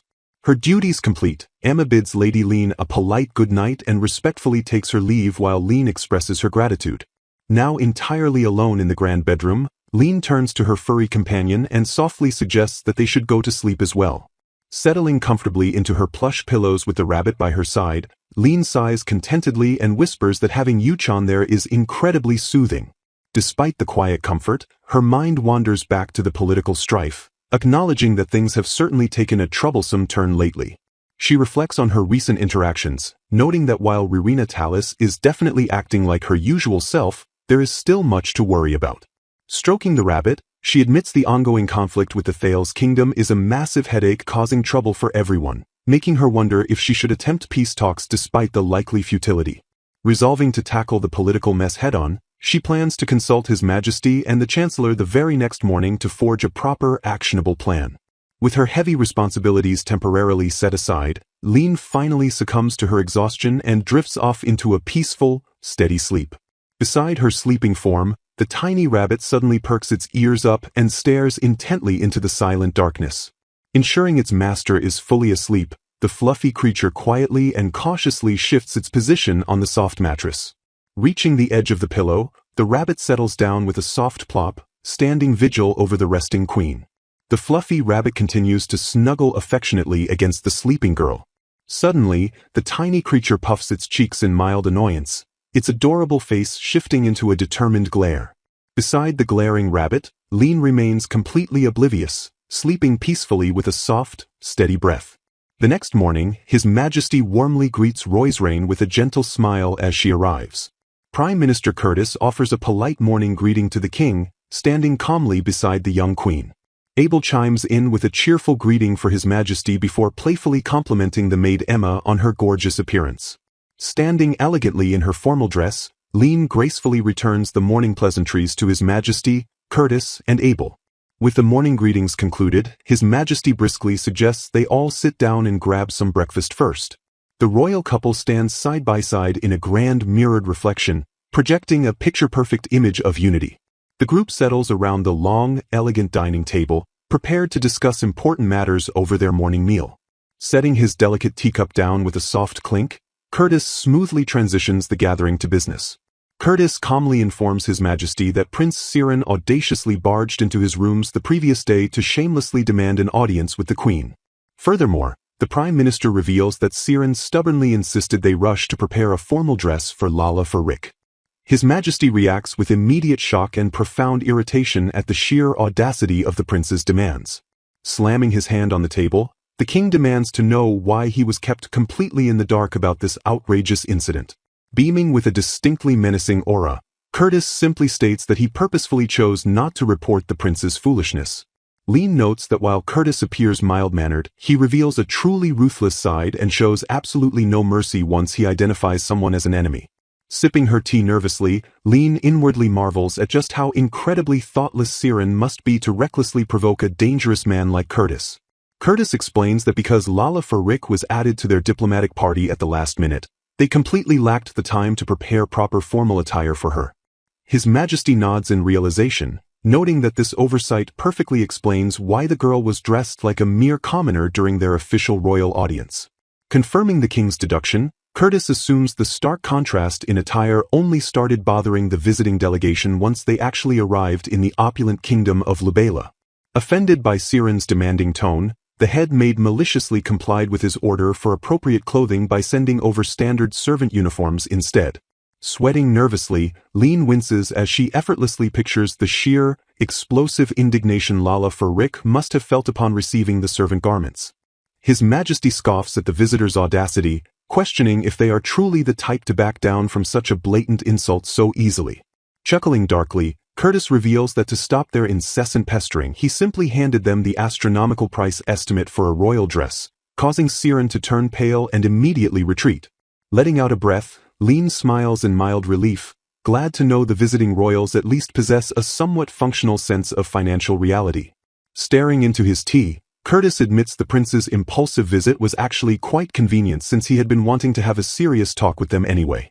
Curtis points out a glaring logical flaw, noting that if Siren truly wants to be with Lala, he should be absolutely thrilled that his prior engagement to Lean never legally existed. Pausing for dramatic effect, the Prime Minister narrows his eyes and states that despite getting exactly what he claims to want, the prince is clearly not pleased at all. Lean silently agrees with Curtis, realizing that without an existing royal engagement binding them, Siren should have zero major obstacles preventing his romance with Lala. Despite having his supposed freedom, Siren bizarrely continues to relentlessly hound Lean, aggressively listing off terrible crimes she never even committed. Frowning in confusion, she realizes it feels entirely as if her former fiancé is single-mindedly determined to forcefully cast her as the story's ultimate villain. Curtis declares the prince's behavior highly irregular even for a known fool, strongly suspecting that Siren's mind is being actively manipulated by external means. His Majesty's expression darkens as he contemplates the terrifying possibility of an entirely unknown manipulation method functioning outside the realm of traditional magic or drugs. Because their covert shadows have only just arrived in Thales, they currently lack critical intelligence on both Prince Siren and the mysterious Lala Farik. Mulling over their desperate need for actionable information, Lean stares silently ahead as a daring idea begins to form in her mind. Gathering her courage, she nervously clenches the soft fabric of her dress in her lap. Breaking the tense silence, Lean turns to the Prime Minister and boldly volunteers to personally attempt speaking with Siren herself. His Majesty instantly snaps his head toward her, shouting her name in pure, panicked disbelief at such a reckless suggestion. While the king fiercely argues there is no need for her to take such risks, Lean softly insists that Siren might carelessly reveal crucial clues if he is speaking directly to her. She immediately ruins her brave facade by frantically waving her hands and passionately admitting that she absolutely hates the terrifying idea. Ignoring the king's overprotective protests, Curtis smoothly accepts her offer, thanking Her Majesty for providing such a great help to their investigation. Curtis calmly confesses that he had fully intended to ask the Queen to grant Siren an audience anyway, prompting another furious shout from the protective king. Curtis logically explains that outright refusing an audience with a visiting royal from a friendly nation would be incredibly ill-advised for the Queen's diplomatic standing. Lean gently reassures the deeply worried king that she will be perfectly fine, hoping that actually meeting her might finally satisfy Siren's obsessive demands. Defeated by her gentle persistence and Curtis's logic, His Majesty reluctantly agrees to the dangerous meeting, but sternly insists it will only happen this one time. Trusting his capable aide, Lean formally leaves the delicate scheduling in the Prime Minister's hands, and Curtis promises to inform her the moment it is finalized. With the heavy political matters settled for the morning, Lean stands up from the table with a soft, content smile. Smoothing out her elegant skirts, she cheerfully excuses herself from the royal dining room to go prepare for her upcoming work shift at the Green Leaf Inn.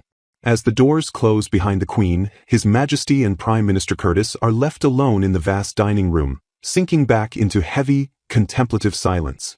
A blonde-haired man firmly declares he is coming along for that meeting. A woman questions why, while another man insists His Majesty must refrain from attending. Someone sighs in exasperation, wondering if the king truly has no self-awareness. A smiling companion points out that Zeke would hate his presence, noting the king's intimidating aura always scares the life out of Siren. Undeterred, the king sharply decides he will simply go in his cane disguise instead. His advisors argue this is a problem, questioning who that stranger is and pointing out how unnatural it would look near the queen. Siding with Abel, the woman promises to stay by the queen's side and urges the king to rest easy and leave things to Curtis. Looking utterly defeated, the king finally gives up on being present. Suddenly, he perks up and asks if going as a pet would be acceptable. His companions stare back at him in stunned, silent disbelief. The scene shifts to the towering stone structure of the Mage's Tower, specifically Linus's laboratory. Inside, Linus greets His Majesty and reveals the requested magic tool resting perfectly on a velvet cushion. Shocked by the rapid progress, the king marvels that it is already done while his companions express disbelief that he actually commissioned Linus. Linus explains he crafted the tools into earrings, functioning exactly like the magic tool for the cane disguise. He instructs the king to put them on and pour magic into them, just as he does when transforming into cane. In an instant, the king's regal uniform collapses into a heap on the floor. The discarded garments lie totally empty on the ground. Someone screams Zeke's name in sheer panic. An adorable rabbit peeks out from beneath the heavy fabric. Linus smiles proudly, declaring the magical experiment a complete success. A shocked friend hoists the animal up, shouting in disbelief that he really turned into a rabbit in broad daylight. Another observer notes the bitter irony, marveling that the king chose the very form he used to hate so much. The king explains that he explicitly asked Linus for an artifact that lets him become a rabbit even during the day. He reveals he needed this daylight rabbit form to meet Roy's reign, preventing anyone from connecting the nocturnal rabbit to the king who never appears at night. Linus casually notes that adapting the tool was simple since he understood the principle, though the others remain deeply impressed he pulled it off. Linus elaborates that the king's part-beast royal blood from Libela triggers an ancestral form to resist a curse at night. By intentionally amplifying the curse, they can force the transformation during the day, though Linus warns it puts a heavy strain on his body. Holding the rabbit, his friend reminds him to focus on the right earring and will himself back when he wants to turn human again. The rabbit lands softly on the polished floor. With a swift, magical shimmer, the rabbit closes its eyes and begins to shift. The king realizes with relief that he is really back to normal. Suddenly, his companion notices something wrong and tells him to wait. The king realizes in profound shock that he transformed into Cain instead of Zeke. Linus smugly explains he configured it to transform into Cain first so no one realizes the rabbit is actually his majesty. He then instructs the king to focus his thoughts on the left earring to return from his Cain form. Back in his true form, the king gazes in awe and praises Linus's incredible skills. Linus chuckles confidently, telling his majesty he hasn't seen anything yet and urging him to focus on the right earring while thinking of his clothes appearing. In a flash of magic, his heavy boots and royal garments snap back onto his body. The king loudly praises Linus as a true genius as his companions watch the clothes magically reappear. They agree this feature is wonderful, ensuring his majesty always looks presentable no matter where he returns to human form. Linus humbly accepts the honor, joking that even he is frightened by his own genius sometimes. He immediately drops the facade, admitting to Curtis and Abel that he actually struggled quite a bit with storing the clothes. Fully dressed and confident, the king demands they let him attend the meeting now. Yielding to his determination, they promise to inform his majesty as soon as the schedule is finalized. Glancing back with fierce determination, the king hardens his resolve. He silently vows that even in the form of a rabbit, he will be the one to protect Roy's reign. 2 days later, the highly anticipated day of the meeting with Siren finally arrives. Elegant dresses and polished boots sweep gracefully across the grand floor. Lean sighs in deep annoyance, wishing Marquitrice had come instead of Lala for Rick accompanying Siren. A friend urges Lean to cheer up, promising she will certainly be free of him if she can just endure today. Looking downcast in her elegant dress, Lean wonders internally if she will ever actually be free. Siren passionately argues that they had already fought just to set up the audience, but the opposition wouldn't budge on bringing Lala for Rick despite their request for Marquitrice. Panic crossing his face, Siren screams that he has no idea what they will do to Lala for Rick while he is away. A sharp voice snaps back, insisting that nobody will do a thing except inside the flowery field he calls a brain. The grand doors click open as Lean and her attendants finally arrive at the meeting room. Looking at the empty chairs, Lean expresses surprise that no one else has arrived yet. She notes that she took her time as the highest-ranking person there, finding it incredibly rare for the Prime Minister to be late. The doors click again, revealing Abel, who offers his deepest apologies to His Majesty for being delayed by picking something up. Lean gasps in utter shock at the sudden, unexpected arrival. Her face lights up instantly as she excitedly cries out Yuchan's name. She reaches out to tenderly hold the adorable, sparkling rabbit. Bubbling with joy, she exclaims how happy she is that it really is him and that they can finally meet in the sunlight. However, her initial excitement shifts into confusion as she wonders how Yuchan ended up here in the first place. Abel warmly explains that His Majesty instructed him to bring the rabbit along, thinking it might put her at ease. Stroking the rabbit, Lean agrees enthusiastically, declaring she has nothing to fear with Yuchan by her side and vows to thank His Majesty later. Heavy, imposing footsteps echo sharply down the grand hallway as the remaining guests approach. Bursting into the room with Lala for Rick clutching his arm, Siren proudly announces his arrival. Observing the dramatic entrance, someone internally groans that the nuisance of a highness has finally appeared. Staring at the insolent prince, Lean dreads dealing with such a colossal hassle. In her arms, the rabbit fluffs up with a protective, fierce glare directed right at the intruders. Steeling her resolve, Lean smiles gently, drawing immediate strength from the brave little rabbit resting against her chest. Beaming with renewed confidence, she silently accepts the diplomatic challenge with a cheerful disposition. she suggests to herself that they should simply try believing in him. Sunlight streams through the large, elegant windows of the palace, casting a peaceful glow over the tense room. The narrative shifts abruptly to a bonus story detailing the heartfelt bond between the maid and her retainer. A maid proudly holds up a freshly repaired garment and announces that the mending is finally finished.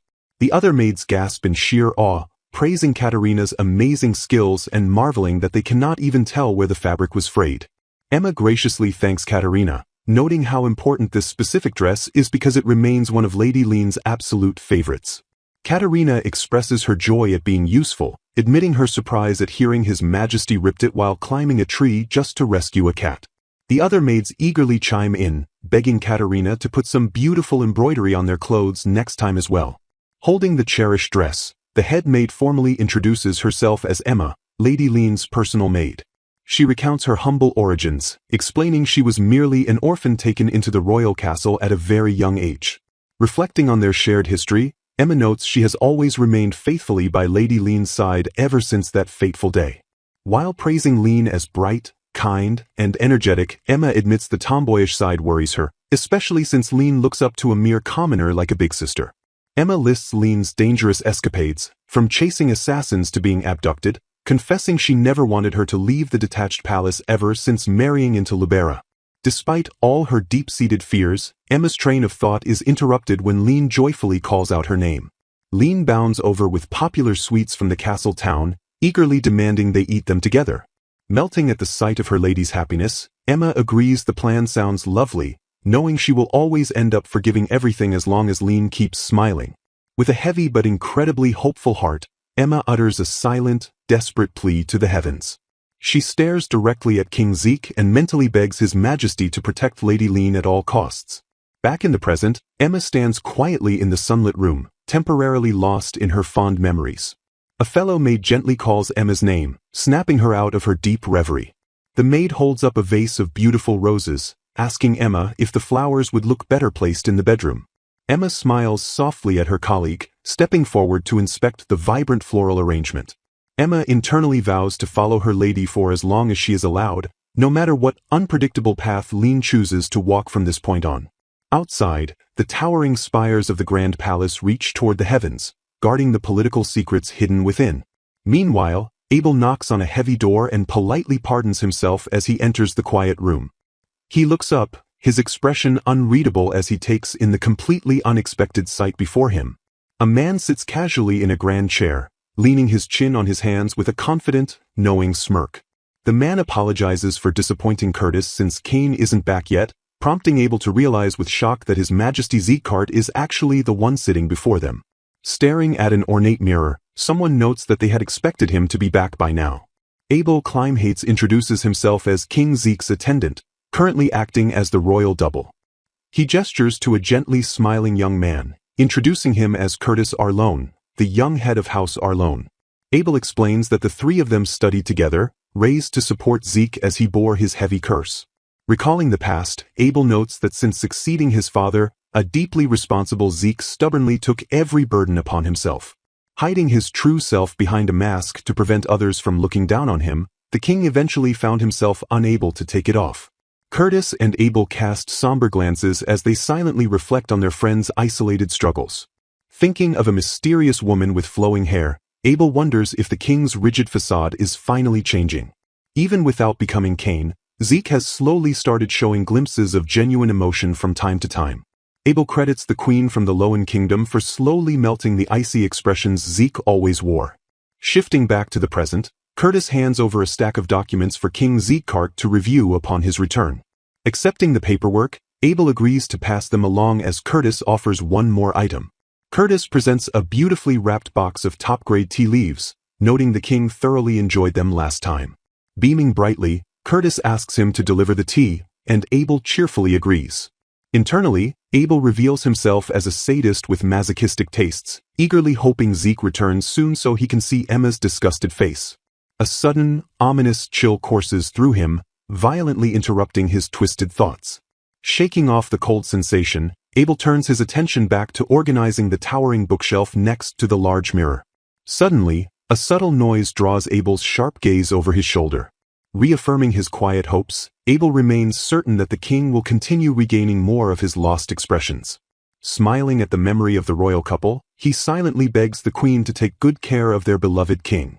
Breaking the silence, a sudden rattling noise echoes from the heavy, ornate mirror resting on the floor. Pausing with a book in hand, Abel turns toward the mirror with mild surprise. The surface of the mirror ripples as the rattling intensifies, signaling someone's imminent arrival. A young woman steps into the room, wearing a gentle smile despite her weary appearance. Greeting the returners warmly, Abel welcomes both Zeke and Lady Lean back home.